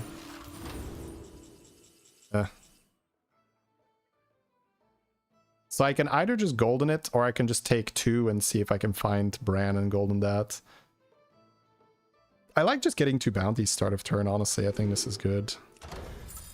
Your minions really pulled their Seems weight. good. Okay, so I buy this and I basically just try to hit it right, and I save this for Bran. I level next turn. No treasure can escape me. Drakari is still interesting. I'll first see if I can find a good golden target. I can still golden this guy and just not care. But I feel like it's not in a rush. I can level to 6 next turn and try to golden Rogers. I'll fire Conjure on the board. I'm not goldening that though, right? Oh, we have money. That's good. I guess I'm just out of Peggy. Dead engines. The odds are in my favor. Go big or go home, I Oh wow, always money. say. You, Captain. Still looking for that Bran then to golden.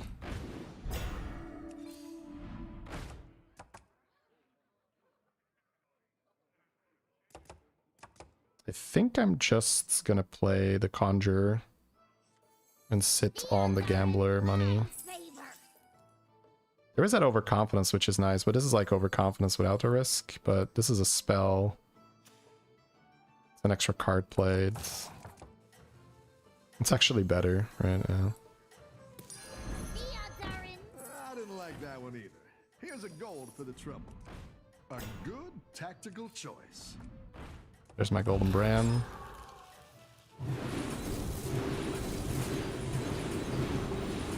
Nala is doing a good job here. I think you can win this. She didn't look like she was going to be worth it, but she actually did a great job. Especially now to have another type. I'm going to have Golden Bran. I'm going to have lots of bounties. I can level to 6 quite easily now as well. The goldenizers make a friendly minion golden. It's not time warp, so I can't put it in the shop. If you're gonna wonder why I'm buying the brand first. Drakari with goldenizer at this turn will give me 2 goldenizers. I will very likely do something with bounties. It's either going to be bounties with Azurite or bounties with dragons, I'm guessing. JJ is the one I'm a little bit afraid of because he's got that spell. It's really, really good. Or the quest, rather. I'm going to be quasi-infinite already. Now we're in business. I think I'm just rolling. That's a battle cry. It's already golden. Okay, this guy's always out. I didn't like that one either. Always making golden Bran. On my Drakari. I have Leyline. I have this thing. Let's see.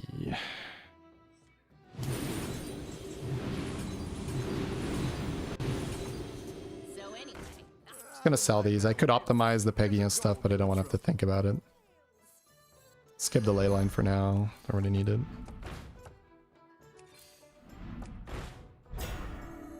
It's more spell power, but I don't think it's actually gonna get me there, right? are in my favor. I do have Drakari.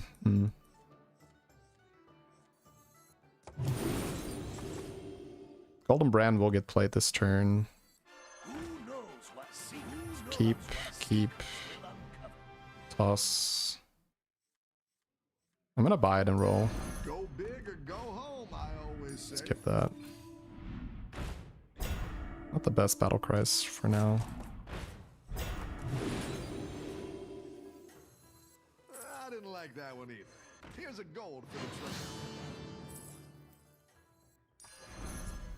Gold in my teeth, gold in my hat. Oh, maybe I'd play back to back actually. Wanna see the voodoo I do? Let's see if you can stay on top. Because I have Golden Drakari. Oh, wow.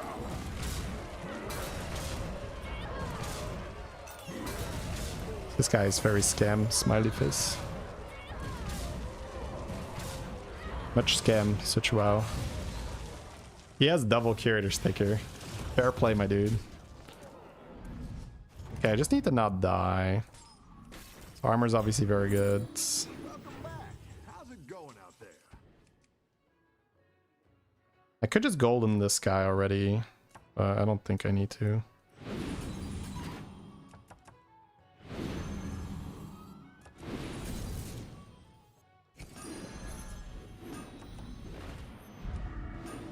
I've got enough money, right? So I need armor. And I've got golden, so either dragon stuff.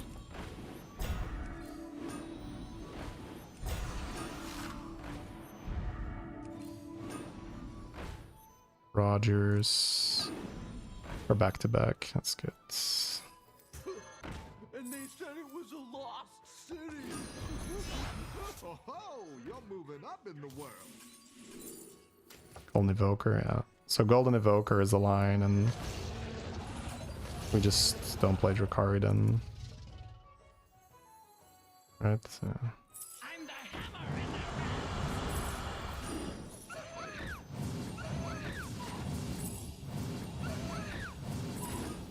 Better hire a recruit while you can. You're down a minion and up a goal. Better hire a recruit while you can. You're down a minion Guess I just won't and pull up it. a goal.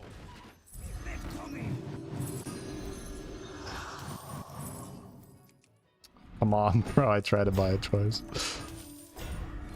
A good tactical choice. Better hire a recruit while you can. Better hire a recruit while you can.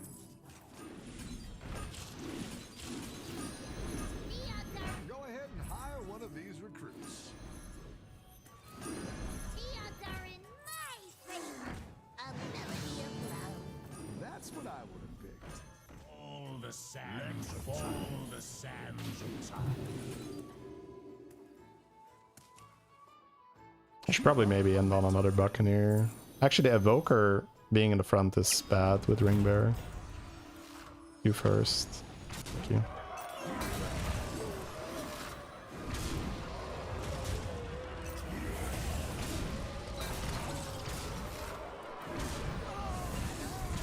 Yeah, I'm not paying enough attention this game. It's a bit unfortunate. Okay, we live. Alright, so we have Evoker, Ring Bearer. I just need Poet now, I guess.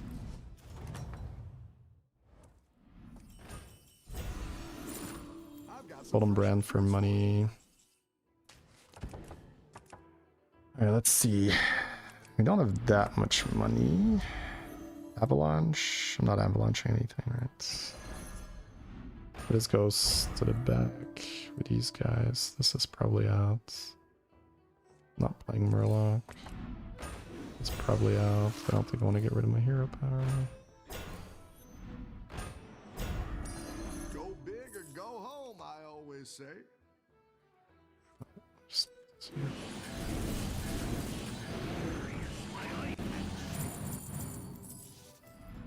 Go ahead and hire one of these recruits.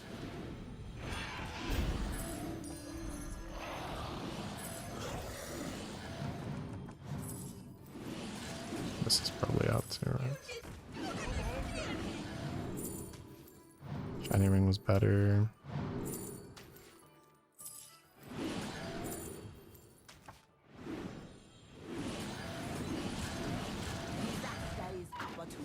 Oh.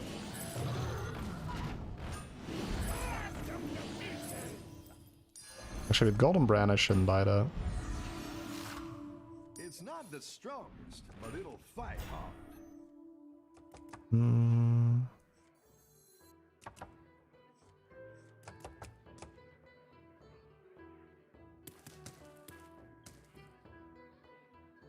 Running double Poet, I might sell Brand here, yeah. I think I just roll. Don't think I buy another Ring Bearer.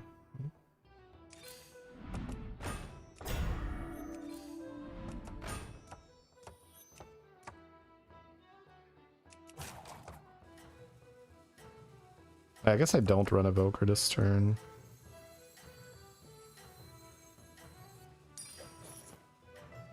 It's also good.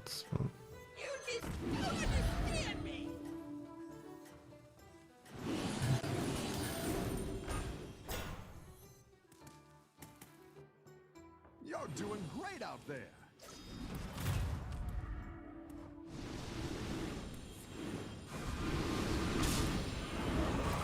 That's not big enough. Yeah, got into a bit of a funk after the last few games. Had some potential for sure though. Oh wait, the rest of his board is small. Our spell power is actually okay. Wow, that was a big deal. Pretty lucky there. You're good at this.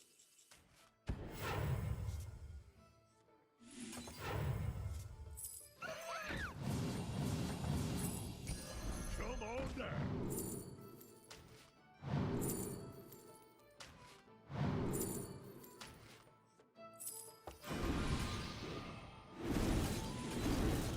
Do I want that other Evoker on the board? Might, actually. Better hire a recruit while you can. That's what I would have picked. Go ahead and hire one of these recruits. You can just mutinous this privateer. Oh.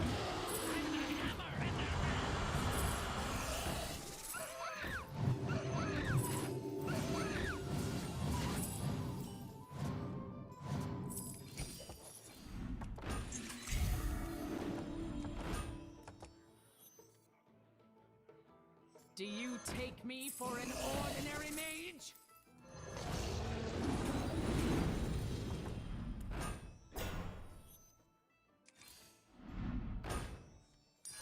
I like where you're going with this.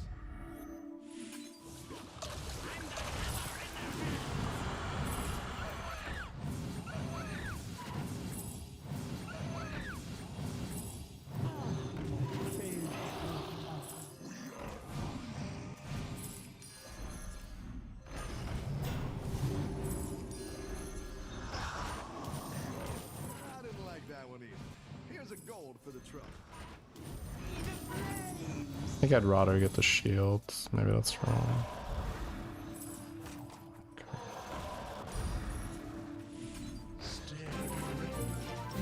It's not the strongest, but it'll fight hard.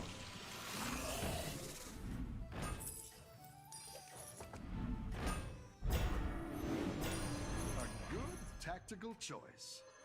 I like where you're going with this. You're Oh, doing cleave great out here. there.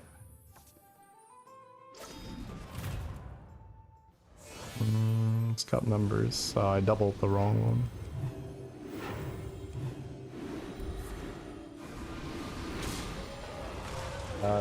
Hey Mithrace, thank you very much for the raid. What's up? Yeah, he's got the spellcasts. I wanted to play this. My comp is not very good. That's okay. Took a shot. You're a magnificent audience.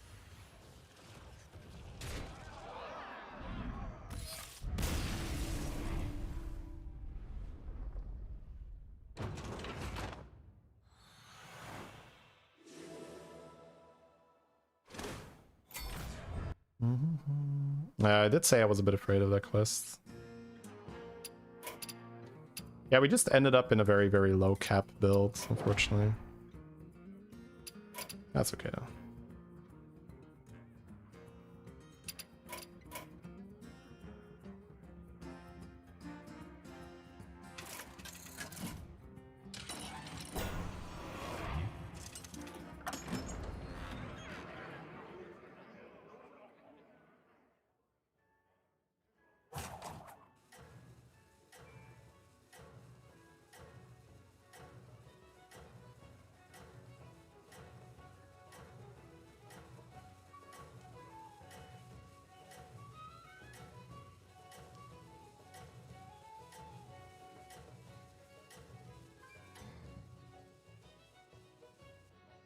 This battle is far from over.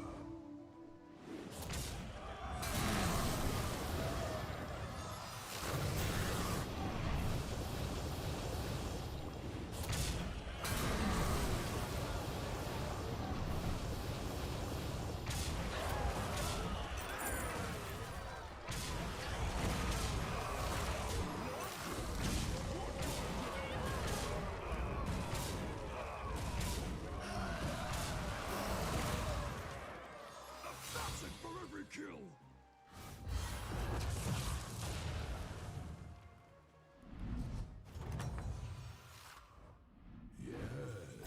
Yes, devour their soul.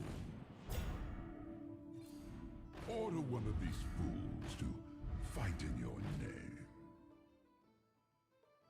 Order one of these fools to fight in your name.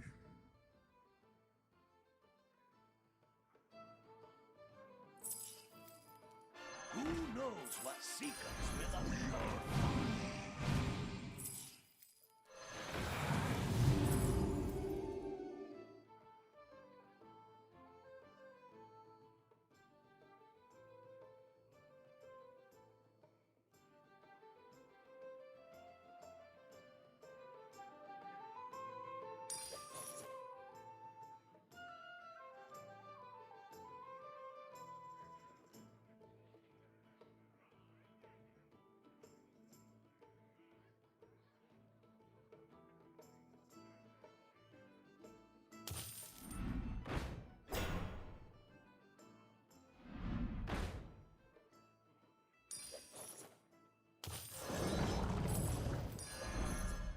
Blood gems? What blood gems?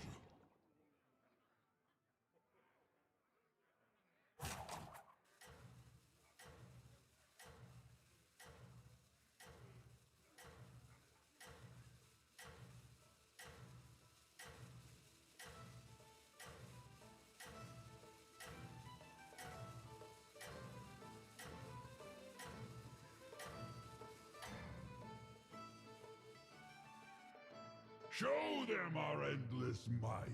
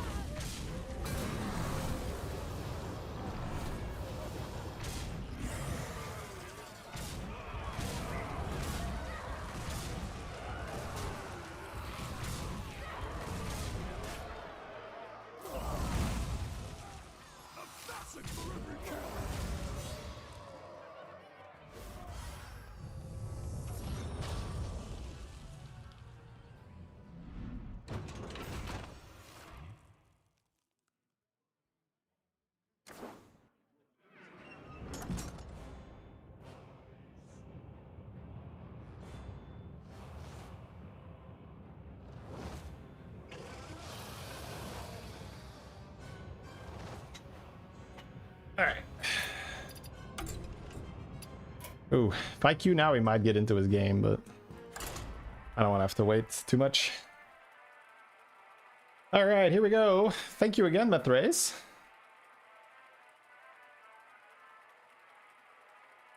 Very much appreciated.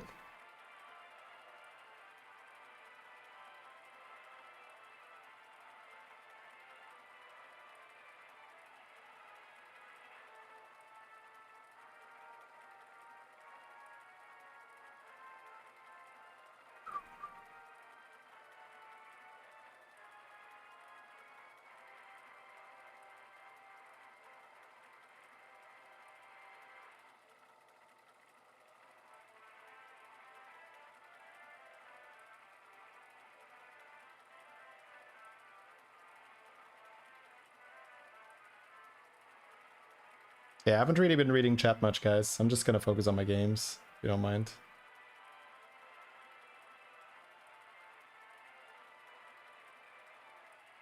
Just have some fun with that.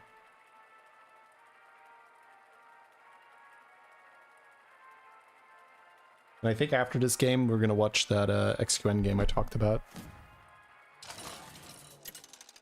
Alright, let's see what we have here. Demon Dragon, Mech Murloc Pirate.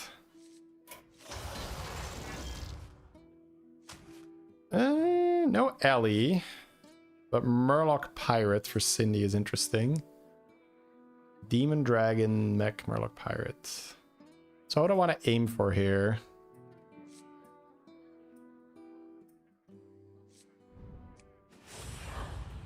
Probably want to focus on getting infinite gold. So tempo into infinite gold, and then what do we use the infinite gold for? Now that Ellie's are out, I mean, it might still be Demon, but like, slowly set it up. Oh, Betty Terror Guard with Pirates, maybe. That's probably the biggest, yeah. So, if we don't see anything that is like very specific in terms of trinkets, I think I'm going to just chase infinite gold into Betty Terror Guard. Hey, my favorite commander is back. Ready to get started? Sure. This is gonna get frozen anyway.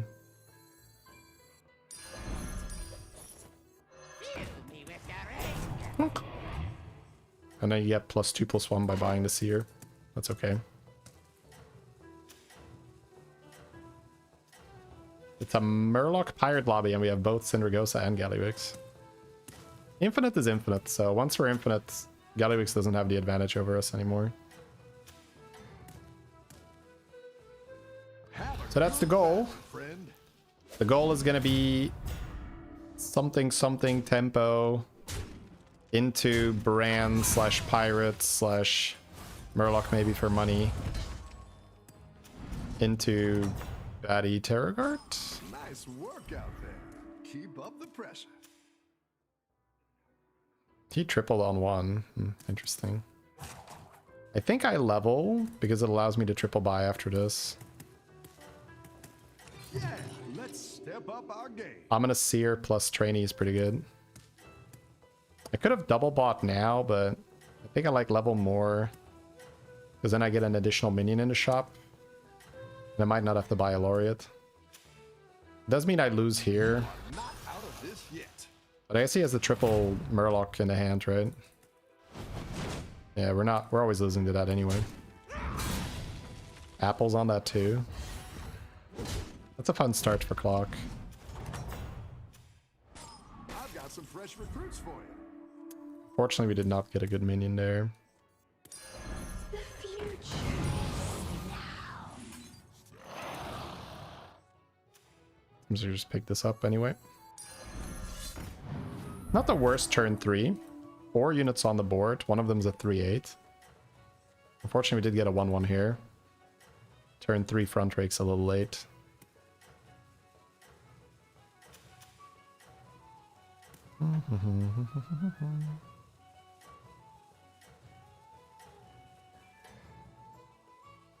So next turn we can level, sell a minion, buy a minion. Might want to level again the turn after that. That's going to depend a little bit on the shop. But with Syndragosa, you won't get a new shop, so we're gonna be able to tell from this shop, probably, what we're gonna do.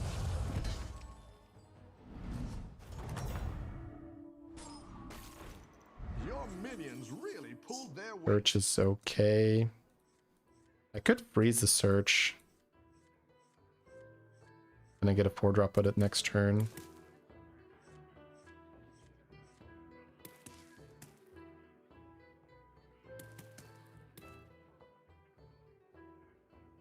Well, I'm always freezing it, so. But I could also just sell the Seer to play Search Through Time now, which I think is better. Because I would have to double sell next turn, which I don't love.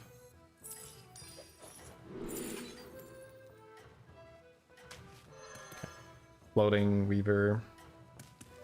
We don't have the guy, but this is at least a 6/6, right? Put another 2/1 here.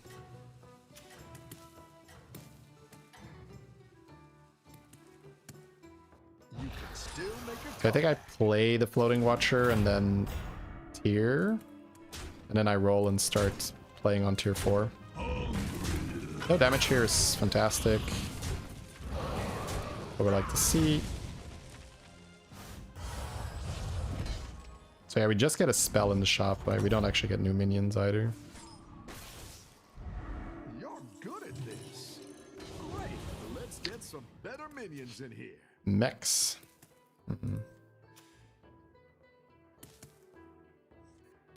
This is a tricky one because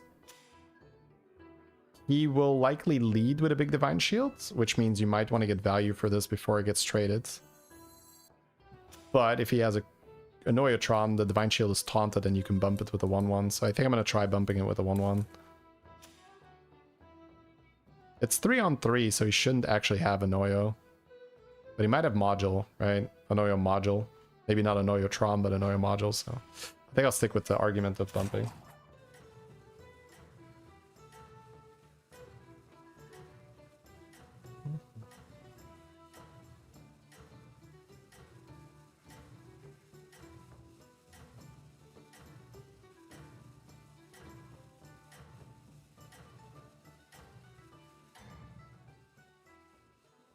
Don't tell the others. I'm rooting for you. Oh, Broodmother. Ah. Yeah, it's okay-ish. This is actually premium to trade with him. 33 health. Fantastic. Alright, let's see what the trinkets are. Found a Rewinder too. 1 Tavern spell costs health. We take that for a free oil. Sounds good to me. You're good at this. Hey. So we're still trying to get strong, and after that we're trying to chase infinite gold. Better hire a Okay. recruit while you can. Sometimes lucky.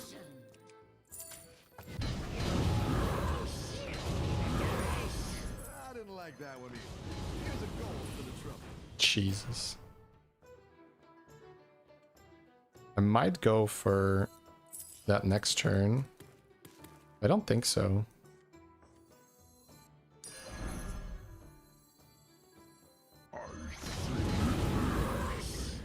Let's see, what do I need? Rogers is good. Actually, there's quite a few good 6-drops. No, I think I'm gonna sit.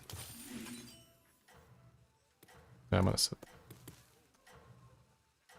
I'll just take the 6. Oil. Beautiful oil. We'll have 2 free rerolls next turn to get a better spell. We can do it on tier 5 too. You're doing great out there. Get the automatic freeze, so it's a little uncomfortable not freezing there, but like it'll freeze. Wow. Damn, Cenarius is going a bit too slow here, guys. Down to 12. Tough one. We had a fantastic set of shops though. You're good at this.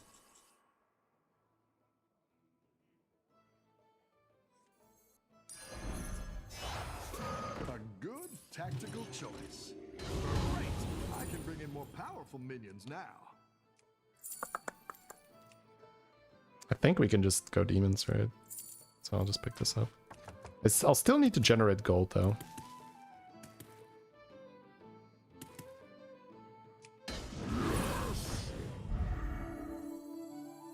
That'll do some damage. Alright, so I've spent everything, but I can still double sell.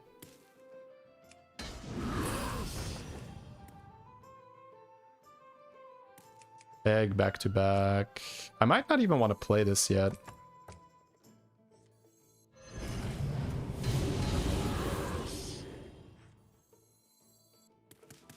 Because if I hold it in my hand, I can set up economy and then play it whenever I start consuming. Right now we're just getting tempo from Floating Watcher and the double Wrathweaver. This is helping us good with economy as well. It's an early tier 5 because it's turn 7, but we're at 10 gold because we played the oil for free earlier. Again, my main thing right now is how do I get into infinite money territory, and I think it means that I need Bran and maybe even Rogers later. I think that's the main thing I'm looking for. That was a horrible hit. That was the worst hit by far. Uh-oh. Yeah, I only got one big guy here. He's definitely a wee bit larger. Okay, good hit. Nice, nice, nice, nice. 50-50 roughly. That's good. Welcome back. How's it going out there?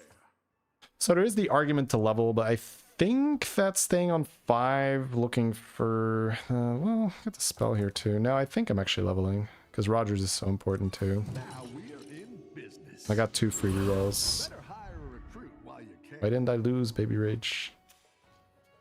I don't think I want to just bank that. I want to get a better spell too. Ooh la la.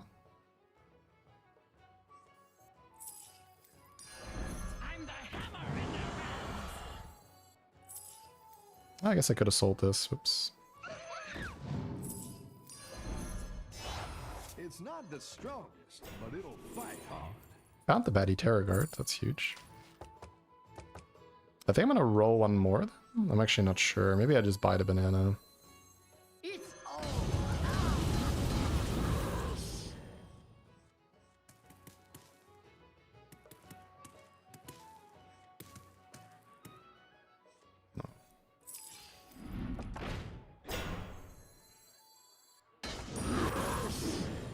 I think I would rather cast it next turn because then I'm gonna eat and buff the shop and get more eats, whereas if I buff the shop now, it'll reset straight away. I don't think I'm getting that much out of it.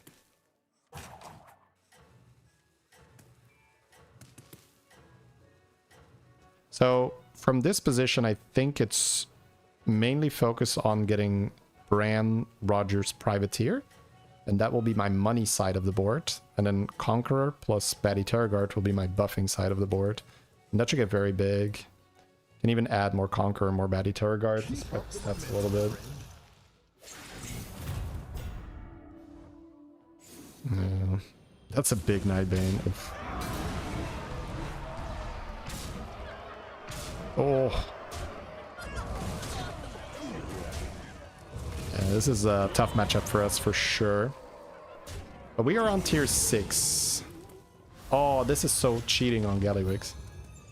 2 minions to sell every turn. Wow. That's so good.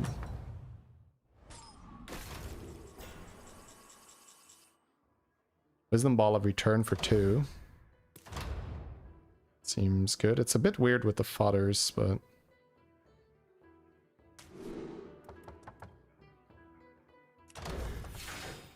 Oh, it's okay.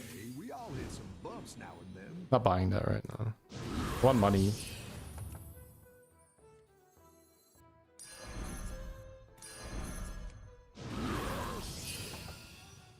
That's really good.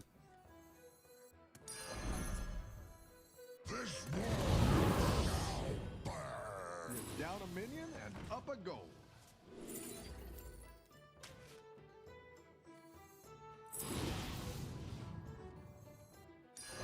That's quite the army you're building, friend. Go big or go home, I always say. 3 fodders.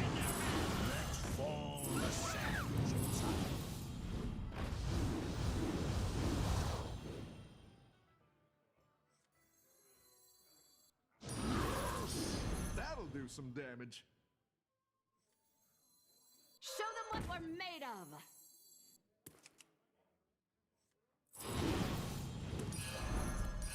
I'm the hammer in their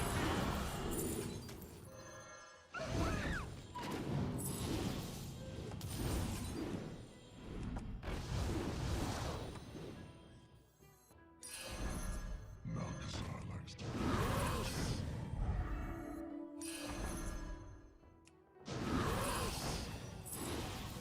Malcazar likes to party.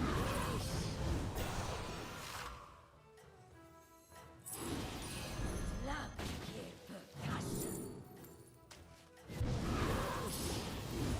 Where is my eye patch?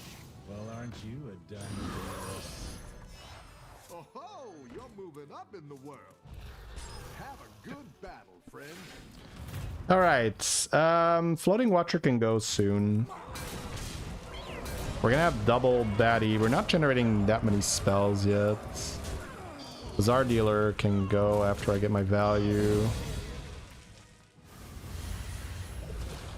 Maybe wait until I get an ETH. I'm not sure yet.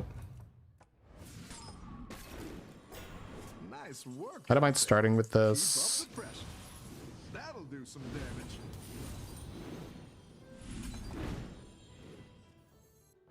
That's quite the army you're building, friend. Okay, that's fine.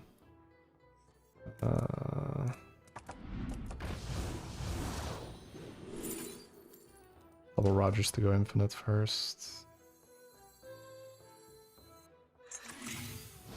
Got a play here, but I'd rather just check my money. And I could just play Wrathguard too. No, it's okay. The future is now. I'll keep the Rogers for now. Oh right, I already have one.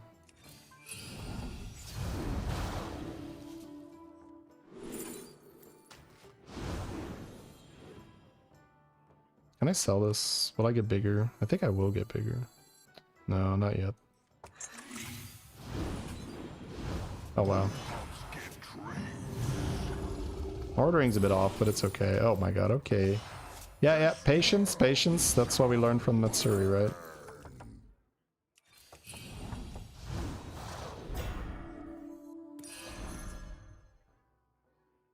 Malcazar likes to Better hire a recruit while you can.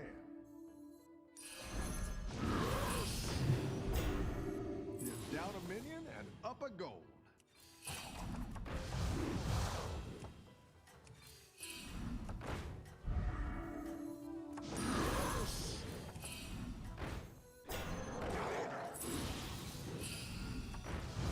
I need eyes. Poison the well. I got Zarek. Up the momentum. I could play Ashen Corruptor, but I don't know if it's worth it. I should probably not lead with that.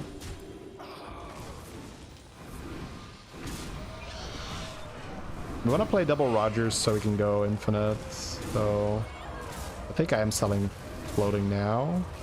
It's either that or we already have enough money, and I just wait until I triple and I find Mutinous. I don't even need Soul Rewinder that badly, but I have Bazaar stickers, so I don't think I want to mess around with it. Let's just see if we triple. You're good at this. That's what I would have picked.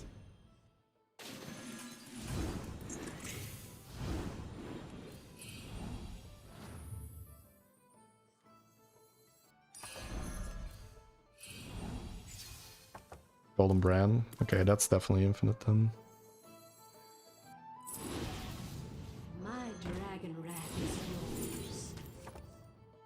The odds are in my favor. At last, immortality. That'll do some damage.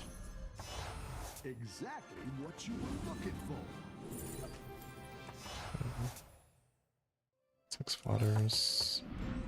Show them what we're made of.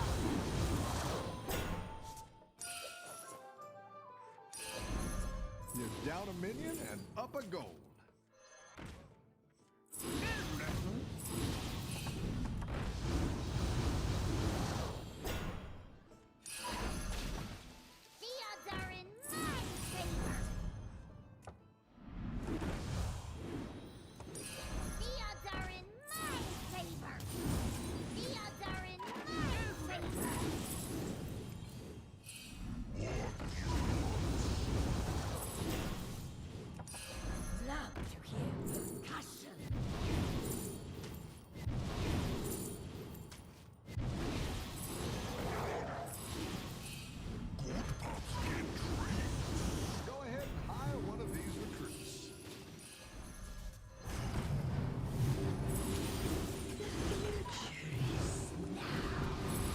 mix. That's what I would have picked.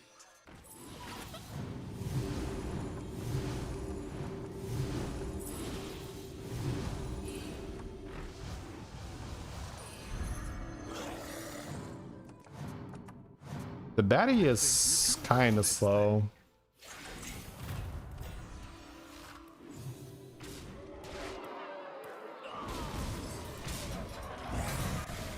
If I get Privateer, selling out a Wrath card might be better. I don't know. I don't know. Wrath card is still very good. I think I just wait to triple this. And I guess I just don't go Privateer. Man, this is challenging. Eonar with Mycologist and buffing potters like that is pretty cool too. Yeah, it's pretty textbook from what we said we were gonna do, right? Nice work out there. Keep up the pressure.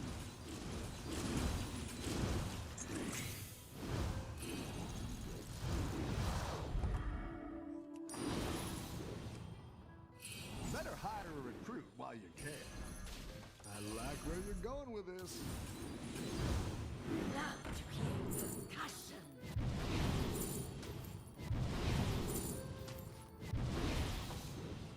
Oh, I thought I had fodders already.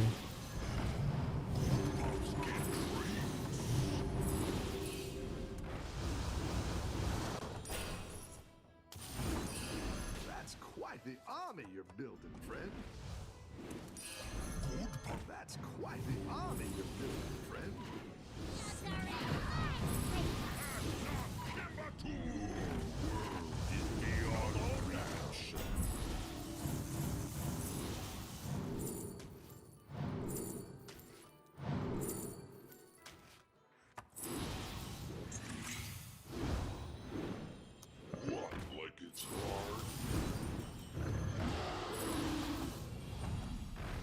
Wait, the Wisdom Ball doesn't get consumed, right?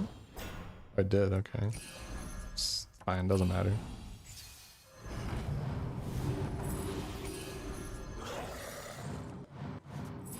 Baddie's gonna take too long, I think. May have to get rid of it.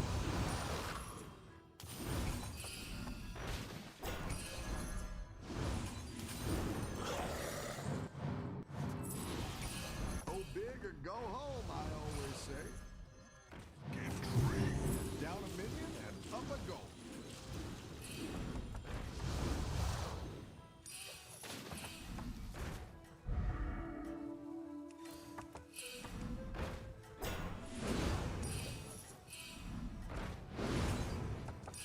Where is my eye patch? You're doing great out there. Alright, money is totally fine. So I need to do scam protection, which means 2 of these and golden thingy. Luckily it's too small, it doesn't really matter. He's not really back to back, right? No, not really. He does have Drakari with Wallet. It isn't Harbinger. Yeah, I think it's just playing around scam now. Your minions I won't really need that. their weight. I didn't like that one either. Here's a gold for the trouble.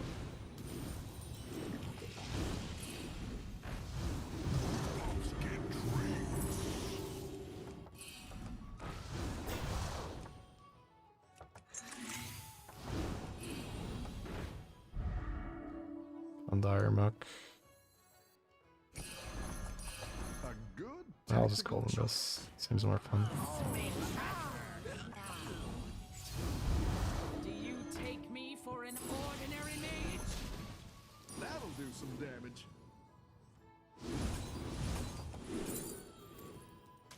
Oh, you got a good ixxdeee right there, Master.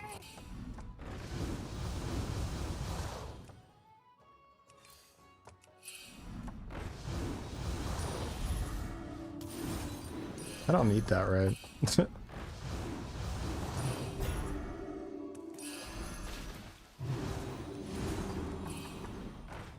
Don't need that either. And I'm kind of running out of gold.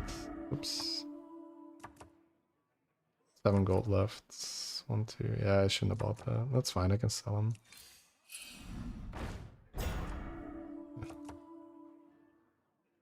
Yeah, I don't need him anymore, I think. It's all ours now. It's all ours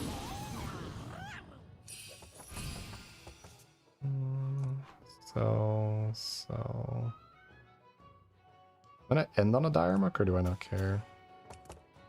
Got mutinous. I could just freeze and play privateer next turn because cap is on.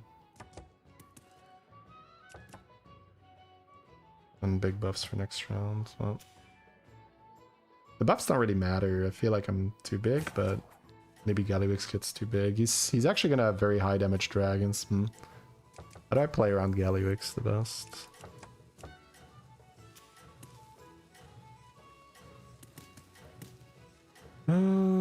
Play around the Gallywix by blastering? We're gonna be very large though. Stay on top.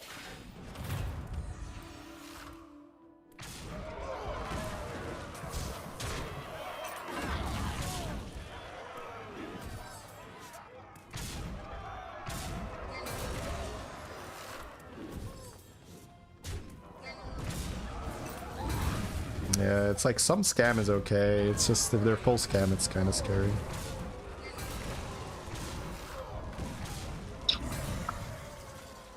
Yeah, I think the one I'm scared of is Gallywix with like very high damage Nightbane and Poet.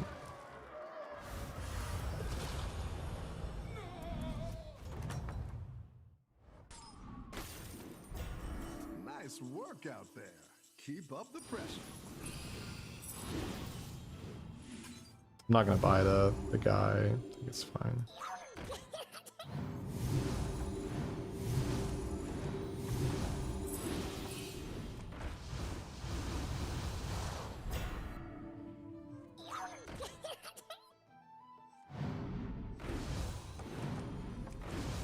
Alright, Golden Bren.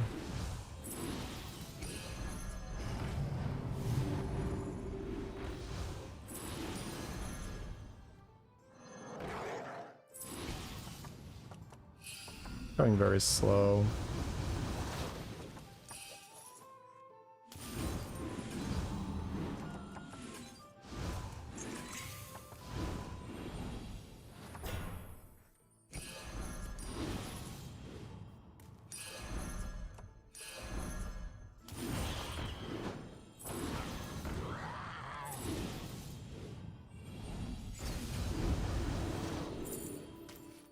I can't sail any faster.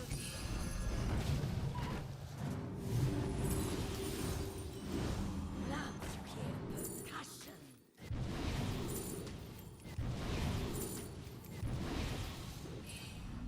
All will dance to my song. I can see right there,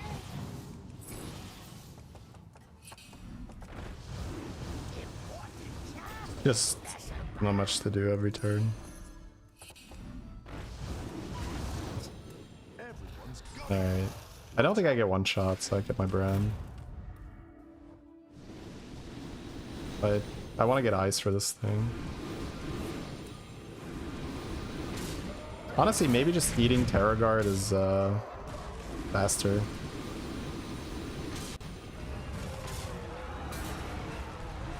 Yeah, eating Terror Guard's probably just better. I think that's the one that's taking too long in animation. It's so weird because you have Golden Rogers and you wouldn't keep it. But... Blaster did a great job.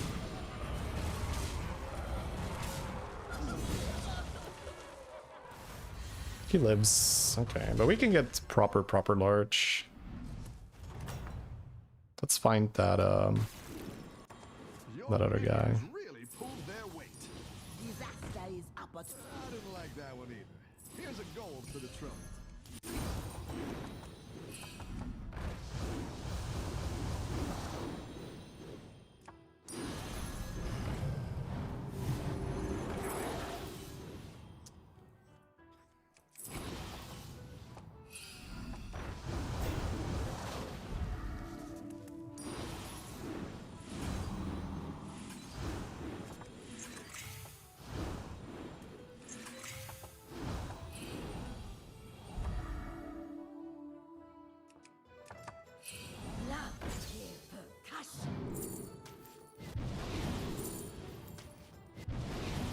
The stats matter, which is fun.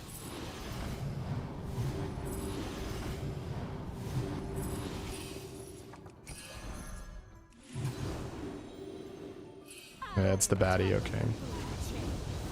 You gotta kill him off. Go big or go home, I always say.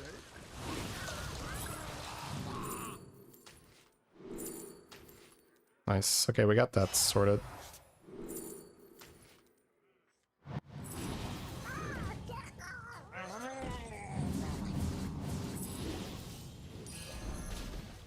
Actually, I can find better anti-scam, right?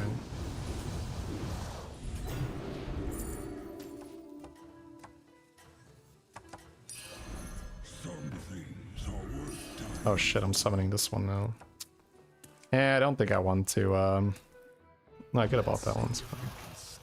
I'm too healthy, I think. Like, I should never get one shot by scam here. I think at best, I'm gonna have a small loss here.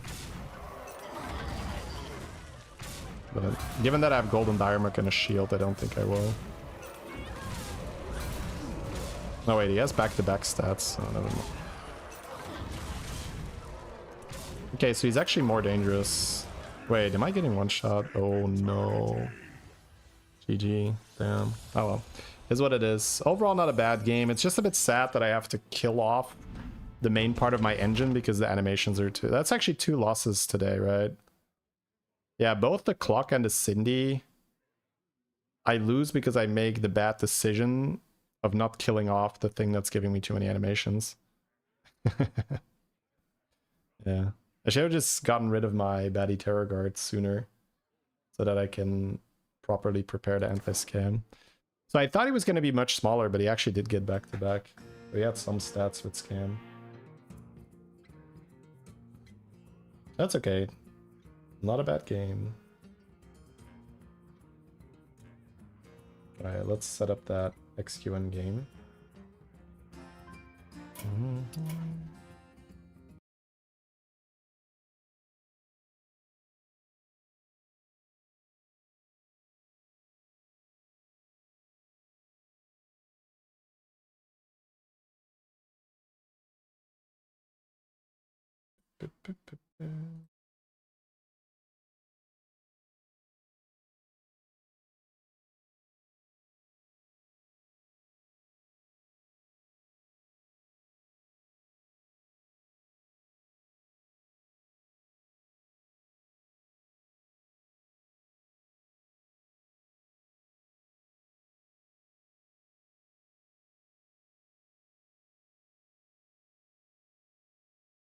Alrighty. Let me have a look at chat before we dive in.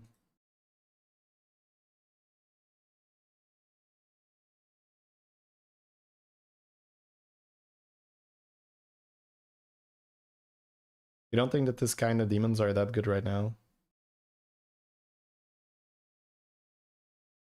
Wait, what?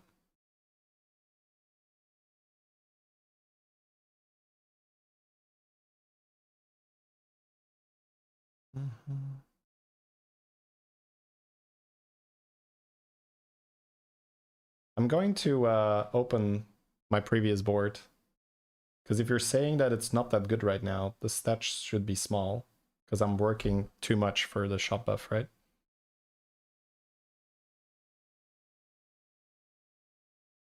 Yeah, that's fine. You can submit it like that.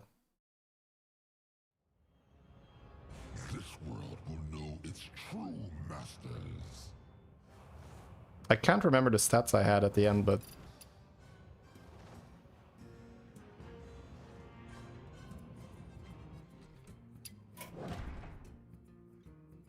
$10,000, $6,000, $7,000. Yeah, okay. I mean, that's not... Like... If you're saying that Consummate Conqueror is bad because the shot buff is not permanent, you have to play with it some more. And properly pop off, right? Like, if you're getting like 10,000, 7,000, 8,000, and that is deemed too small, then it's okay.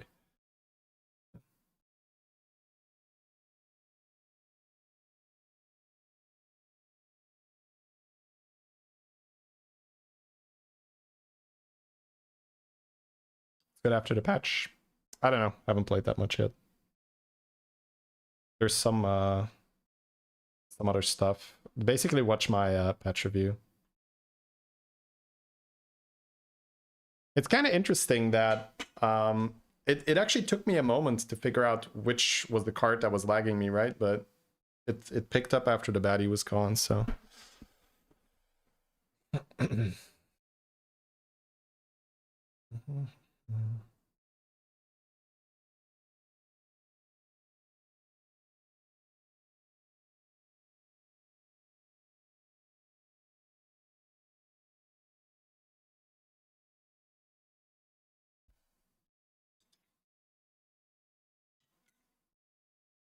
That is kind of a shame that it's on paper it's a very good comp because you have Rogers and you generate spells and then you eat, and then if you play Privateer you can basically just eat. So but the moment you have enough money, I think you should just like get rid of it because you don't need it.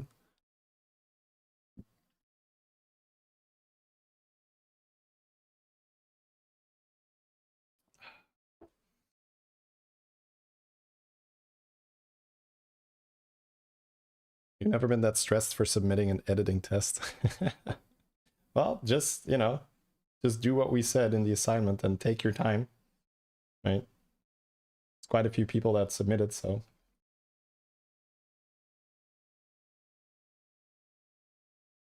All right.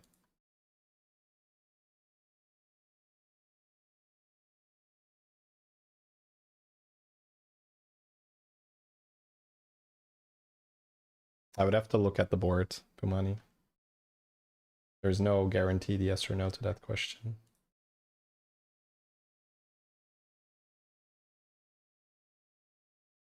But it's possible.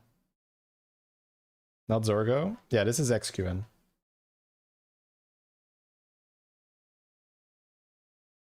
Chance of getting through are thin. I mean, the chance only has to do with how good you are, right? So you can drastically increase the chance by delivering a submission that has basically we made it very obvious, right? We wrote down that we really value the pacing, right? So the flashy editing, it's not as important as just showing us that you understand the flow of a game.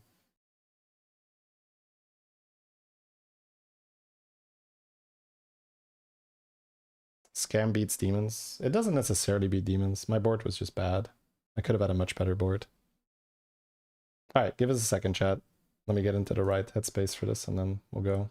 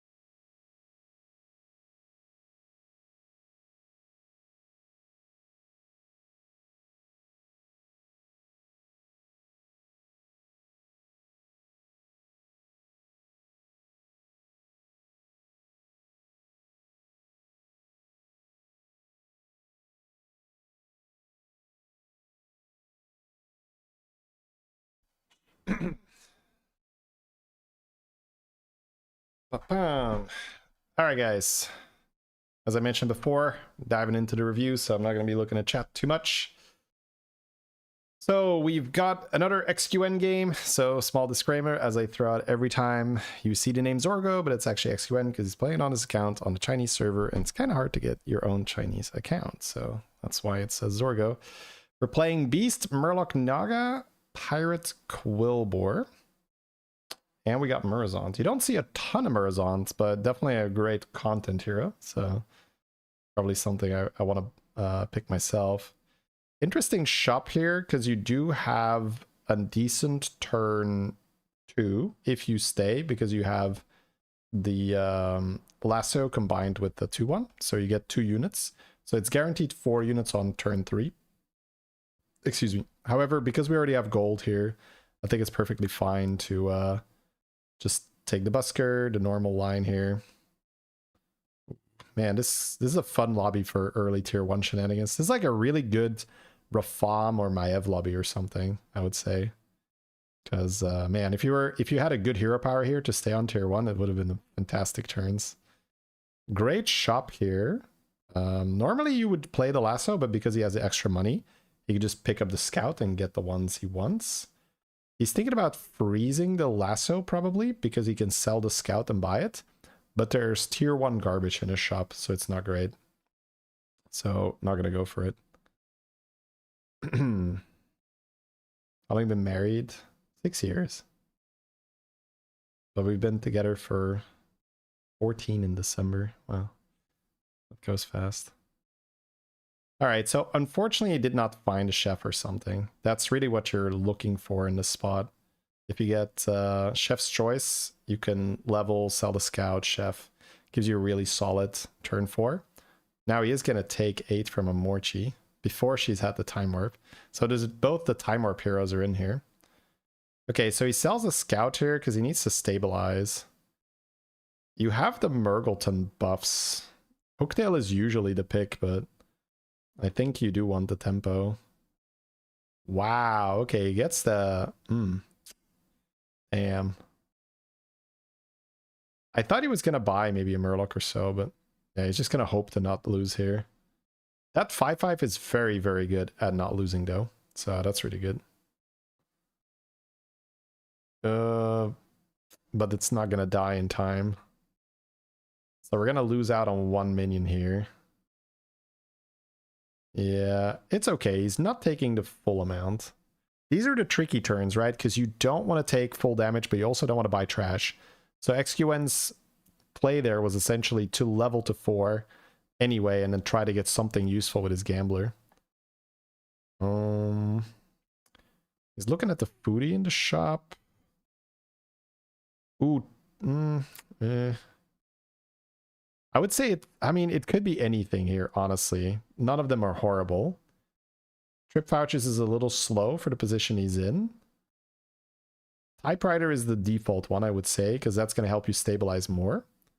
And I think Token does a similar thing. Looking at the Token for now, instead of the Typewriter. Okay. So we're going to end up with that just to... Ooh.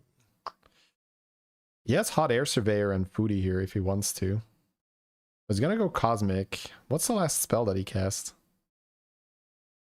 Over to Cosmic? Harbinger? Coin. Wow. Okay. If he doesn't take damage here, that's great. But then again, taking Foodie with Hot Air Surveyor, it's just +8/+8. It's not that good. But this is gonna be a very, very interesting game because he is going below cap very early. Well, he's not really below cap. He's on 17. Okay. If he can use this position, right? If he can use what he has here to stay above 17, it's okay. Does he want to make a 6 out of the Harbinger? No, he's going to roll for 6 and then trade his money. The horse is very, very good though. He has back-to-back too. Ooh.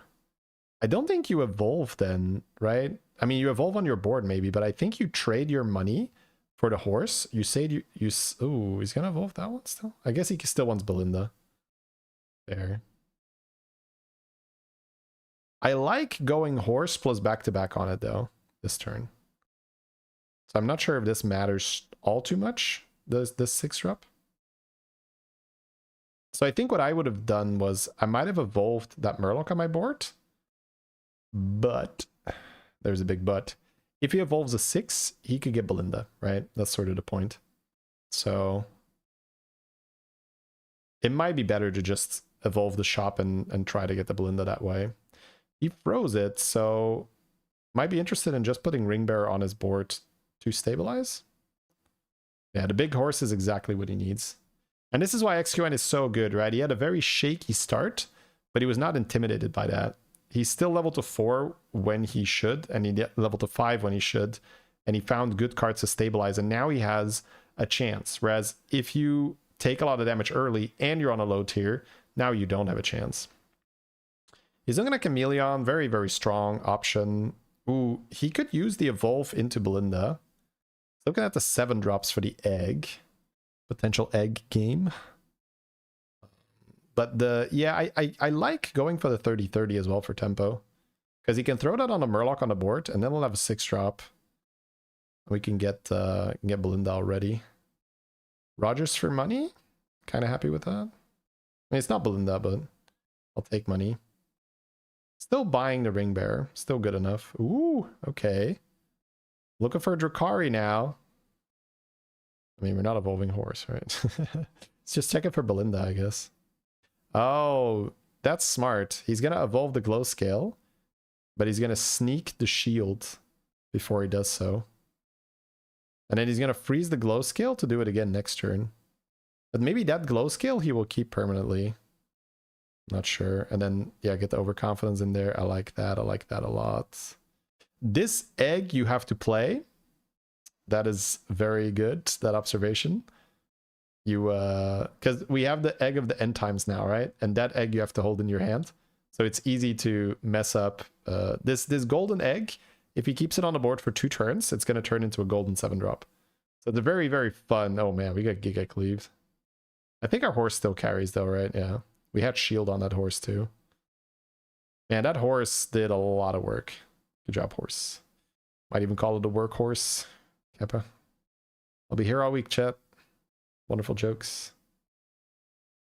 Yeah, I'm still very impressed. Like, this is really textbook, right, on how to recover. Like, you can't curl up into a ball. Like, you will just lose anyway.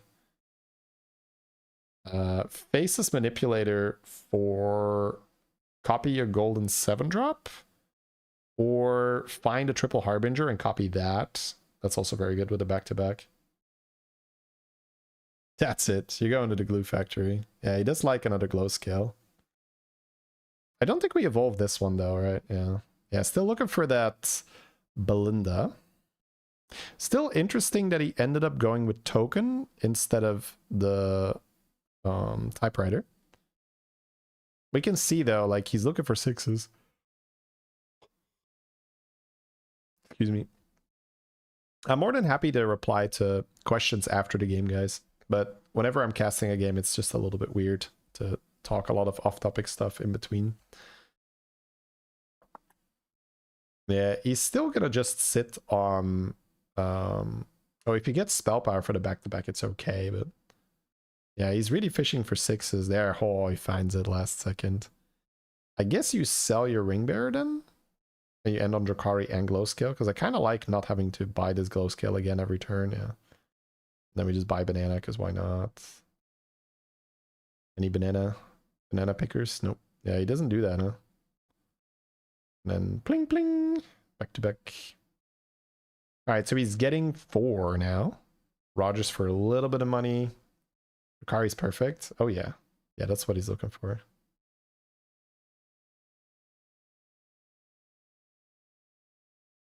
That board is surprisingly strong though. He has the Maelstrom. But we have a horse. That horse, man, horse with Divine Shield is so good. This is also what I like about XQN, is that he's just able to like look at what is presented and go with whatever is strong. Like, he's not pigeonholed into a comp that is a very specific board, right? Because most of the time when you play back-to-back, you don't just keep a glow skill on your board. But because he got the horse early and he tried to stabilize with it and successfully did so. Ooh, wait. We can have double golden Kodo back to back. But he already has the horse to buff. He's also looking at Future Fin, and he has Drakari already. Oh, wait, he can buff it first and then copy it, of course, yeah. Of course you do that. I was gonna say like, oh, he has a, oh, and then he has the coral too. Wait, we're doing a big pivot here, aren't we? So now he has to hold a card in his hand. He has to throw all the back-to-backs on the Future Fin, then copy it. And then the problem, right, is that, ooh, Scout, yeah, that's great. The problem now is that the second Future Fin won't grow. Because normally, if you have two Future Fins, you use one Future Fin above the other Future Fin. But you can't do that because the Faceless needs to come on the board to target the Future Fin. Yeah, he has to buff first. More back-to-back. That's still very good. I wonder... No, Kodo's not better than... Right? Nah. Future Fin's much better. Sells the horse. Oh my god. Wait, what? Oh, because he needs board space. Oh, bro. That's so ruthless. But yeah, I mean, what else are you going to sell? Coral is better. You're not selling any of the others.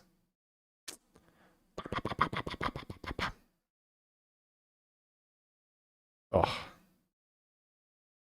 Yeah, use the horse as long as it made sense. And he's already got a 1300 health Scout. Yeah, picking up the Scout also just good. I don't do it enough to just say, hey, it's a 1-drop, but it's kind of the perfect 1-drop for the situation here. I need a thing in my hand. Yeah. So what does he need from here? I guess every coral he hits from now is just another huge minion on the board. Hitting Belinda is fantastic. That is interesting, but my god, board space. Mein Gott, board space. So he's staying on this tier. Ooh, I guess we're looking for Belinda still. But if he hits Belinda, what does he even sell? Spell power and then hold the other Drakari. Come on. We're definitely a double Drakari gamer here, right? Yeah. He's playing Forager. You can just hold that in your hand, right? You don't have to play it. I like holding it because it's always going to buff the leftmost. So you're not at risk of losing anything. He's buffing his coral once to play around shenanigans, I guess. That makes sense. He's not afraid of switching comms. The thing is, he was not really a comp, right? He was back-to-back, and he's still back-to-back, so he didn't really switch comps, but he switched how he uses the back-to-back, if that makes sense. The horse was the target, and then when he got the Future Fin, he just sold out of the horse because the Future Fin is now a better target. And he just quickly analyzed his board, and he said, well, if I'm going to want to summon the Scout, which I do because it's a 1300 health minion, then I'm going to need a board space. I have 7 minions right now. Am I selling one of my Future Fins? No. Am I selling one of my Harbingers? No. Am I selling my Drakari? No. Am I selling my Coral? No. Okay, the horse has to go. That's basically how he does that. But he just does that very quickly. So it's impressive, right? He just like runs through the options very, very fast. Leroy being near the front is amazing for us. This is a golden, wow. This is a lot of APM, but not a lot of stats, right? This is golden Skipper, which is no longer in the game, right? So this is a pre-patch review. But whenever we have really cool games, I don't mind, you know, not going on the new patch right away. I would rather review this game from the old patch than never review it at all. How often do you see someone getting a golden egg and a faceless, right? It's just... And then also having back-to-back so you can buff the Future Fin is just... Yeah. Oh my god. Well, another Carl's good, but that Belinda just keeps evading us. Yeah, he's just staying on tier 5 because he needs board space, which means he has to golden this Harbinger. And finding golden Drakari is still insane. Ooh, damage cap is off, yeah. He's gonna sell a Harbinger then to play a Coral, right? Yeah, he's been trying to hit this Harbinger so he doesn't have to sell it. think we're gonna have to. Oh, we can sell both for Leroy. This is why XQN is just so good. I keep talking about it. He does what needs to be done most of the time. So I'd be surprised if he's not gonna sell out of Harbinger here. But at the same time, I would love for him to be a little irresponsible. What are we doing? We holding? Full greed? The thing is, he's on 17 and a lot of his board is bad. He's really, really analyzing how strong the other guy could be. Yeah. That's fair. Buying that beetle spell, I think, blocks your scout, so that sucks. Also, he already played his back-to-back, so wouldn't get it. Alright. Time for greed. He rarely does it, right? And it just doesn't make sense. The risk-reward ratio there is so bad. Because what do you risk? You risk going fourth. Because your opponent could easily buy a few scam units, which he did, by the way. There's a Cobra, there's the... Well, look at exactly this, right? Imagine if he doesn't have the extra scout, he loses here. And also, the upside of keeping the Harbinger is more back-to-back, which means it's more stats. But he probably already has enough stats that he's going to win. So, it's just it's well done. It's a good calculation. Which makes us think right now, what is he going for? I guess Golden Drakari is still fun. Rolling Belinda is still fun, but you kind of just sell her straight away. I can't really fit Bran. Oh, there we go. Yeah. Are we holding Diremuck another round? Because he can play Diremuck and get even stronger, but then he has to sell... The small Future Fin honestly could get sold. I can see selling small Future Fin for Diremuck here. I actually like that. Because I don't think that small Future Fin actually does that much anymore. The other guy is several times bigger, and stats are not the problem. So Diremuck gives us an additional big minion on the board. Let's see what he does, but that's where I'm leaning right now. I'm leaning selling this, small Future Fin to play Diremuck to summon another scout. He's thinking about it, but looks like he's gonna not do it. All right, so this is probably him just looking at the situation and saying, I don't think the opponent's big enough or has enough scam units. I don't think it makes that much sense. But maybe he just has a really good read that there's no way you buy scam units with this board. And if the opponent has 0 scam, then he probably never wins. Because our board is just massive. We got, what, 11,000 health or something? It's a lot. Yeah. He is just really big. Yeah, we're watching XQN. Whew. Okay. Yeah, these guys just tank forever. Man, that was some really nice decision making this game. Because he was in a lot of trouble early on, right? But he did not succumb to the pressure. Still leveled to 3 when he needed to. Still leveled to 4 when he needed to. Just took the damage and then figured out a way to not lose. Finally found Belinda. She's only going to be on board for 1 turn, huh? He's checking whether he needs Sindore. He actually got 3 back-to-backs because his Drakari is golden, yeah. So many stats.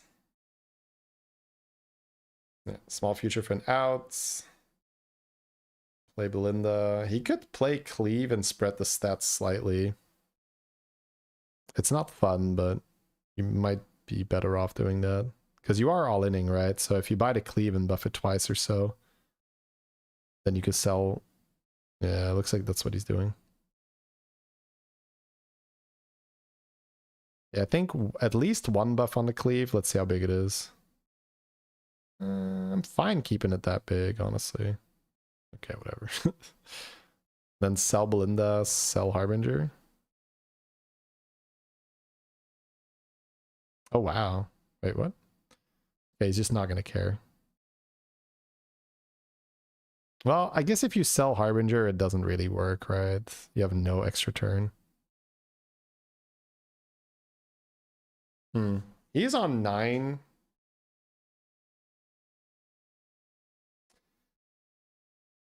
We're too healthy, yeah. Okay, I get it. It's not about the opponent's health, it's about our health. I'm trying to figure out why he wouldn't go all in here. And I think the answer is, I'm on 23. Sorry, 22. So if I keep my back-to-back, I can react to something my opponent does. Whereas if I sell the Harbinger, I get 0 back-to-backs. And I cannot buff anything else. So if my opponent somehow has a crazy, crazy scam board and he beats me, he's very, very unlikely to kill me because I have Cleave, I have the Dire Muck for the extra body, so I'm not that easy to scam. And if you're not that easy to scam, scam is not going to deal more than 20 damage to you, right? At least in almost all cases. So now he has the ability to maybe buff a second Cleave or something.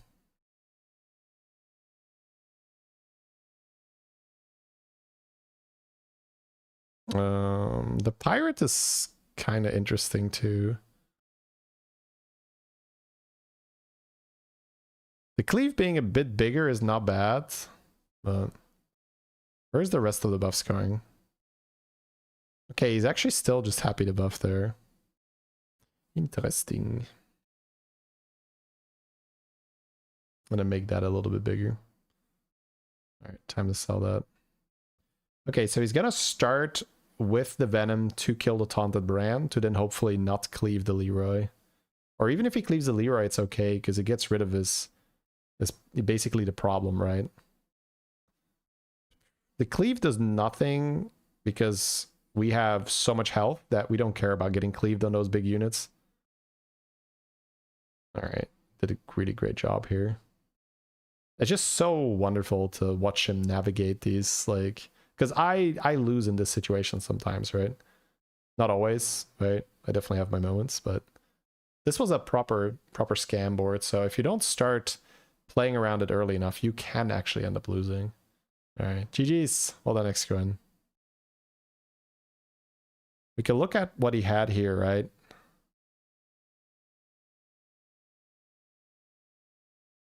Leroy, Spore, Venomous Cobra, Golden Dire Muck, Big Cleave, and then another Venom. This is like premium scam. Like after he kills this, he spawns another Venom. So he has 1, 2, 3, 4, 5 insta-kills. 6 if the Dire Muck gets it too. 6 insta-kills is a lot. And then he summons a random Murloc, which might also receive this buff. Unlikely, though. And then he also has a Cobra, right?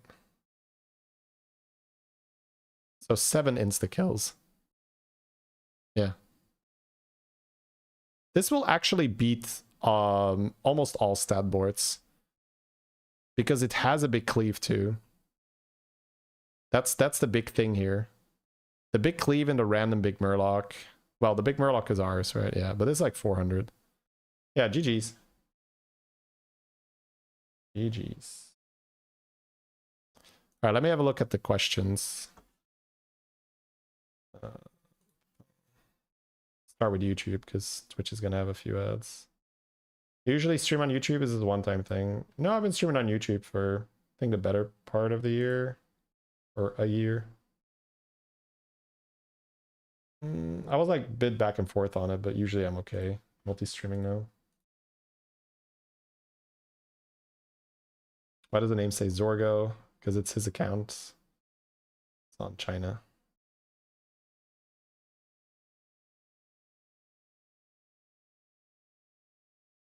Okay, so I'm going to start with looking at YouTube chat and answering some questions. How do you deal with losing streaks? You had a 1000 rating loss streak and it was really demotivating. Yeah, that's an interesting one, right?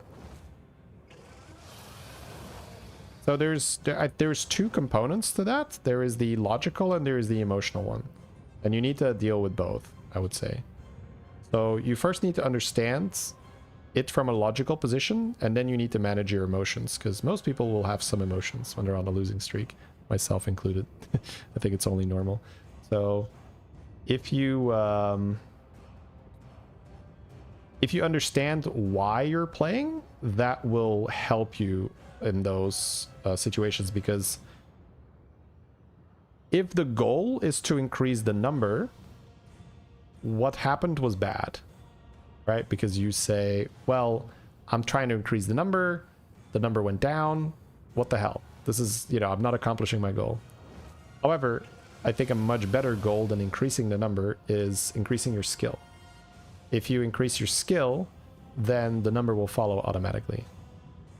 And when you're trying to increase your skill, losing does not make you worse at the game. So you can immediately have this sense of calm around it, because you're like, oh, okay, losing does not make me worse at the game. So I'm not going further away from my goal, unlike when if you're trying to increase the number, you are moving further away from your goal, and that can cause you stress, that can cause you demotivation, right? But if you're saying, I'm just trying to get better at the game, it's like, oh, okay, losing does not set me back. Cool. So as a matter of fact, if you're willing to learn from it, losing will move you more towards your goal. So if you are able to look at your loss and say, okay, first of all, you have to accept that it's your fault. This is like a very, very tough one for a lot of people, because there's a lot of RNG involved in Battlegrounds, but we've basically just argued about that to death, and the conclusion is always, it's your fault. So you can, you know, maybe I'll do like a very small explanation on that. All you have to do is just look at these guys, right? So basically like XQN or Jeeve, and let's say you're playing at 6k or 8k or whatever. If you put these guys on those lobbies, they're going to win almost every time. So the chance that you did everything correct in your game is actually about 0. So that is great news. That means that you can do something about it. You're now not at the mercy of RNG. You have agency. And that's a great feeling. You'll be like, oh, okay, it's my fault. Sweet. Now I can do something about it. So that's you essentially handling the logic part. So that's the first step. You need to logically look at losing from a different frame. The other one is the emotional part. So if you are on tilt, then I mean there's so much. It's like this is a good one to understand, and I'm not going to go through the whole book, but it's called The Mental Game of Poker, and it basically covers how to deal with tilt. A practical thing that I like is to do something physical. So essentially you're not going to think your way out of tilt. This is like a very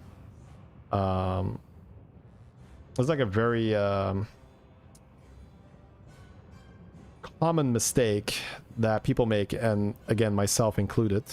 For a very long time I thought that I could logic my way out of tilt, and you are inherently in an emotional state, so you're not going to think your way out of it. You know, it's very hard. It's extremely hard. So it's much easier to do something physical and get out of your head, and therefore, right, get into a better mindset. So that could be some exercise. I know RDU does cold showers, right? That's a very physical thing that'll just reset you. That'll help. You can also do deep breathing. Deep breathing it sounds a little woo-woo. I think when people say that, X percentage of the people are going, oh god. But it's really just sending a signal to your body that you are relaxed. Like if you do deep breathing, that is the breathing pattern of someone that is relaxed, right? Because when you are stressed, it's going to be more shallow breathing, right? If you're just doing nice, calm, deep breaths, your belly moving forward, you're essentially reverse sending a signal to your brain like, hey, we are calm. So all those things combined are going to do much more for you than to instantly queue again and figure it out. So without going too much into detail after that, fix the logic part, understand why you're playing, and don't make winning your goal, make learning and getting better your goal. And then you realize that losing does not set you back. It's just going to help you get better. And you also have to accept that it's your fault. Like, none of this works if you never none of this works if you don't accept it's your fault. So that is a huge, like, starting point. Like, you have to start with that. I don't reply to spammers, Nutty, so please don't.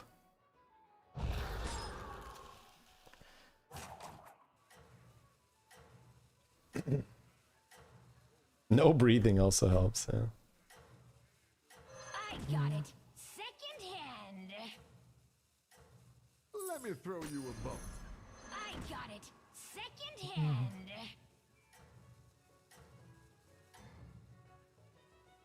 You deserve a round of applause. All right, let me see. What time is it? 1:45. Are Q map not a game? I'm looking at it. Maybe, maybe not. If you're waiting to snipe, then don't. Just Q.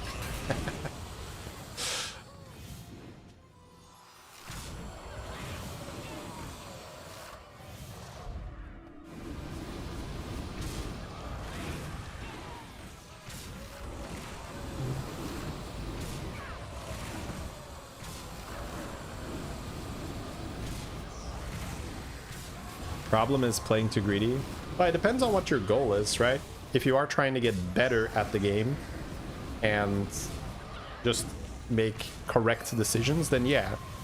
But if you are playing just purely for entertainment and you're saying, I am willing to do the incorrect statistical play to maybe get a great game, then there's no problem with that.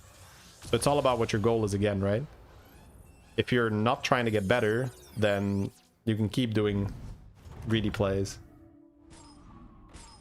Seems like you're having a ball. The spell power is 772. This guy left, huh?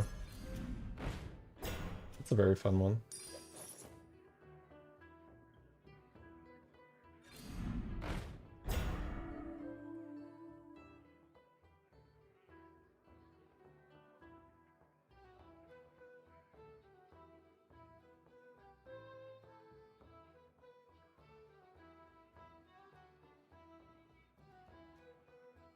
I'll take him for a walk. Alright, let's see if there's anything else in chat. Do you ever put the questions that are after the commentaries in? No, it's just like horrible retention. That's like suicide for the video. Really dig that. She's just having some fun, I guess. Fun board. No, the Chinese server is very tough. They just have more players. That's the thing. Because they have more players, they also have more good players. So the chance that you're fighting a good player goes up. Because right now, if you're playing and you're at the top of NA or EU, you get down paired quite a bit. And there's less of that on the Chinese server. There's just more people at your level. Great pedigree there.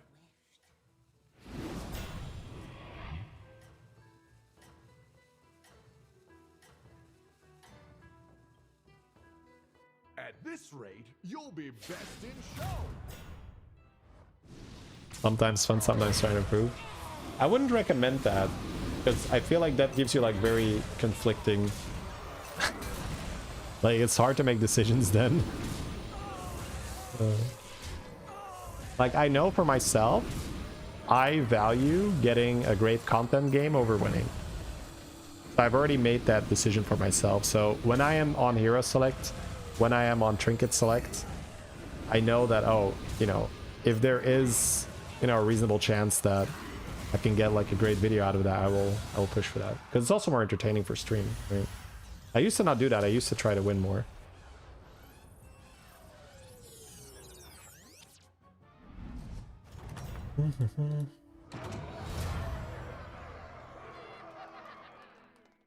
Because if you're sometimes playing to get better, sometimes playing just for fun, then I mean, it's your leisure time, right? You spend it the way you want it. I'm just saying it's probably easier if you have like a clear goal in mind. Otherwise, it's always like you can have regrets right? If you're like, oh, maybe I should have done this, maybe I shouldn't that. But if you know, like, no, this is my goal. I did the thing that was trying to get me to my goal, then cool. Like, okay, no regret.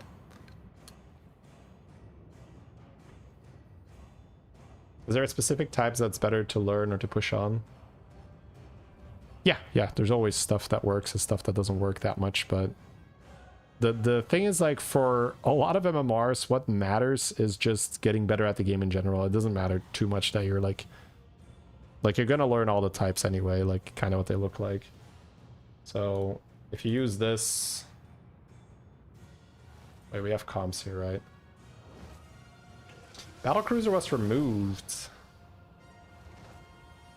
Yeah, you don't have Battlecruiser anymore. Cool. So this is the type tier list right now, but this is also for higher MMR, I would say. I would say if you're playing at like 4K, 5K, 5.5, even 6K, like you could play anything, honestly. What's going to matter more is your decision making on, did you buy trash early? Yes or no? Did you level to 5 on time? Yes or no? Like, if you do those two things correct, then you're going to win the majority of your games at that MMR, because you're going to be so far ahead of people that are buying trash and are leveling at the wrong time. But yeah, you can check this out. The link is in the chat. Let's see if it works for YouTube. Do I have it there?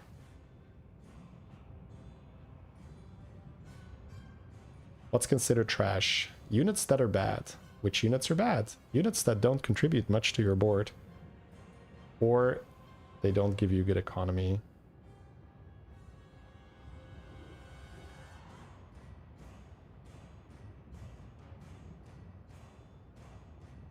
Like, let's look at 3 drops. What did I hear? Let's say turn 4, 5, 6.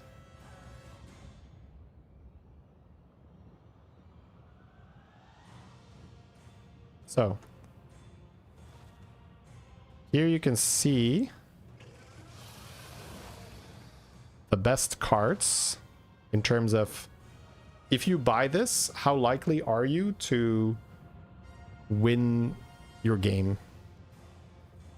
So most of these are trash,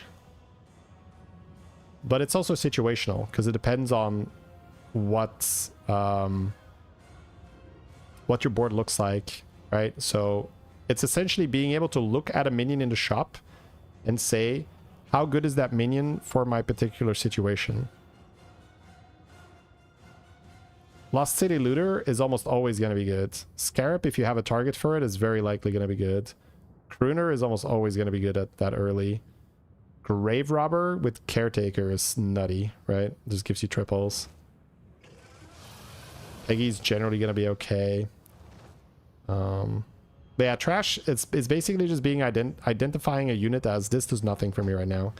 And very, very often, when people buy trash, it's because they are trying to build a comp. And they say, oh, this is part of the thing that I would like to play, so I'm already going to buy it. But it does nothing for you right now. That's trash, because then you're just going to lose fights. And then you have no health, and you can't play the game without health. So this is what people do all the time. Yeah, Jazzer is a great example, right? People buy Jazzer because they want to play Quill. But if you have 0 gem generation on your board, which is incredibly likely because it's what? It's turn 4, it's turn 5. You don't really have gem generation. Why are you buying a Moonbacon? Now, if you have 4 gems in your hand for whatever reason, right? You play like Bran with Geomancer or something. Jazzer is the nuts. Because now you have like 4 extra gems in your hand. And they're getting 3 health each instead of 1. So Jazzer is a great example of a card that is very, very often trash. And sometimes amazing. But people will buy this very often when they say, oh, I want to go Quills. So I'll just buy the Jazzer. But it does nothing for you in that moment, so it's trash. Is there another one here? Waveling can be a little trashy. But this is much less trash than Jazzer. That's reflected. Let me open the 4 drops.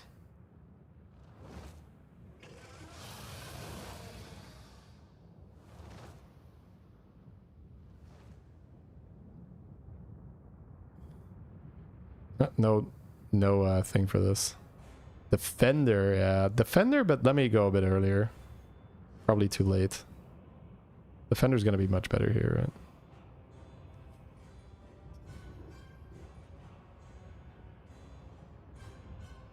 Oh, it's not even in here? It's not enough data? Or?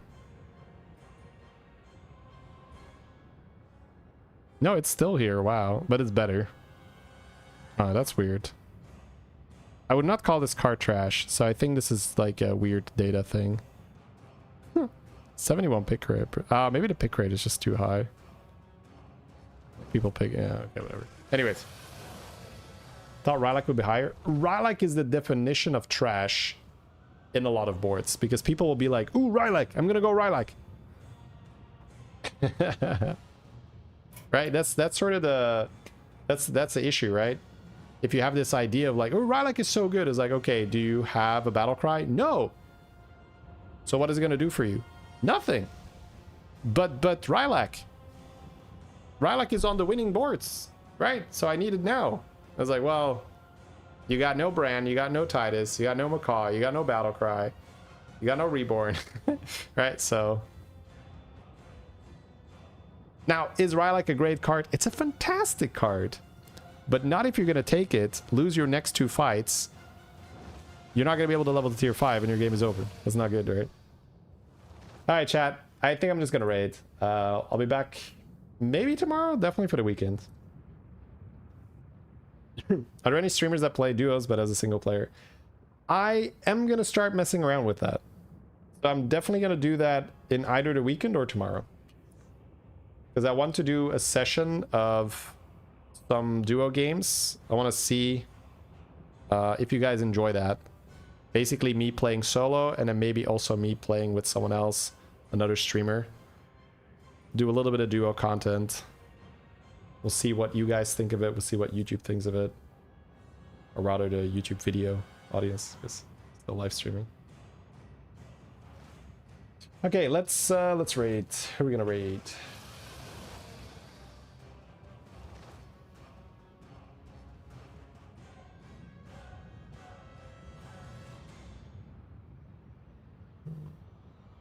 It would be nice, I guess.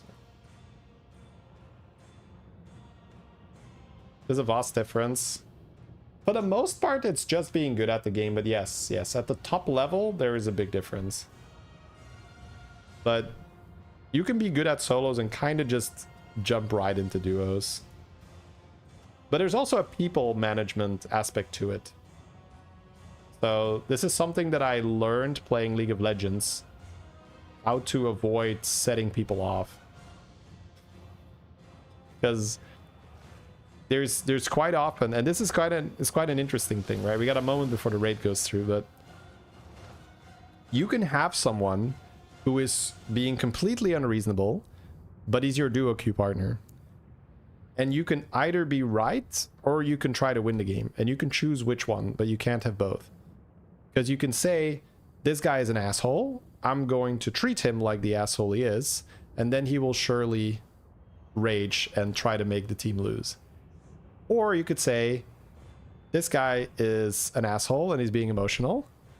I'm going to do what gives me the most chance of him not rage quitting, and then I have a decent shot at still winning this game.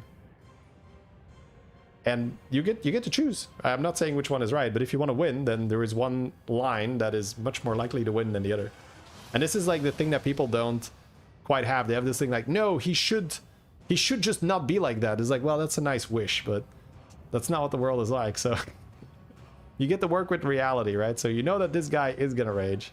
So do you want to make him rage or not? Right. Anyways, see you guys. Have a good one.